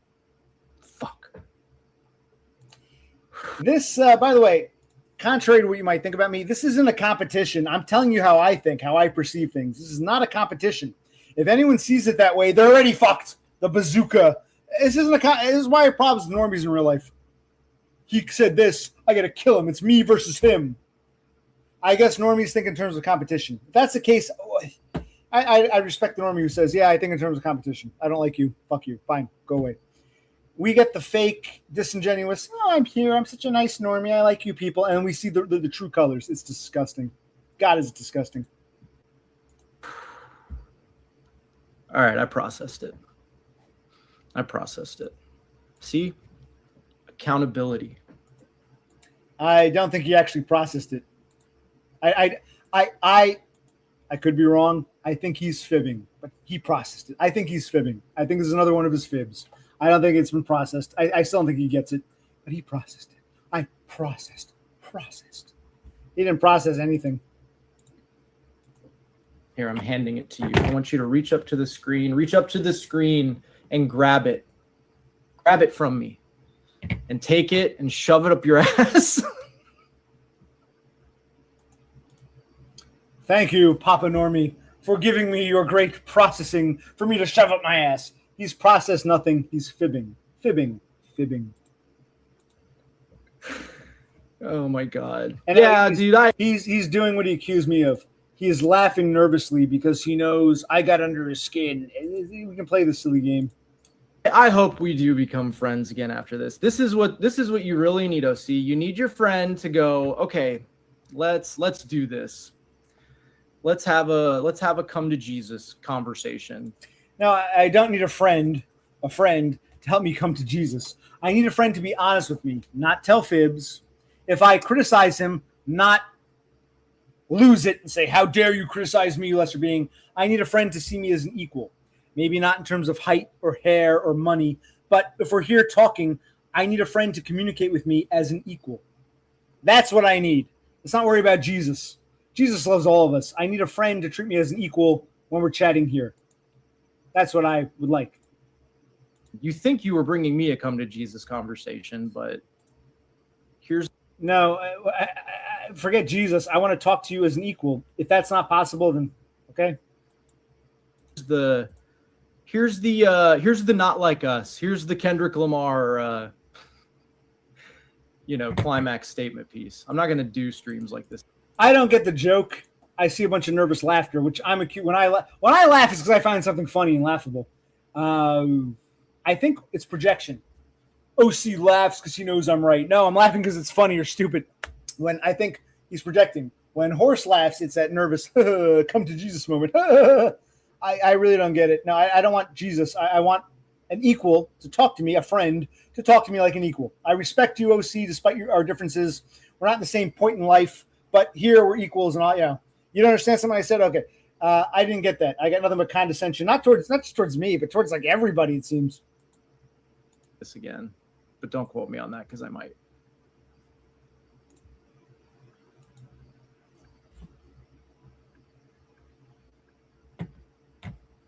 Nice, man. How many hours do you have to work tonight? What? Okay, again, and this is where communication isn't just articulating; it's also comprehending what someone else says. We've now long since established that Aiden works a handful of hours, a couple days a month. This was established in Horsehead's own stream. How many hours you got to work tonight, buddy? Not a whole lot is the answer. Is he even paying attention? He doesn't even respect Aiden. It's like fucking amazing.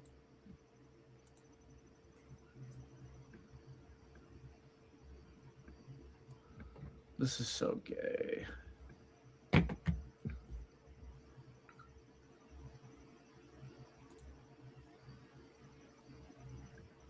I sent Hacker an email, by the way. He hasn't replied to it, but I sent.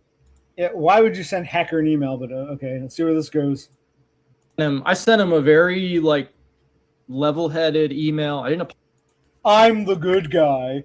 I tried to extend knowledge. I'd love to see this email. It's probably not as nice as he claims. Maybe I'm wrong, but I'd love to see what this email says. It's probably like, fuck you, Hacker. How dare you? I'm reporting your stream, you piece of shit. I sent him a very nice email. This is what he does. He fibs. Okay. I don't believe him. I think he's lying. I don't know for sure. I get the vibe he's lying based on his past behavior. Horse here. Apologize for anything. There's nothing to apologize for. I did nothing wrong. I think no. You know what? Tell you what. I'll take Horse up on his offer. I will apologize to Dubs when Horse apologizes to Hacker. Horse owes Hacker an apology, then yes, then I'll apologize to Dubs. How's that sound? Well, there's nothing for me to apologize for. Yes, okay. I will apologize to Dubs when Horse apologizes to Hacker. Horse, if you're watching, you owe Hacker an apology, big time. An email, by the way. I sent him an email. He hasn't replied to it, but I sent him a very level-headed email. I didn't apologize for anything. There's nothing to apologize for. I did a rundown of the situation.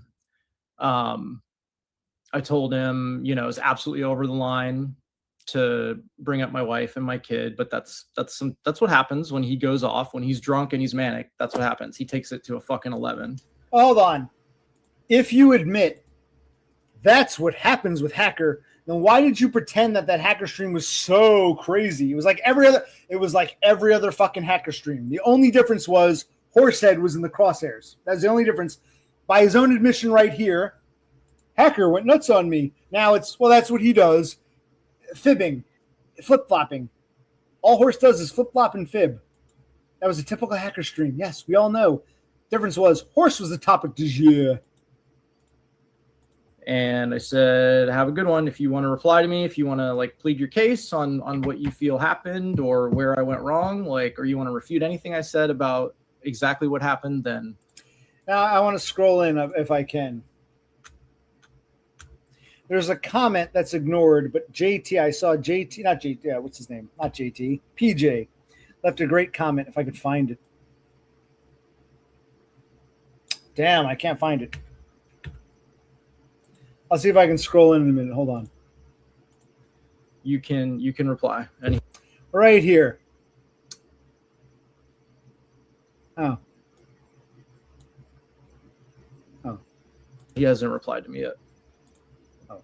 I'll find it in a minute. Yeah, I don't mind. We'll see what happens. I'm giving people an opportunity to apologize because we're not in the place where I'm apologizing for anything. And that's his arrogance. I'll apologize to Dubs when he, Horsehead, apologized to Hacker because he was very nasty with Hacker, and to 24 Hours, and to my brother. If they wanna like, you know, self-reflect and be like, damn, I was like, you know, I was kind of going over the line there, calling him a liar, doing this, that, and the other thing. By the way, I do not call people names for the sake of it. I don't do that. If I'm calling someone a liar, it's because I think they're lying to me. I'm very straightforward. If I call someone a liar, I think they're lying to me. If I'm calling you a liar, I think you're lying. If you disagree, you can explain to me why you're not lying. But so far in this very half-hour stream of his, he's lied several times. He's a liar. He is. I call it like I see it. I'm a truth teller. He's a liar. That's all I can tell you. Like,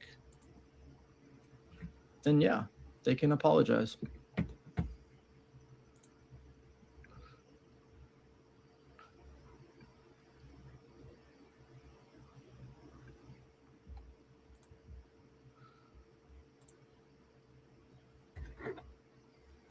You guys just gonna keep going? It's fine. I'm not annoyed. Y'all can do whatever. Maybe I'll read my email. Oh yeah, I probably should do that. That's fine. There it is. For some reason, it went to top chat. What PJ is saying here, Grid, you have no sense of professionalism. He's talking off Grid. The two of them are going at it. Grid and 24 Hours are both going at it. But I find that applies to Horse. There's like a lack of professionalism here for the, six-figure salary communication normie. I haven't even really read up on or watched or whatever on you and Vegan Dolls.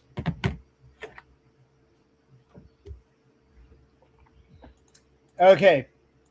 He's talking to Aiden. He doesn't know Aiden's an orderly on Meat Pucks. All Aiden wants to talk about is vegan fucking dolls. You talk to Aiden at some point when Aiden isn't saying, you're so toxic, OC, the conversation will turn to vegan dolls. Unless Kassandra's here, then it becomes about Kassandra. Does Horse not even know who Aiden is? That's the thing. Aiden's like, OC is so toxic. I know what he is. I love you, Horse. Aiden's a simpleton. It's like Horse doesn't even know who fucking Aiden is at this point. It's like Aiden, a schizophrenic Canadian, works as an orderly a couple hours a week, obsessed with vegan dolls. In her absence, will go after Kassandra. Who the fuck? It's like, what circles is this asshole Horsehead running in? I'm like, what is this? Who are you? You don't know who I am? You don't even know who fucking Aiden is. Aiden's a simpleton. I don't like OC, so I agree with you. Give me another lollipop. You don't even know who fucking Aiden is. I'm like, what is this? Oh, my God. Oh, fuck. But it's wrong for me to assume that Horse should know who Aiden is after 2 or 3 fucking years. Forgive me. Oh, my God.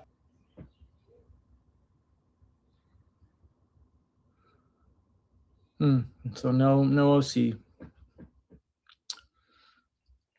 That's really sad. I'm sure he probably saw the notification and everything and I'm just not worth the time. I saw it after the fact. I was probably asleep when he actually streamed, but I mentioned earlier at the beginning of the stream, I got a little on my phone. Oh, little notification, horse streamed. It was past tense. I perused this. I had an idea of what it was about. Brosi didn't see it. But yeah, no, I got the notification after. No, I was not here when this was live. No, didn't know. That's the truth. Oh, he's just lying. He's a fibber. Reverse psychology. Okay. It's okay. Yes, it's okay. We agree. It's okay. It's okay.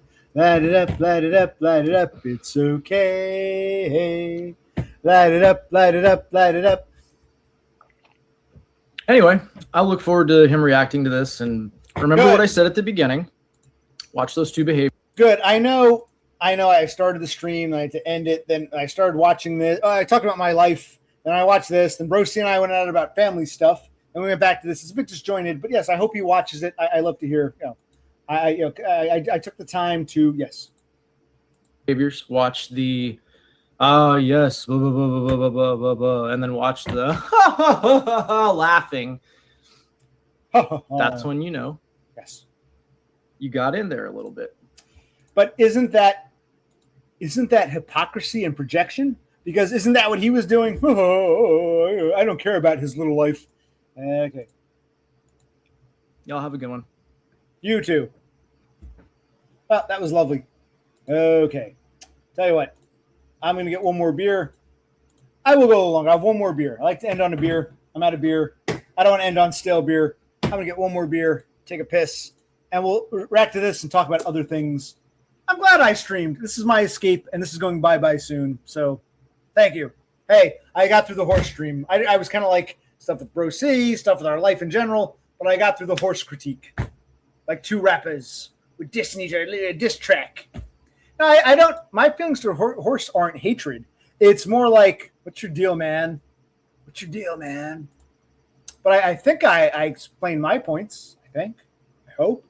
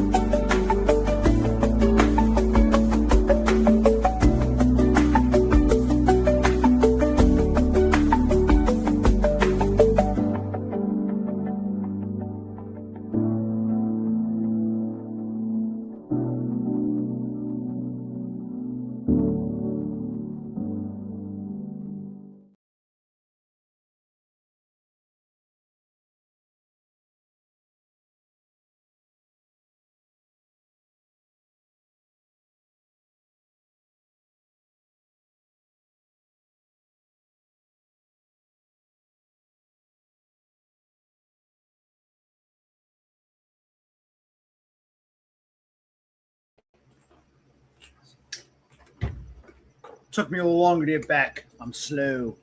Where's the lid for this? Damn. There it is. No, I'll tell you what my thoughts and feelings are. I don't hate horse. I don't feel any hatred. I feel with Chris Dubs. I feel when he came on, it was nothing but pure hatred. I don't hate him either. I just think, okay, if you've already decided you hate my guts, I let him speak. I was a lot nicer than most people would be. But someone like Dubs, he already made up his mind. He came on and apologized once, but then you see the true colors. I don't want someone like that hanging out when Todd's here. Don't have time for it. Horse, I don't know why he's so damn defected. We all know he's the resident normie. He's got a nice, lovely life. No one debates that. But now we've got like this. But I'll respond calmly, politely. All right. I'm not sure what point it was, but yes, good point. Yes, I made a lot of good points. I agree. Oh, is that what it is? Chicken dinner? Horse saw himself as some kind of messiah. But if that's the case, like I said, if that's true, I talk. Okay, we're not all equal in height. We're not all equal in looks. We're not all equal with hair. We're not all equal with money. I'm not talking about that. I'm talking about when we're here hanging out, we're supposed to be equals. You say you come in peace. You want to engage with me. You want to know me. Okay, we're equals here. You mob me in normie behavior. Awesome. I admit, I couldn't live Horse's life. I'd never. But when we're here, we're supposed to communicate and get along and be friendly. And I feel Horse, the whole time, it was a fake smile. He was looking down, not just on me. I said my points. You can go back and watch. It seemed like he was really, he might not even realize it. He's basically dumping on like the majority of us. And his cluelessness about Aiden, it's like, did you just meet fucking Aiden? Oh my, Aiden doesn't even like me, but I already know his whole backstory. Horse, Aiden, how many hours do you work? I'm like, what the fuck? Oh.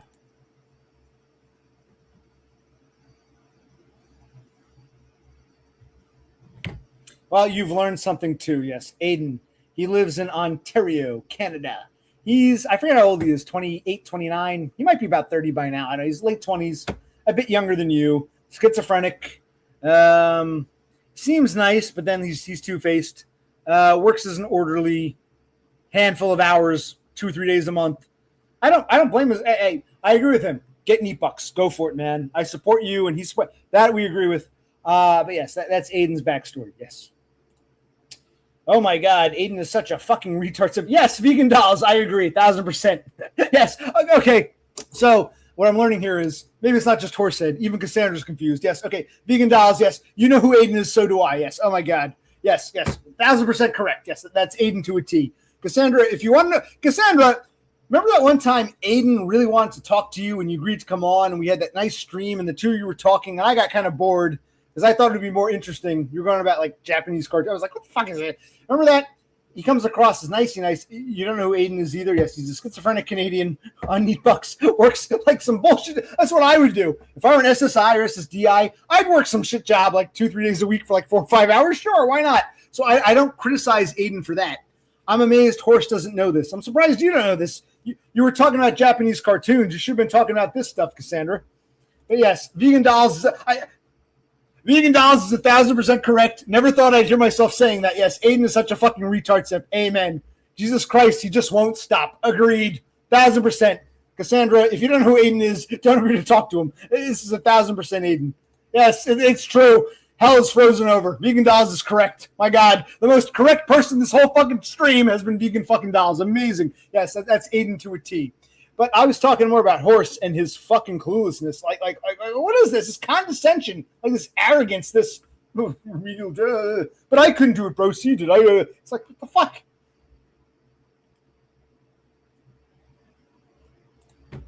That's also true. Yes, if you talk to Aiden, he'll say what an asshole I am, and I'm a bad person, I'm toxic. But he'll say, "Where's Kassandra? Is Kassandra here?" And when he gets bored with that, the conversation will always turn into vegan fucking dolls. Everything I know about vegan dolls is Aiden. I've always said, hey, Kassandra, if you're paying attention, vegan dolls is his peaches. Peaches. Kassandra, you're his pear. You're his pear, Kassandra. Vegan dolls is his peaches. You're his pear. That's Aiden. I'm amazed you guys not paying attention. You guys are the starlings. You all hang out here. You don't know who Aiden is? Aiden doesn't even like me anymore, but I still know his whole backstory. I know who and what Aiden is. Stairs. Everybody climb a stair or two. Jesus Christ. I don't want to talk about Aiden. I've given enough attention to Aiden. But yes, okay, yes. Aiden is very cringe. Cringe with Kassandra, cringe about vegan dolls. Aiden's cringe, but this isn't really about Aiden. I'm amazed Horsehead doesn't know who and what. But it's not about Aiden. How is this turning into the Aiden stream? My God.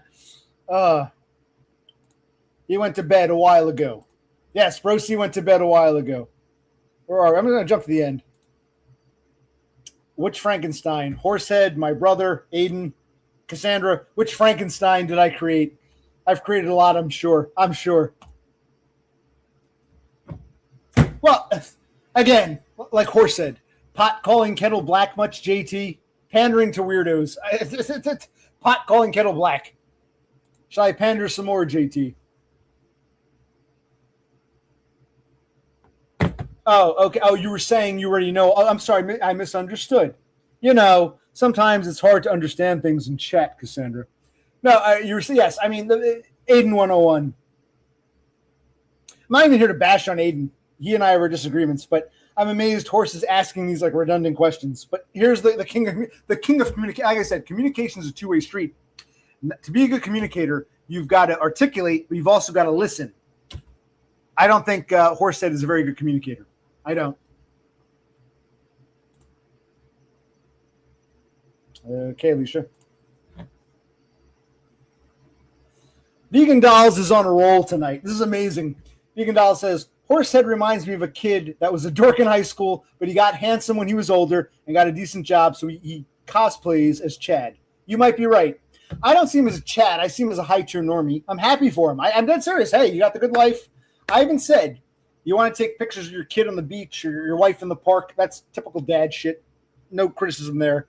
I've actually been fairly pro-Horse. There is, like Kassandra said earlier, like imposter syndrome. He's afraid he's on the precipice of like being one of us.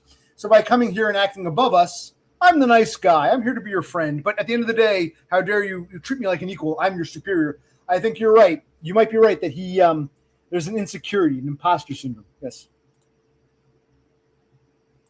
No, quite the opposite. I told my brother, the landlord wants us out. Landlord wants us out like October. He's like giving us, landlord's like, let me look at the calendar. The landlord called me the other night, and I was like, look, dude, can I call you tomorrow? He's like, well, give me two. So I pushed him off. I got to talk to him tomorrow. He wants us out on a Saturday, either the 12th or the 19th, not the 26th, not October 1st. He wants us out Saturday. I'm probably going to tell him, I'm going to push it. I'm going to say, I want to be out Monday, the 21st. But I told Bro C, that's what we're telling him. We got to work to get out sooner. We went to a place we used to live. We went back there. They make such a big deal about 3 times the rent. But it seems like we might have an in. So I said to Bro C, well, we're going to tell the landlord the latest possible date, but we're going to shoot to get out. If it means going to a motel, fuck it. I want to get out of this house. There's a whole thing with him. He had to work these crazy hours. They had him work his day off for 12 hours. Then they cut him on a day he would normally be working, Monday. We were going to have the cars towed that day, but we thought he was working. And hours later, oh, you're cut for Monday because we wasted too much payroll the week before. I'm like, oh, my God. So it's not Bro C's fault. They cut him after the fact, but so if we get the cars towed on Wednesday, if all goes well, I'll get the dumpster Thursday, but that's still going to take us. I told Bro C, even if we're still here in September, loose ends, let's plan to get out. So no, we're not going to be here much longer, but I'll push it. It's all got to align. The stars have to align. Today was a very intense. I spurred out a few times. I admit it. I'm an asshole. When I get flustered, I'm a spurg. Autistic, ADHD, PTSD, all the other things. But yeah, it's a very trying, taxing time for both of us.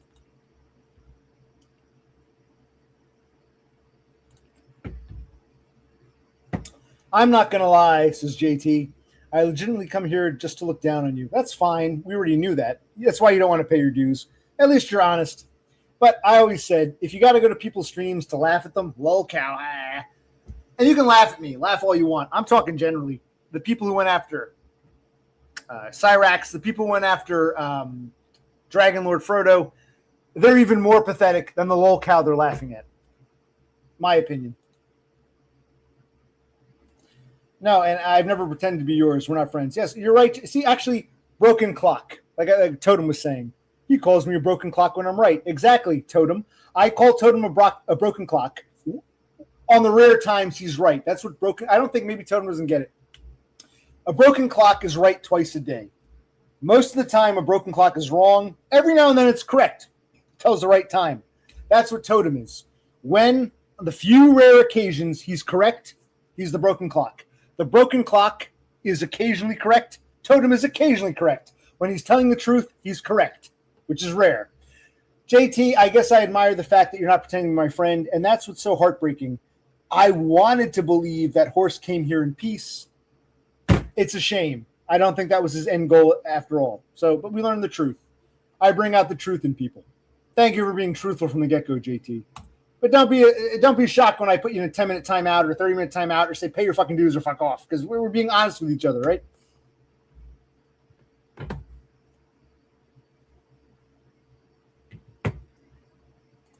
Yeah, that was very rude. I agree. He's a rude motherfucker. He's got to pay his dues or fuck off. But hey, a little more honest than Horse. I am a leech. I agree with the very last part. I am a leech. I fully agree with that. I'm not an eternal victim. I speak my mind and I say, hey, this person's wrong. What I add to my brother's life, I was saying earlier, and you were here, you were paying attention, and this is absolutely true. I play the bad guy. Someone's got to have a backbone. Brosi has no backbone. He'll disagree with that. He'll get defensive. With me, he's very spineless in real life. And my shrink even said, my shrink, who's met him several times, has said, you know, OC, you're too combative, too abrasive.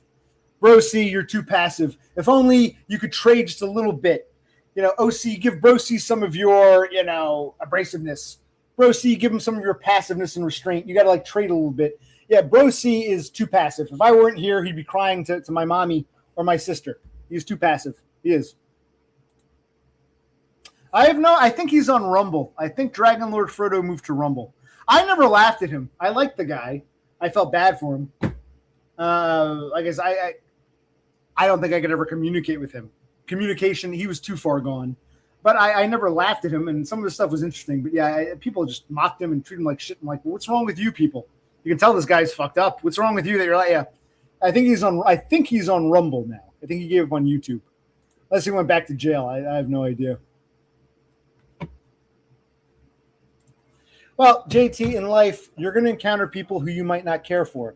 People whose personality, I don't like your personality. I don't feel the need to attack. I say, okay, I don't like this guy's personality. We're not going to get along. Bye. If you were streaming, I wouldn't come watch you. I'd say, not for me. Bye. I guess my criticism is, you don't like me. Fine. You've made that clear. Why are you here? What do you want? For someone who doesn't like me, what's your angle? We know Horse's angle. What's yours? If I'm a broken clock, then you're a clock with hands broken off. It doesn't even make sense, but okay. I guess you think that's clever, but okay. Well, Chicken, I think Kassandra touched upon it. And see, look, even though I think Horse is an arrogant ass who tells fibs, I don't want to be fuck Horse. I would never do a stream. Horse is a piece of shit. I'm a Spurg genius. He's just some normie asshole. Fuck him. You know, I'm going to say, okay, arrogant, piece of shit, lying, fibbing, but yeah, I'll tell how I feel in response. I think, so I don't want to speculate. I think he has imposter syndrome. He feels he's like a step or two away from being us. So when he gets too close to realizing he might be more like us than he wants to admit, that's when he goes on the defensive. That's what I'm speculating, but I don't know. You have to ask Horse. Apparently being compassionate and loving, dude. Let's tell the story about Aiden. You made some silly videos about me and my brother back in November. Fine, the videos don't offend me. Back in November. I'm not subscribed to you, never saw them. You tagged me in June or July, months later. I'm like, oh. So I got the notification. Aiden tagged you. I'm like, okay, a couple silly videos, who cares? You were streaming. I said, all right, I'm sitting here in the lobby at physical therapy, waiting for my ride. Let me say hi to Aiden. Last time he was here, he was talking to Kassandra. It was all polite and friendly. How you doing, Aiden? It's him. It should be good. You're so toxic, pizza. So you lured me in. That was a very toxic thing. There was nothing compassionate or loving about that at all, Aiden. That was very hypocritical. But hey, I have nothing against you for being a neat. I admire you for that. I have nothing against you working a few days, handful of days, part-time bullshit. I actually know who and what you are. Your buddy Horse doesn't seem to even know who. So, yeah, we agree on that. But, yeah, you shouldn't lure people in to play games. If you don't like me, say, hey, OC, I'm upset with you. Here's why. I'll respect that. Don't try to bait me months after the fact. That's very, very bad form. But what bothers me the most is the hypocrisy. That's not compassionate. That's not caring. That's not friendly. That's very toxic. I don't think you're a hypocrite. Like, you're lecturing me on being toxic when you behave that way? Yeah, that's why I was surprised, because the last time I saw you months and months ago, you were so excited to call in and talk to Kassandra. And I'm like, well, I thought we were in good terms. Where the fuck is this coming from? And you were doing it to appease your little clique. Rise above that if you can. I don't know if you can.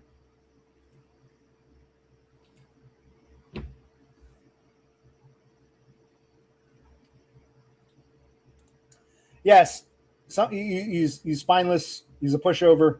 He never calls out bullshit for bullshit. A time to love, a time to hate, a time for war, a time for peace, a time that you may embrace, a time to gather stones together. To everything, turn, turn, turn. There is a season, turn, turn, turn.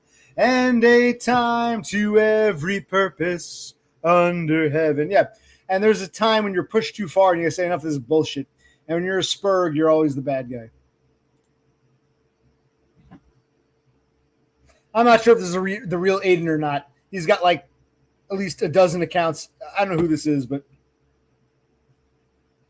imagine being married and being sexless, mooches off your husband with no bank account, no air conditioning, and pours all the. I don't know who you're talking about. I'm missing something here.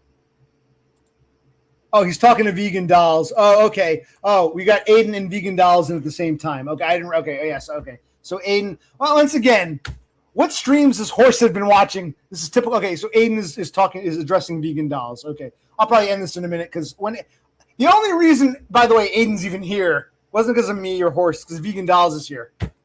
Even Kassandra couldn't be enough of a draw. Okay, great. Okay. I wasn't even trying to lure Aiden in. It just sort of happens. Oh, my God. Yes, vegan dolls, I'm on your side. Aiden's a creepy weirdo stalker. And what streams is Horsehead watching that he – oh, my God. I naively thought he was talking about me for a minute. Okay, he's talking to vegan dolls. How's it? Now, my fault.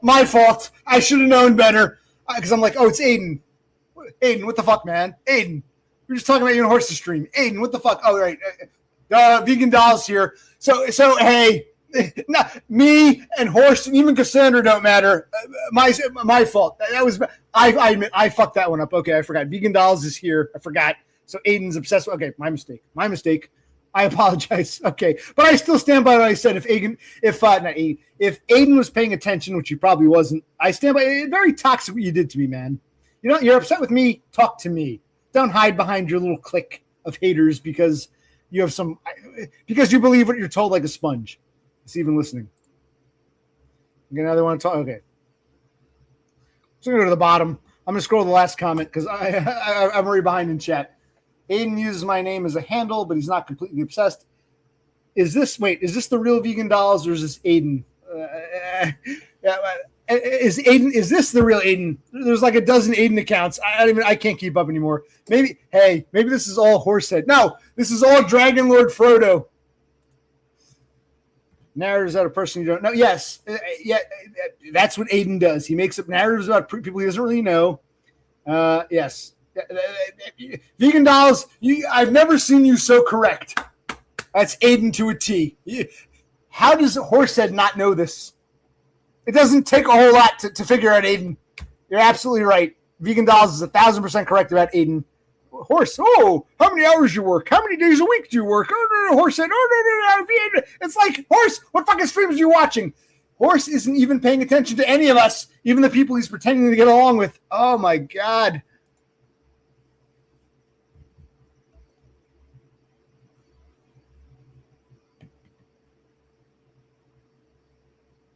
Okay, so this is an Aiden. I have no idea what's going on. I'm going to have to end this now. I can handle JT. I can handle Horse. Oh, my God. An obsessive, compulsive, weirdo, toxic, very toxic Aiden is going to derail my whole damn stream. Thank you. Where's Kassandra when I need her? Where's Kassandra? Yeah, there you are. It's like... Hey, tell you what. This is going to work for shits and giggles. Let's get Kassandra, Aiden, and vegan dolls all to come on for 5 minutes. That would be funny as fuck, wouldn't it? That would probably be my most watched stream. That would be funny as fuck. No, yeah, Aiden, look, I don't want to be a nasty person, but you were nasty with me. You're a fucking hypocrite. And yes, you're delusional and you make shit up about people. It's pot calling kettle black. It's disgusting.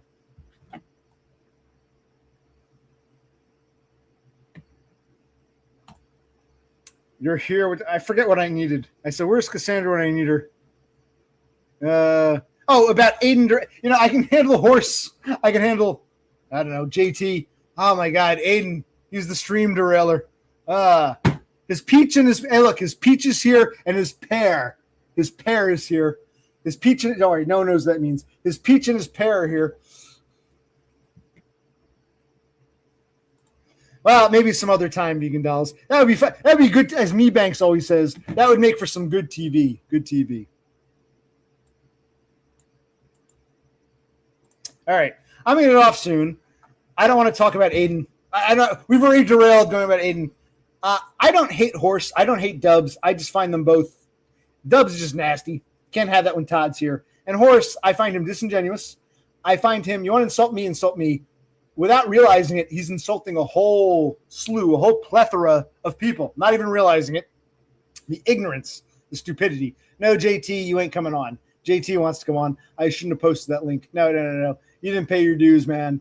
You can't come on, JT. Sorry, not interested. We don't like each other. We don't like each other's personalities. I don't try to come on your stream. Don't try to come on mine. Yeah. No, forget it. I'm going to get off soon. Forget it. Thank you all for watching. I actually want to talk more because I actually don't want to bash Horse. You might say I do. I don't want to bash him. I want honest critique. If someone said, hey, listen, I'm dead serious. Like Bro C was getting angry with me. It was more about family. That was more family stuff. But like, I think sometimes people get upset when I say, hey, like if I said, hey, Aiden, you're wrong. You're being an asshole. Well, you suck. You picked on Horse. It's like they try to bring in other people because they're upset with me about criticism. I don't think anything Horse said was really held any water. I think I explained my points well enough. I don't believe in hatred or going after people. I just think we should, examine, raise eyebrows. You know what I mean? I'm glad I got through. I'm glad Broski was here. I'm glad I got through the whole Horsehead response. Now this is turning into a shit show. I think I'm going to say goodnight. Thank you all for joining me. We can talk more about this next time. If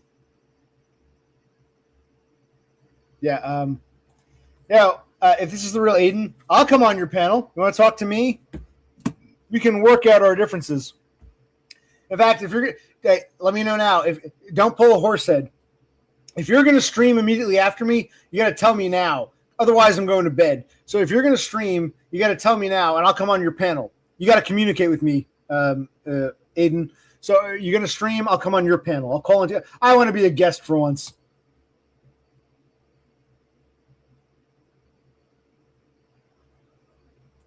Is this the real Aiden? Okay. All right. I am, but to some extent, Brosi needs me more than he realizes, more than you realize. But yes, I admit I am a blight on his life. So what happens when you... I wonder if Horsehead's brother is all fucked up. What will you do? Go be homeless, you loser. Probably.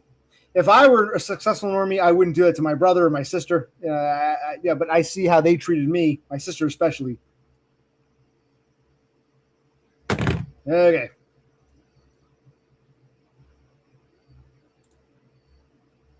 Well, I was talking about we had some family stuff, some of my life stuff. We had Horse stuff. I thought we could talk about any of those things. This has become the Aiden chat. I think this is Aiden. It's like, you know where chat's going to go.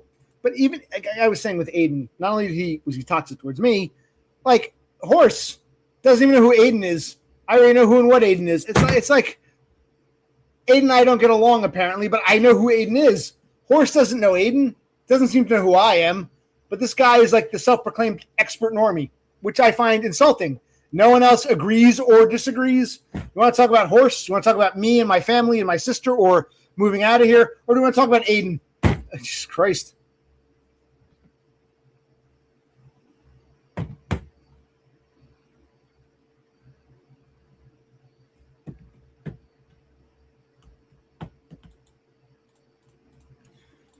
Okay, so Kassandra wants to call in.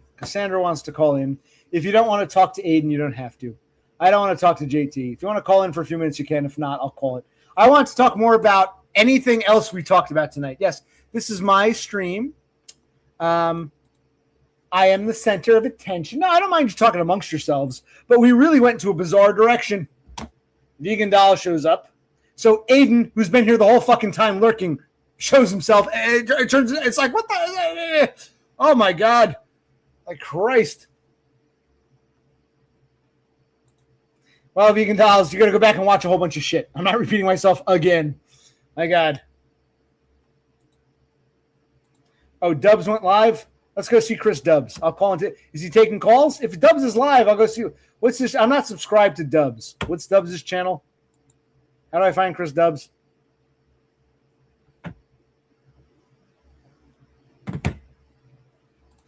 Yeah, if you want to call in, you can. If not, don't bother. I want to talk more about tonight and the things we've discussed these past 4 fucking hours. Not Aiden. Not Chris Dubs. Well, if you really want to talk about that, we can. Because I'm getting bored now. I want to get off soon. But I told you. I told you. I want another beer. Yeah, so anyway, yes, I have. There are 3 of us. All within about 5 years. I'm 44. My brother's 40 going on 41. My sister is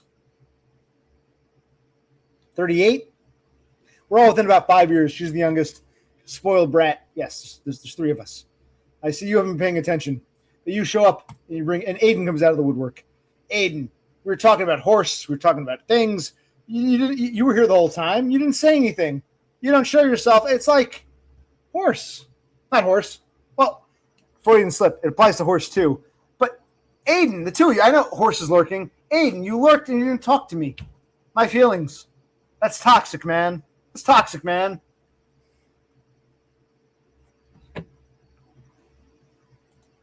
Yeah, where's the okay? All right, so we've got 2 people who want to come on real quick. We'll keep this short. I think this is Denmark guy, and I think this is Kassandra. How are you both doing? Yeah, good morning. Good morning. Good morning.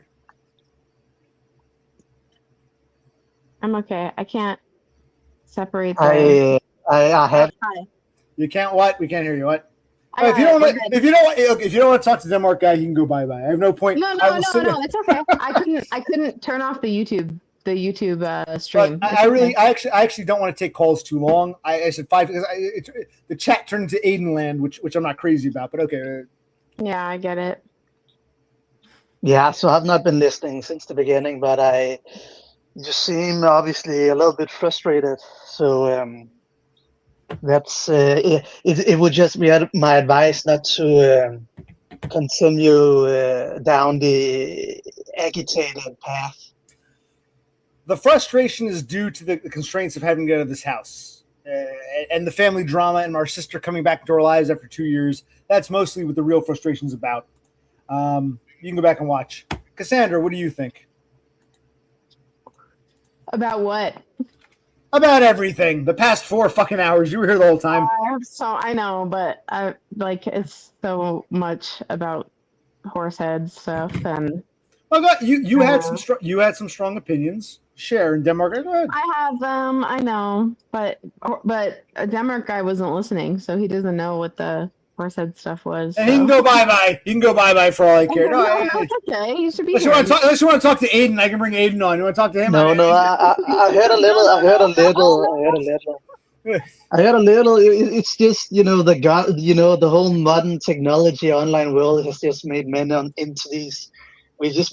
It's only permitted to be antisocial in the feminine way, where you gossip and talk shit about each other, and it's not good. I hope I'm not talking too much shit. I'm giving what I think is legit criticism. I feel like I'm not going to say "fuck you, you suck." I'm going to say like, "What the fuck? This is arrogant. This is asshole-ish." My opinion, but I think there is that difference. But what do you think, Kassandra? I really hated that Horsehead stream. If that's what you're asking. I just found it very condescending. Not forget about me. He was, without realizing it, I feel being condescending towards a whole slew of people without even realizing it. The normie privilege. That's how it's. Yeah, I feel like the condescending part was kind of like you could shrug it away easily enough, but the smarminess of the whole thing really bothered me like a lot. And then oh, I'm not gonna name names. But we all know who what's the point? What's the joke? Is it fun? Is it supposed to be funny? I don't know. I didn't like it. I felt like kind of interested, like, oh, is he gonna say something that, you know, Some great fixes intellectual it? point that Yeah, makes us think, or but changes it, or makes it make sense, or something like Right. that. Yeah. And I it feel was extremely vitriolic. I feel that he failed to do that. That's my opinion, but I'm not going to speak for others. I feel he failed to do that. Yeah, I felt like it was really malicious only, and like for no, like, it didn't get the point across because it was just mean. So what was the Right. point? Just to be mean? I don't know. Just to be malicious. It felt malicious. It felt smarmy and malicious. I don't know. I even feel bad saying that because I think he probably has some issue that made him feel the need to respond. But Well, this is where I'm even surprised he responded. To be honest, I think that's surprising. This is where honesty comes in. One must be honest and say, listen, I'm not happy with OC, but I got to talk about me a bit. I feel he's not really exposing himself the way others here have. You and Denmark guy have exposed more of yourself than Horse ever did. So I think Horse needs to be more vulnerable. But yeah. But maybe this is him being vulnerable. I don't know. I didn't like it. I was really upset. Like it hurt my feeling. Like the way he reacted. I don't need to be full. Only one. I felt like it. I don't know. It felt unfair and weird in the first place. Like his first reaction to everything felt extremely defensive, and I didn't understand like why you calling him out for communicating something badly meant that he was a bad communicator in general. Like I don't really see the connection there. Right. We can all communicate something poorly from time to time, right? Well, I gave. We'll talk to Denmark in a minute. I gave the analogy of you're a master chef. You've won awards. You've got diplomas. You're a great chef. But tonight you burned the biscuits. It happens sometimes. Yeah, but also I didn't burn the biscuits. They're great. Look at the diplomas on the wall. Hey, maybe you were great in the past. Maybe you'll be great in the future. You're great in the past. Maybe right now, tonight, these biscuits are burned. No, you're just jealous because I have all these awards. Hey, I never burn biscuits. The point. You got your diplomas and accolades. Great. You're a great baker or whatever. And maybe you'll be one of tonight. You fucked up. It happens. I didn't fuck up. No, not me. You're just. It's like what the fuck. He took it way too personally. Yeah, it seemed like a personal attack to him, I think. When it wasn't, But it still is confusing because I feel like he's been kind of aware of the concept of criticism and it not being a personal attack in the past. So it just seemed only when it's other people criticizing other people. When he's in the class, that's what the whole hacker thing was about. Hacker had his sights. Yeah. Hacker was being hacker. He had his sights on Horse, and Horse couldn't handle it. The hacker thing is even more confusing to me. It's like I really don't understand. Like I've only seen a few hacker streams, and I've only dropped in from now and then, like for a little bit of time at a small amount of time at a time. Okay. Do you not expect him to yell? Or call out your wife and child? Is it that far out of the realm of possibilities? Is it that offensive? I don't know. It seemed confusing to me that he would be so defensive about it, or not defensive. In the hacker stream, it was more like, I don't know, like a horrible, aggressive response to something that I would have expected. Doesn't he mean his wife's son? No. His wife's daughter is his daughter. He's not it's his daughter. Seymour's asking. Yeah, genetically, it's. Or is it? Is that or is it? Said, or is it? No, it is, right? It is. It is. It's his daughter. Yeah. No, there's clear. It's clear. It's okay. It's fine. It's okay. Like, yeah, it's so gossipy. It's so feminine coded or whatever. This whole thing is like. Good. If that's where it goes, that's where it goes. It'll be gossipy and feminine coded. No, I'm trying to explain the way my mind works. What does Denmark guy think? You can talk, Denmark guy. What made you call in? What did you want to talk about? Yeah, it's just my daily socialization. So I would like to ask you, OC, is there one practical step you can take to make your life less worse? I think I gotta take the plunge, just rent a van on a credit card, and just put everything in it and take it to storage and say, bro, see, we're going to a motel. I gotta get out of this fucking house. I felt that way for the past like month when I did that grill stream where I was slipping out. Bro C is still very reticent. He'll blame me after the fact. You should have communicated. You should have done this. You should have said that. Why didn't you do that? He'll do that after the fact. But he's still like, okay, buddy, we're out of this house. Well, let's tell the landlord we can go as late as possible. Like, no, asshole. So yeah, I gotta have a backbone for both of us. I gotta have more of a backbone. So because Bro C won't ever grow one. So it's up to me to have even stronger, thicker backbone. That's what I gotta do to make my life better. And his life by extension better. That's how I feel. What does Kassandra think? I'm getting a beer. Talk. I'm not gonna be right. Okay, well, it doesn't do any good if you're. I'm listening. I'm getting a beer. I'm listening while I walk to the fridge. I'm not leaving you alone. Denmark guy's here with you. I'm listening. I'll be right back. Give me fucking 30 I'm seconds. not alone. Yeah, no, I think OC's immediate problems are very clear, and he will handle them well. I think OC can handle immediate problems well enough. I feel like he knows what he has to do, right? It's actually interesting because let's say he moves to the motel and he doesn't have an official address. In Denmark, you couldn't get a job. Yeah, well, he has an official address because he hasn't left his current place. Yeah, okay, I get it. And that's what. So he needs Well, the job.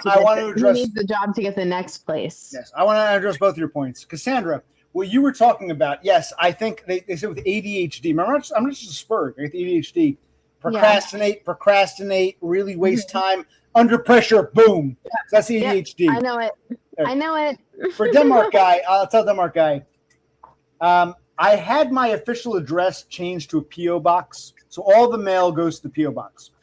Now, the address on my driver's license is still here. And when you move, there's a bit of a grace period. So my official address is still this house. And any mail correspondence will go to the post office. So I do have there's a little bit of wiggle room in the USA with change of address and P.O. boxes. I can't do it indefinitely, but I can still move to a motel for a couple weeks and say this address is still my official address or whatever. And the mail will be sent to the post office.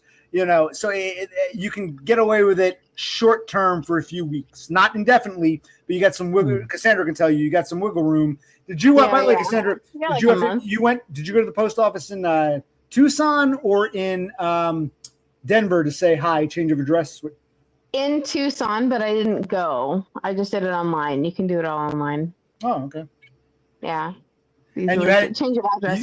Seymour did it the day before me, and then I did it. And you had it changed to the Denver address or to a PO box? Denver, yeah. No, to the Denver address. We knew it, so we had we could.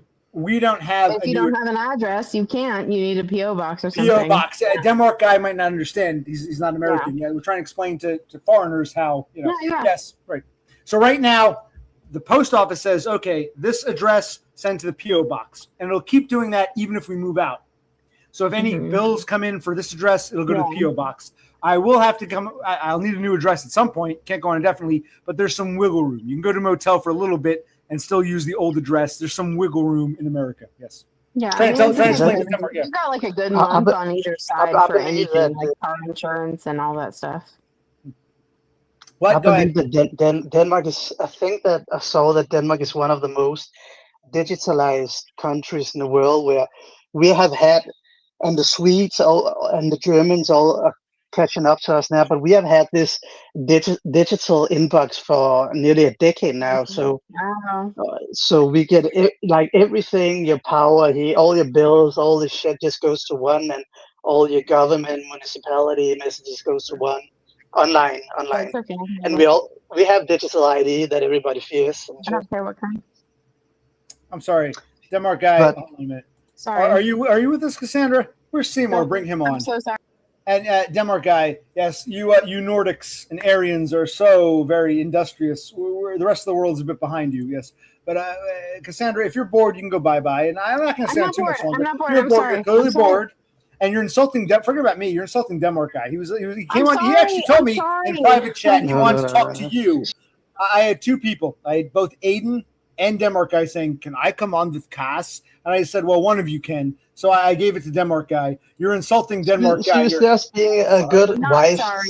She was being a good wife to his to Well, her Yeah. husband. are you guys? Wait, is it legal now? Is it legal? You're official, or when are you getting married officially, or has it happened already? Putting hasn't the happened pressure yet. on. We want the gossip, the feminine gossip. You got the ring. You put the ring on your finger from your grandmother. You didn't buy it for you, but and it was Chris. It was not Chris. It was Me Banks who got you guys who got Seymour to finally propose.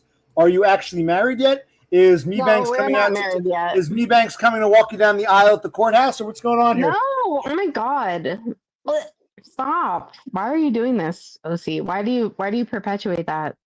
Because I was See, like no, I'll tell you, I was perplexed. I don't know what's going on. You got I'm here. You guys, you starlings fly Mhm. around. I don't know if there was some inside joke I didn't know about. I keep bringing it up because I'm like, am I the only one there's no inside who missed joke. the It's point? me Banks being an ass. Oh, No, okay. don't perpetuate it. Please. Well, no, I see. I didn't know. I actually thought maybe there was. Maybe there was some Discord comment or some other stream that I had no We idea. talked about it at length, OC. Do you remember how we couldn't ever find the message he was talking about? Do you No, remember that? No, I don't. But I believe you. Yes. Really? You Kassandra, don't remember? may I ask you what your age is? Can you call me Cass because you're not OC? Okay. Call me what? First of all, stop. You can call her Kassandra. You have permission. Her name is Kassandra, and her age, 32. You're 32, right? Yeah, I'm 30. You have permission to call me what? I pay attention. I know who Aiden is. I know who Kassandra is. I actually pay attention, unlike some people who are the know-it-alls. But, Yeah, I'm just asking nicely if you could call me by my name. which her name is, it's not Cass, it's Kaz with a Z. Kaz, a Z. Kaz. Call her Kaz. No. This is so mean. Why? What is the joke here about just calling me wrong name? You know what the joke is. It's facetious. It's funny. You can point out. Okay, I call you Kassandra. It's funny. Okay. Because I always said, Cassidy's an ugly fucking name. Cassandra's a beautiful name. It's You're so Kassandra. mean. Some people call you Kaz. I know you don't like that. I think it's funny. I hate that. It's way worse. Yeah, I'd rather be called Kassandra than Kaz. I guess. I don't know. It doesn't really matter. I just think it's. Shouldn't I ask? Hey, can you call me my actual name, or should I just let everybody call me fucked up versions of it? I mean, it's fine. I don't actually care. It's just. Call her Kassandra or Kaz. Kassandra or Kaz? Go ahead, Denmark guy. What's your question for Shouldn't I Kassandra? care? Should I not? What is your question for Kassandra? No, no. I was just worrying that maybe You answered they it would already. have. He asked me how old I am. yeah, I'm 32. yeah, it was just. I was just thinking about all this shit about if it was going to be easy for you to have a child or It's because I gonna have be so many hard. friends. It's gonna Yeah, be I have a hard, lot and of I'm friends. late, and I want to die because if I have a baby, I should be worried. Yeah, it's great. Thank you. No, it was just all this IVF shit that people are doing now. A touch. Yeah. At her age, a touch of the downs. A touch of the downs. Yeah, hopefully I don't have to deal with IVF. Hopefully I don't have to deal with Downs, but Yeah. I've been healthy my whole life, so I'm not too worried. Seymour is healthy. I feel like it's gonna be okay. And if it's not, I guess we'll deal with it. I don't know. Hopefully Abortion. not. Abortion is always an option. You're in Colorado, which is fairly blue for a Western state. Abortion is always an option. Thank you so much, OC. Thank you. Don't have a retard, fuck up, spurg, weird shit I kid. wouldn't. No, You don't want another one of me. Another one of me running around. Retard spur. He literally said that don't have a fucked up retard spurg. We'll try our best. He heard you somehow through my Seymour said we'll try our best. No, You know, I'm going to say Seymour's got great genetics, but you got to take the mother into account. Cassandra's 4'0". And why is Kassandra? People always ask, why does Kassandra like you so much? Is she attracted to you? No, we've established that. I remind her of one of her kin. So Cassandra's got fucked up DNA in her blood. So imagine if the kid gets all of her height, her fucked up Spurg, occupational click Nothing. DNA. Yes. So what if the kid he gets your DNA? People like me plus your manlet. You gotta be conscious. Yeah, I'll kill myself. It's fine. No. My dad was 6'1" and my mom was. Okay, hold on. Listen. Say that again. My mom was 5 foot, and my dad was 6'1", and I came out 5'10". Okay, 6'1", you said? He's only 5'10". He's like my height. I thought it was 5'9". People tell me I'm really 5'11". I thought Seymour was like a giant, tall fag. He's only 5'10". He's my height. I think he's 5'11", but he says 5'10". But I think he's taller. I think he's my height. I know, wow. I've known me, Horse, Seymour, dumb. I'm 6'2". We're all the same fucking height. Okay, which isn't not manlets, but not particularly tall. But okay. I'm with you. I also don't care because I'm so short. Why would I know that? Yeah, but your kid's gonna care, especially if it's a boy. How could you condemn your son to a life of that? You horrible woman. I understand and I agree. I've said this a billion times to a billion different people in this area and outside of this subculture or whatever. Like I've said it. I know I feel horrible. Should I not want to have kids because of it? Yeah, I feel terrible. Yes. What do I do? Do I not have kids? It's a primal instinct. Right. You get sterilized immediately. I'm a big believer in eugenics and antinatalism. What does Denmark guy think? You lose. What does Denmark guy think? I think it's a normal sign wanting a kid. So, but obviously it's a weird situation in modern society. So maybe I don't know if you can if you could select if you could select the gender, would you prefer to have a girl or a boy? Those are good questions, but first I gotta say, you lose! You get nothing! Good day, sir! This is why when people say, why do you keep Kassandra around? You're referencing Gene Wilder in Charlie and the Chocolate Factory. Brilliant! That's why I keep you around, Kassandra. Yes, you lose! You get nothing! Good day, sir. Brilliant. Now, he asked a good question. Would you rather have a boy or a girl? And what about Seymour? Both of you, boy or girl? Seymour, would you rather have a boy or a girl? It's a really big thought.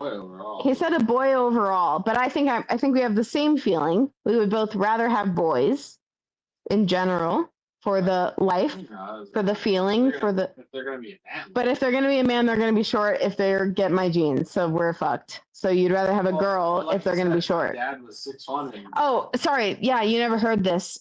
I made an effort to try to explain it, and then I didn't explain it. Seymour's dad is 6'1" and mom is 5 feet.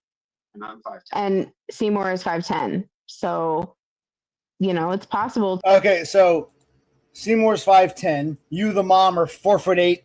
Your kid will be 5'3". Okay, it's very bad rationale, but okay. I'm not 4'8". Oh my god. 4'11". And also, I'm the same way. I will always round down. I've been measured at 5 feet before, but but it doesn't matter. I'm saying I would rather have a boy for the life, for boy life. I think it's better by far. I don't want to have a girl. My women, the women in my family are all crazy. I feel like it's I don't have a good experience with it. I would rather have. You can add this song to your list if you still keep it. When you're a boy, you can wear a uniform. When you're a boy, other boys check you out. You get a girl doing your favorite things. When you're a boy, boys keep swinging. Boys always work it out. Adding it right now. You could put your child on growth hormone or something. No dose throughout. Yeah, I think I see what you're I think it would be normal or something. Just don't overdo it because it would probably have the opposite effect. I feel like that's bad. I don't think I would do it because it's like not natural. Like I wouldn't do anything that's not natural. I would rather have a short boy than put him on growth hormones, probably. Only because it's not natural. Seymour's silence speaks volumes. I'd rather a boy who'd be short than our Seymour is being very, very quiet. Amazing. Or would you rather put them on growth hormones? Would you put them on growth hormones? It's fine if you. Not them, him. We're talking about a boy. Would Seymour put the kid on him on growth hormones? Calcium, like high calcium, positive nutrient. high nutrient positive diet would be enough for you. You wouldn't put them on growth hormones.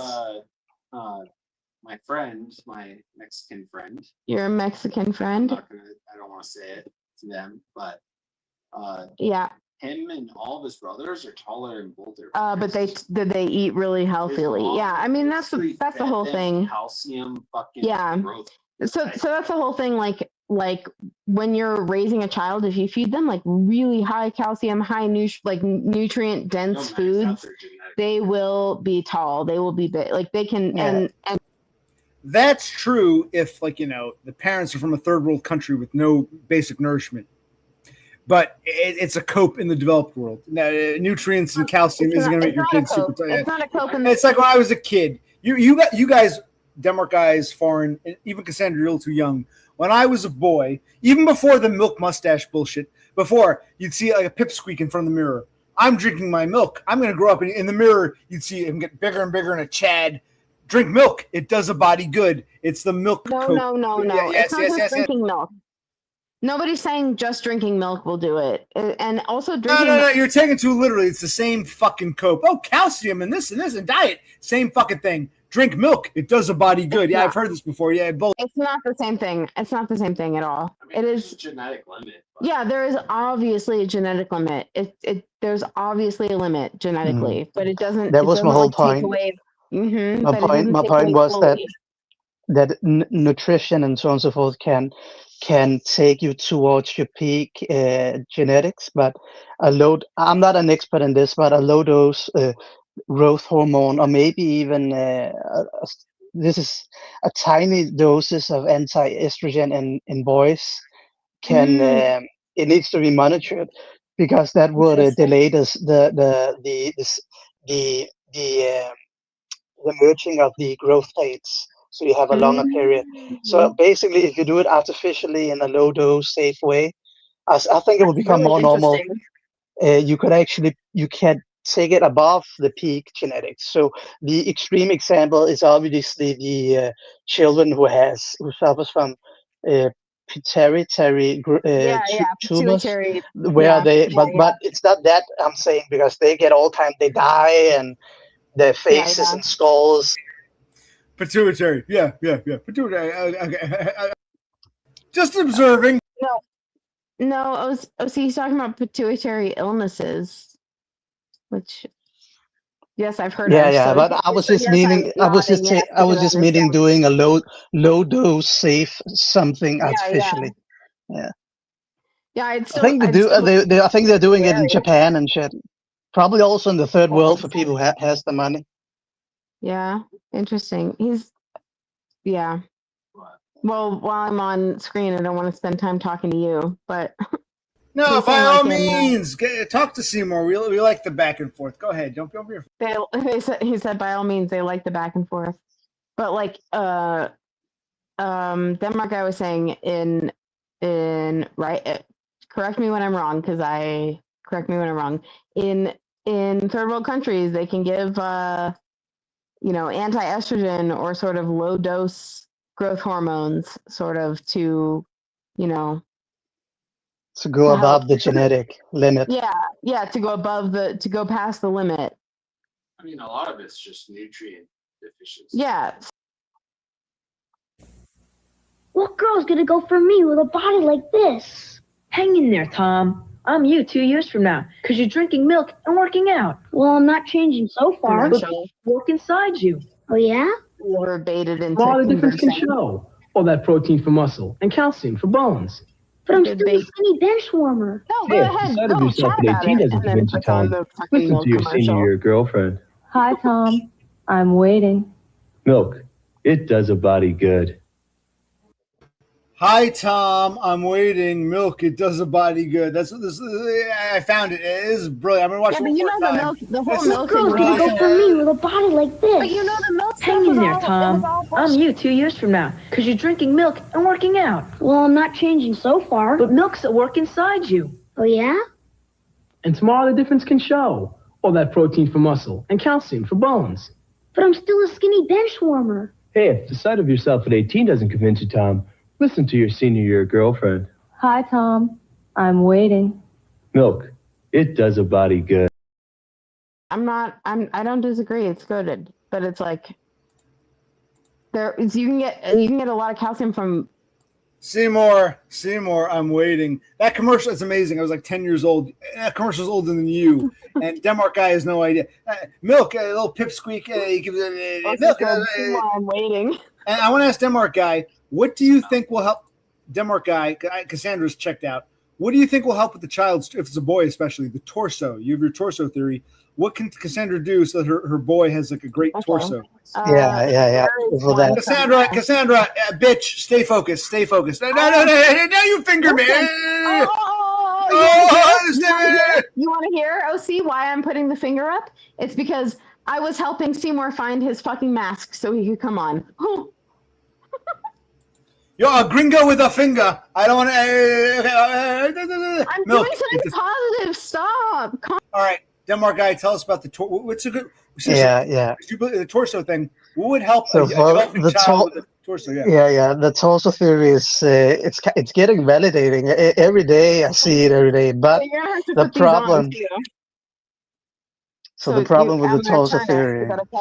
I'm sorry, I'm listening. Cassandra's being very rude. The problem with the torso theory is that is basic. The ratio of your ligaments and the length of your torso to your legs and your femur and tibia and so on and so forth.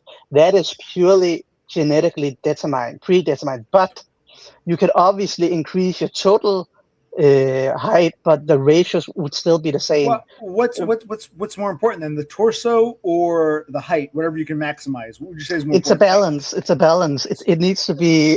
It needs to be. Go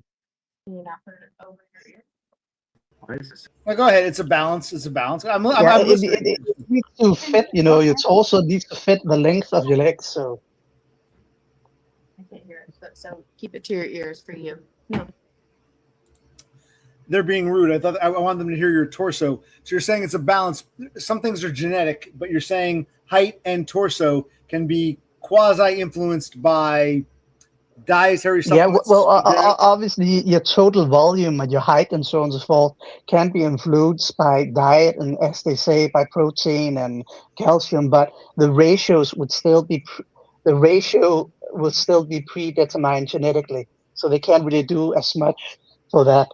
But for the total length of your whole body, and the ratio will still be the same, that can be increased. And then, well, obviously your torso is going to be longer in that sense. Okay. Well, what would you recommend to these soon-to-be parents? Well, I think that there's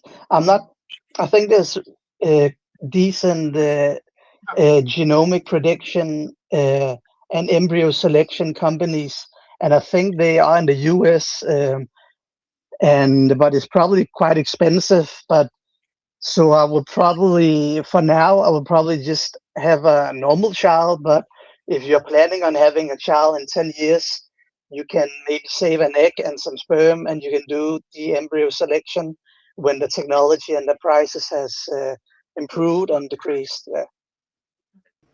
Well, let me ask. Fucking stream or what? I'm about to leave. No, I'm asking. Okay, wait.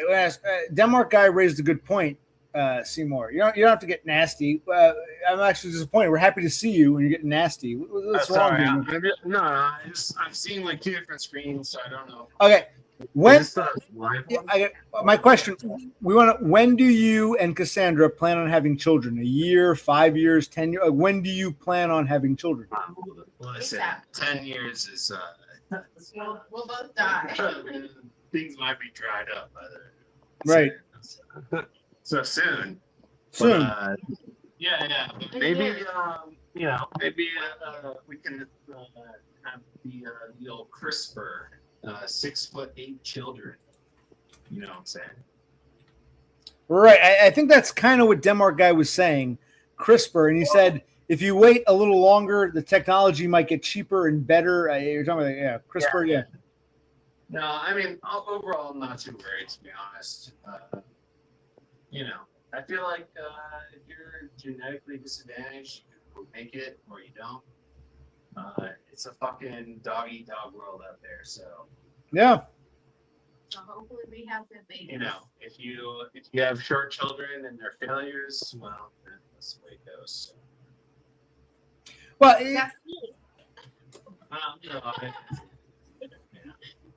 but again, like my mom was 5 foot, my dad was 6'1", 5'10".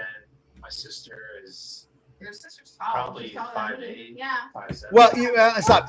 You are shorter, Seymour. You're shorter than your father, and Kassandra is shorter than your mother. So, okay, your mother's 5 foot, your father's 6'1". You're 5'10". Cassandra's 4'8", or 4'11". So you're even going further down. So you're 5'10".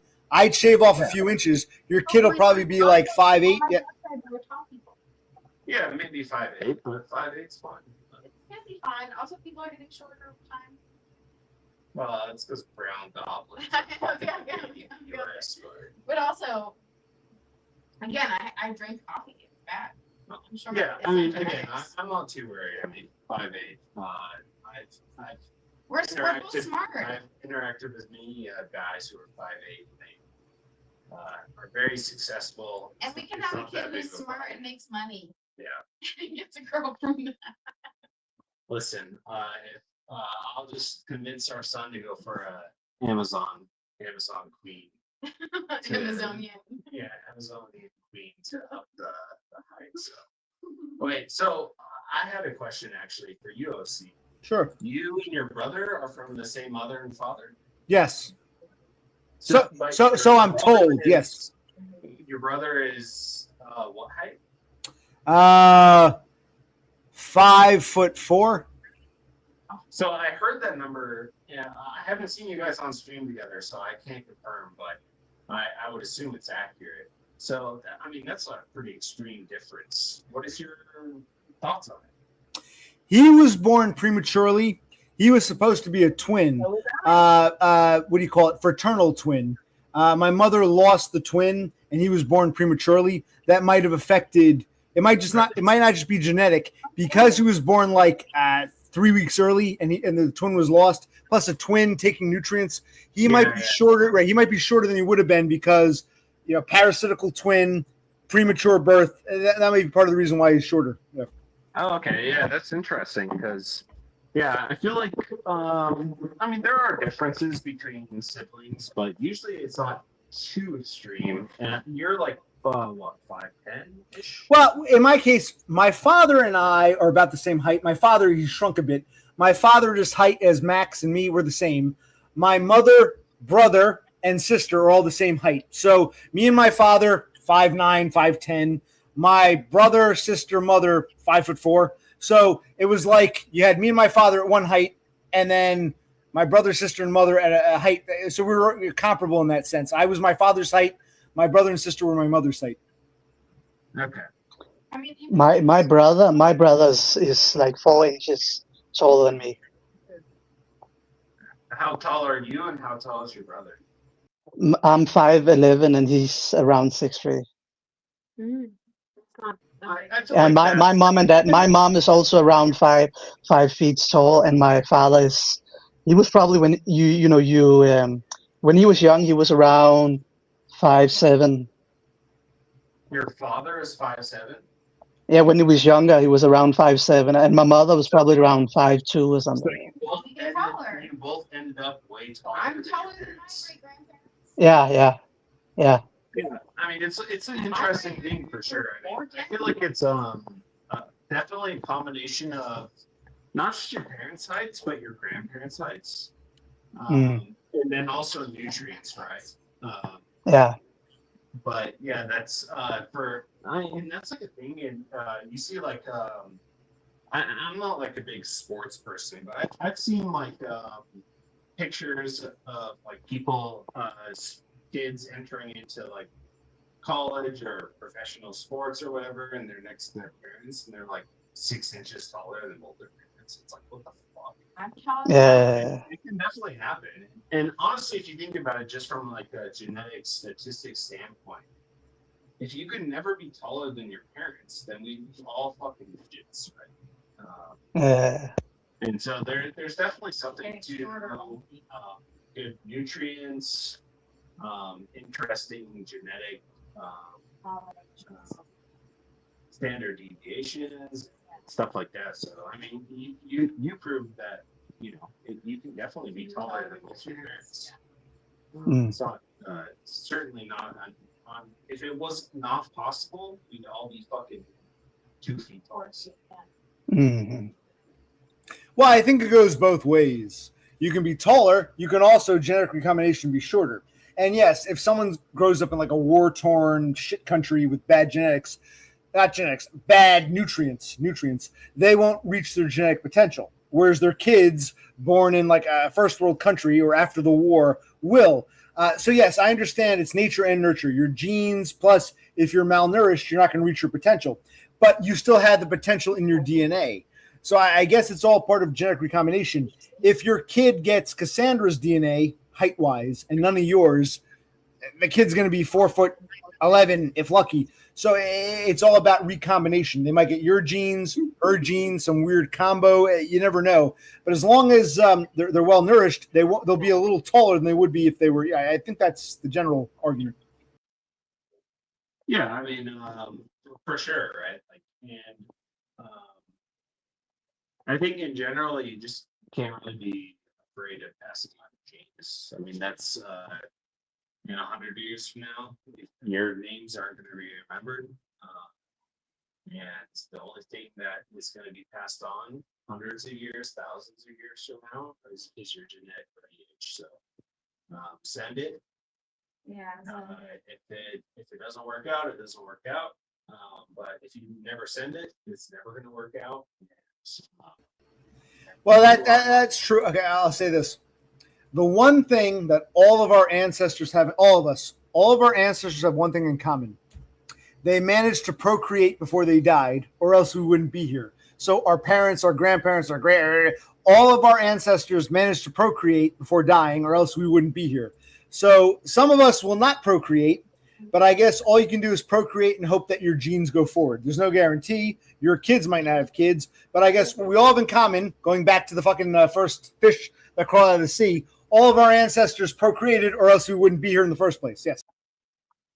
I mean, you have to realize, like, the amount of genetic dead ends, like you existing right now, is like a 1 in a billion overall rate of genetics, right? Right. There's been many dead ends. Like,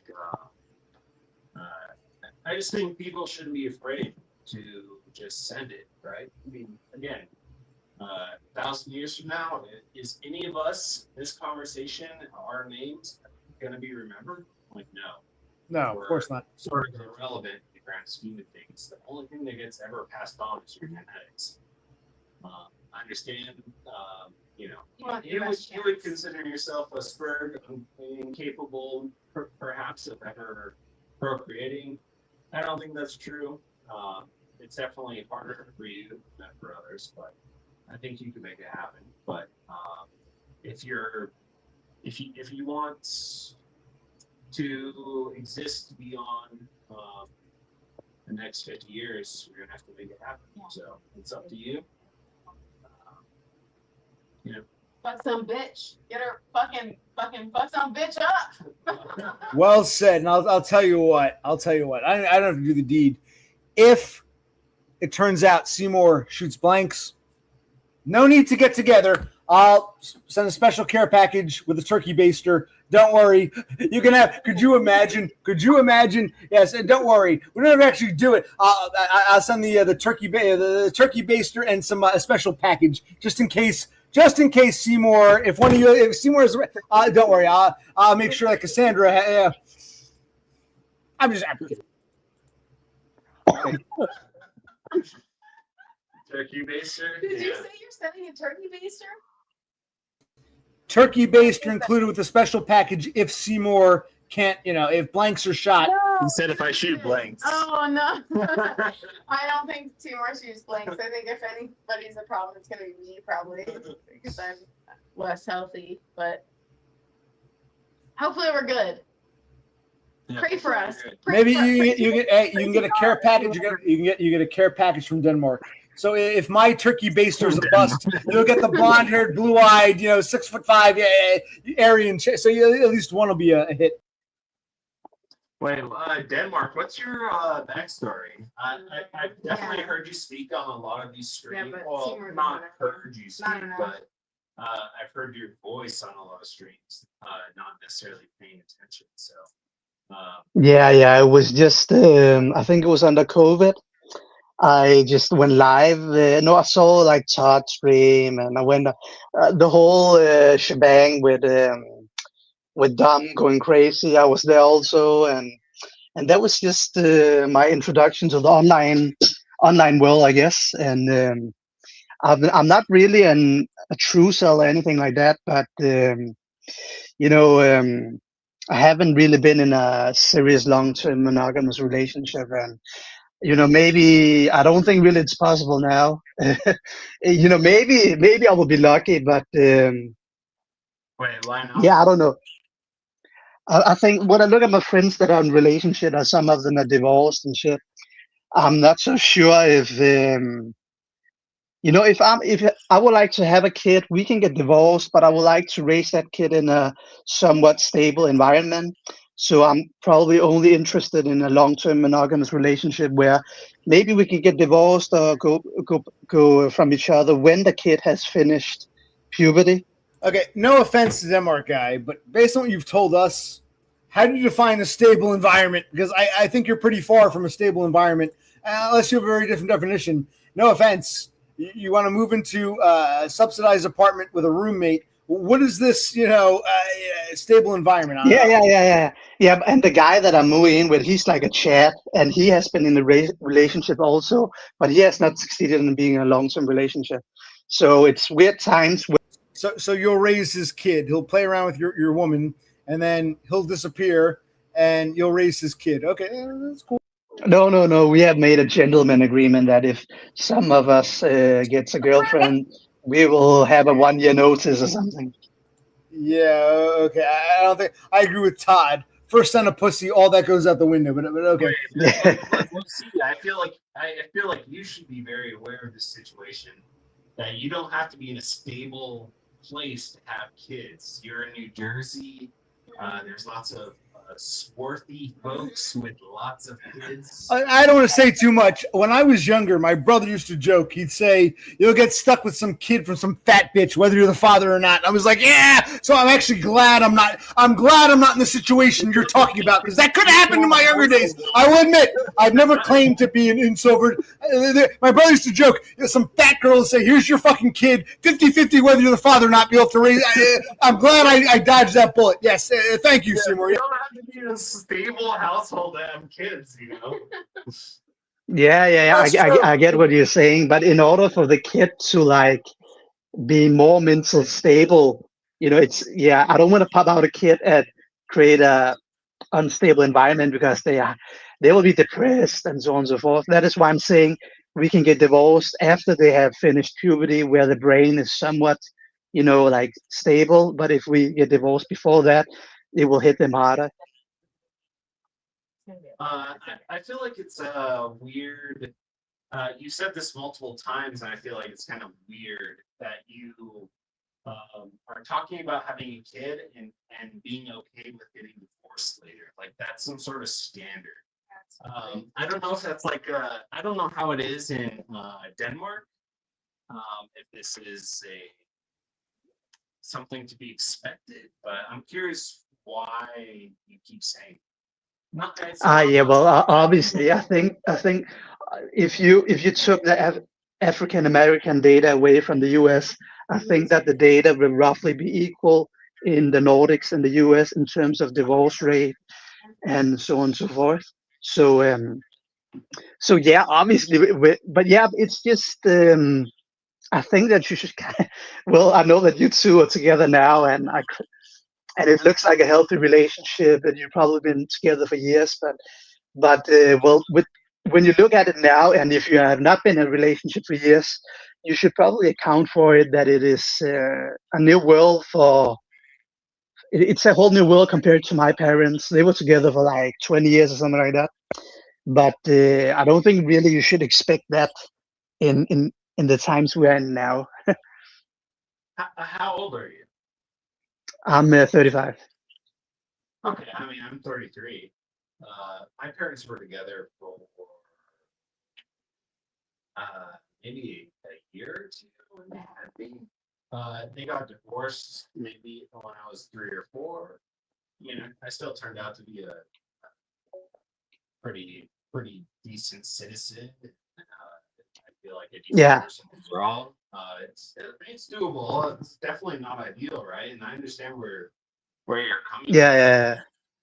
Uh, But so it was 4 years old, maybe. Yeah. So my parents were separated 2 times and then divorced the last time. And I just remember when the first time they got separated, I was around 10 years old, and that hit me quite hard. And then they yeah, got separated again like 8 years later and then divorced. And the second time I was like, okay, that's cool. I'm an adult now, and I see you're not really romantically connected and so on and so forth. So so it was not a huge problem for me, but and maybe you were like too young to really get the idea about it. don't remember it at all. Yeah. Yeah. So maybe it's a little bit neurotic thinking I'm going in. Yeah, obviously you should just have the kid, I guess. Um, Well, I yeah, mean, it's kind of like you should definitely search for something. You don't want to bring a kid into a environment that's shit, right? Like that's never ideal. mm. But do you wait for the ideal that never comes, or do you go and see? No, no, no. I know, no, like, but it's just, yeah, I don't know. The path to just like a somewhat committed relationship right now seems quite hard for me because it's all these dating apps and shit. Because before the age of 30, I remember that there was some socializing where people met each other in Denmark, and we don't really have that to the same extent now. And obviously it's the same in the US. So, but yeah, I could go on Tinder, but I don't have high expectations on that. Yeah, yeah. No, I think that's definitely pretty rough. And in general, would you say you're in person, personable, or do you feel like you're awkward in person, or No, I don't suffer from anxiety or anything. I can go to work and be normal, and yeah, so there's nothing really wrong with me other than a little minor depression here and there. But no, so quite what would you I say don't. the major roadblocks are then to finding a woman that Yeah, it is definitely just the initial steps. How do I find where, because after the age of 25, 30, um, the social groups that I was a part of, now people get it. I think it's even worse in the US because you move a lot. And because back then I remember I went to maybe a housewarming, and his his girlfriend's female friend was there. There was some there was an environment to meet a partner potentially romantically, but you don't really have that now where people are moved across the country. I know it's a small country, but it's still the same concept and the online world. So I don't really know where I should meet this woman other than online, and yeah. that is all. Yeah, yeah. Yeah, I mean, I think online's I think online's definitely a possibility. I don't know how online is in Europe, to be honest with you, but Well, hold on. Didn't you and Cassandra meet online? Seymour, you Yeah. guys met online, right? We did. But, But in, I- a, but in you a have to- completely unconventional way. Well, Totally unconventional. And in Wouldn't the make U.S., sense. there's 300 million people. In Denmark, there's But also, we 10, didn't meet online on a 20 dating million. app. We only five and a half, 5.5 million. Holy shit. Okay. Yeah. But we didn't meet online on a dating app. Yeah. That's true too. We met online Yeah. randomly, Yeah. and we both took advantage of it. But I feel like probably nowadays Europe's not too like segregated in that sense. But yeah, I understand the plight. Yeah, I feel like you're 35. I think you said, right? Yeah. I mean, there's definitely opportunity for you to shack up with Yeah. a much younger woman. Yeah. Especially. Yeah. You don't even have to necessarily be financially well off, but you have to, I think in general, just Show present your a pathway for the woman that you're potentially seeking to, you have to present a path. Yeah, show your worth, present a path for a woman. And oftentimes, even if it's not anything guaranteed, they're willing to go with it. So. Yeah. But I also thought about the doing the crazy. I thought about maybe freezing some sperm and just for the future, and then maybe using what is it called? What is it called when you use you pay a woman to have like a baby, have the baby, but it's not a surrogate. Yeah, but despite the Nordics are really like left wing in general. In some areas, we don't have the legislation prepared for that yet. It is only allowed if the woman who is a surrogate doesn't receive any kind of money. You can do it in Denmark, but it is extremely rare. It's extremely rare. But in the U.S. in certain states, it is somewhat legal, and there's a pathway for that. But we don't really have it. We don't have it prepared yet in Denmark. But maybe in a couple of years it would be an option. Yeah, I've talked to my friend about donating Which sperm. one? Pedro? No, Thomas. Okay. And I think I could probably get a pretty good price for my sperm, but Yeah, you're quite intelligent. yeah, and Why my height, I'm average height and whatever, but You're not short. Blue eyes, average height, dark hair, blue eyes, cute. light skin. Yeah. It's funny because in Brazil, in southern in Brazil and these countries neighboring yours ish, there's a huge demand for like European sperm, Danish sperm, and so on and so forth. It will change the whole country because genetics influence everything. So there will be more European like, and so on and so forth. So it's just funny. Yeah. It is always funny how all these like brown world countries like to pretend like it's not a thing, but they're all fucking desperate to become lighter. Yeah. Yes, I've been watching. Yes, exactly. They talk about white privilege, white this and that. It's actually the brown people who are coveting that. I agree 1,000%. Seymour, this is why I've missed you. I agree 1,000%, Seymour. Yes. Yeah, I think it's a good thing because it upgrades their genetic capital in the future, and it will go. It will. Yeah, well, it does. It upgrades theirs at the cost of ours. That's the trade-off. It upgrades theirs, but at the cost of ours. But yes, it's really society, this and that, white people. No, it's brown people. It upgrades theirs at the cost of ours, I feel. No, not necessarily, because the leaders of these countries are wanting to import basically the white people to improve their societies. Whereas we're just getting fucked because we're getting the refuse from all these other countries. Well, that's why I just said it benefits them, but not us. Yes, we're getting fucked. Exactly. Yeah. But I do think these like Brazil or some of these other like particularly for North America, South America relations, right? Well, Argentina is a really interesting case, right? Because post-World War II, Yeah, the Nazis. all of a sudden Argentina became really quite a nice place. And so, yeah, there's definitely. I definitely I think that the IQ is king, but neoteny. I don't know if you know the term neoteny that describes how domesticated your genes are, and that is you can create a hierarchy across the races.